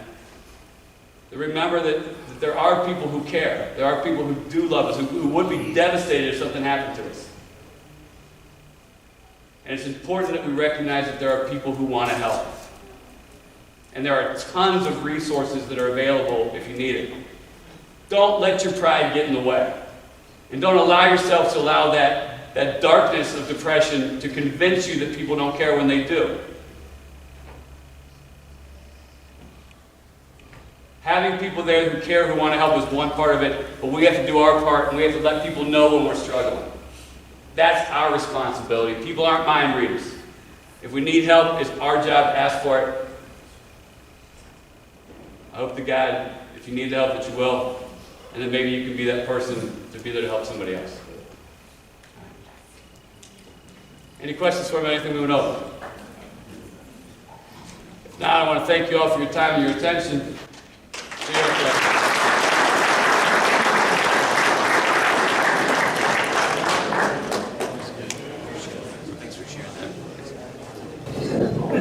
Appreciate Art, as always. You know, it's heavy stuff to talk about, but it's important, and we all know the statistics in our industry are disproportionately affected. You know, the Too Tough to Talk is the other program that our industry is supporting through CEA. Those resources are linked on our website. They're on the CEA website, the state of Ohio, the OSHA. You know, these resources are easy. You know, you don't have to ask somebody about these resources, but obviously if you don't know where to go, you know, Nicole, myself, maybe your supervisor, somebody that can help put you in connection with those. And we've had a lot of success with Art, with helping get our people connected with whatever it is that they need or someone in their lives need. Because often recognizing there's a need, right, is first, but then where do you go after that? You know, if my car breaks down, I know where to take it, but when my kid's having an issue or my spouse or somebody I love's having an issue like this, we don't necessarily know where to go. And so, you know, keep that in mind. Art's been a great resource for us and our family of companies, and will continue to be there and available for us. You know, we talk a lot, you know, I think I heard it from 3 or 4 different people about competent persons. And, you know, the OSHA definition is something basic, and we like to talk about it. You know, it's somebody that's been trained to identify a hazard. So we do these trainings, we do the OSHA training, we do the toolbox talks, we send people to different trainings to be able to identify hazards, right? So that's the first step in being a competent person. Can we identify the hazard? The second step is, have we been trained to eliminate the hazard?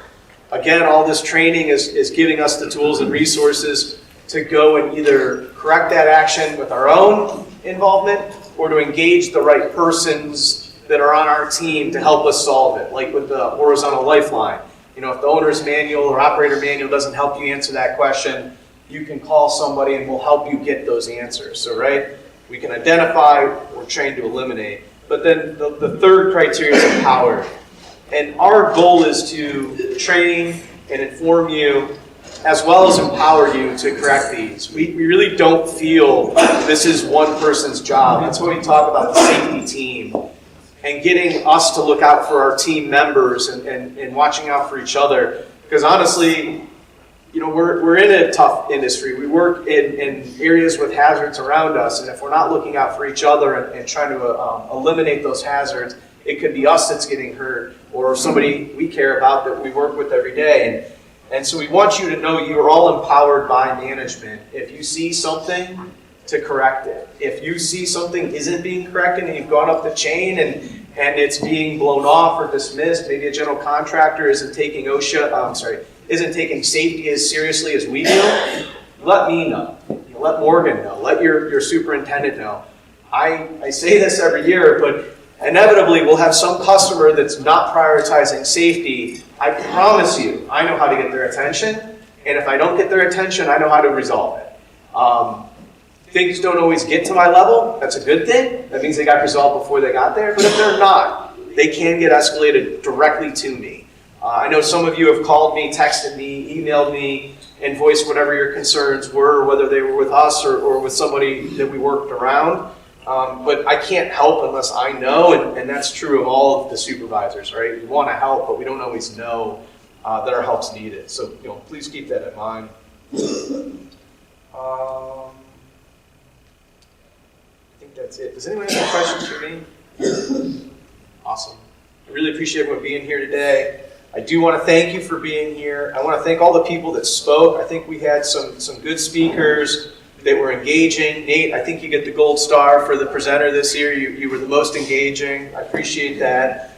It is very difficult to get up here and to talk in front of a room full of people, and so I appreciate everyone's willingness to participate and add value and hopefully keep these meetings interesting and valuable. And without further ado, I believe lunch is ready. And so you go out where we had breakfast, bring it back in here. Unless you're CBR, you're going to take a short walk. Thank you very much.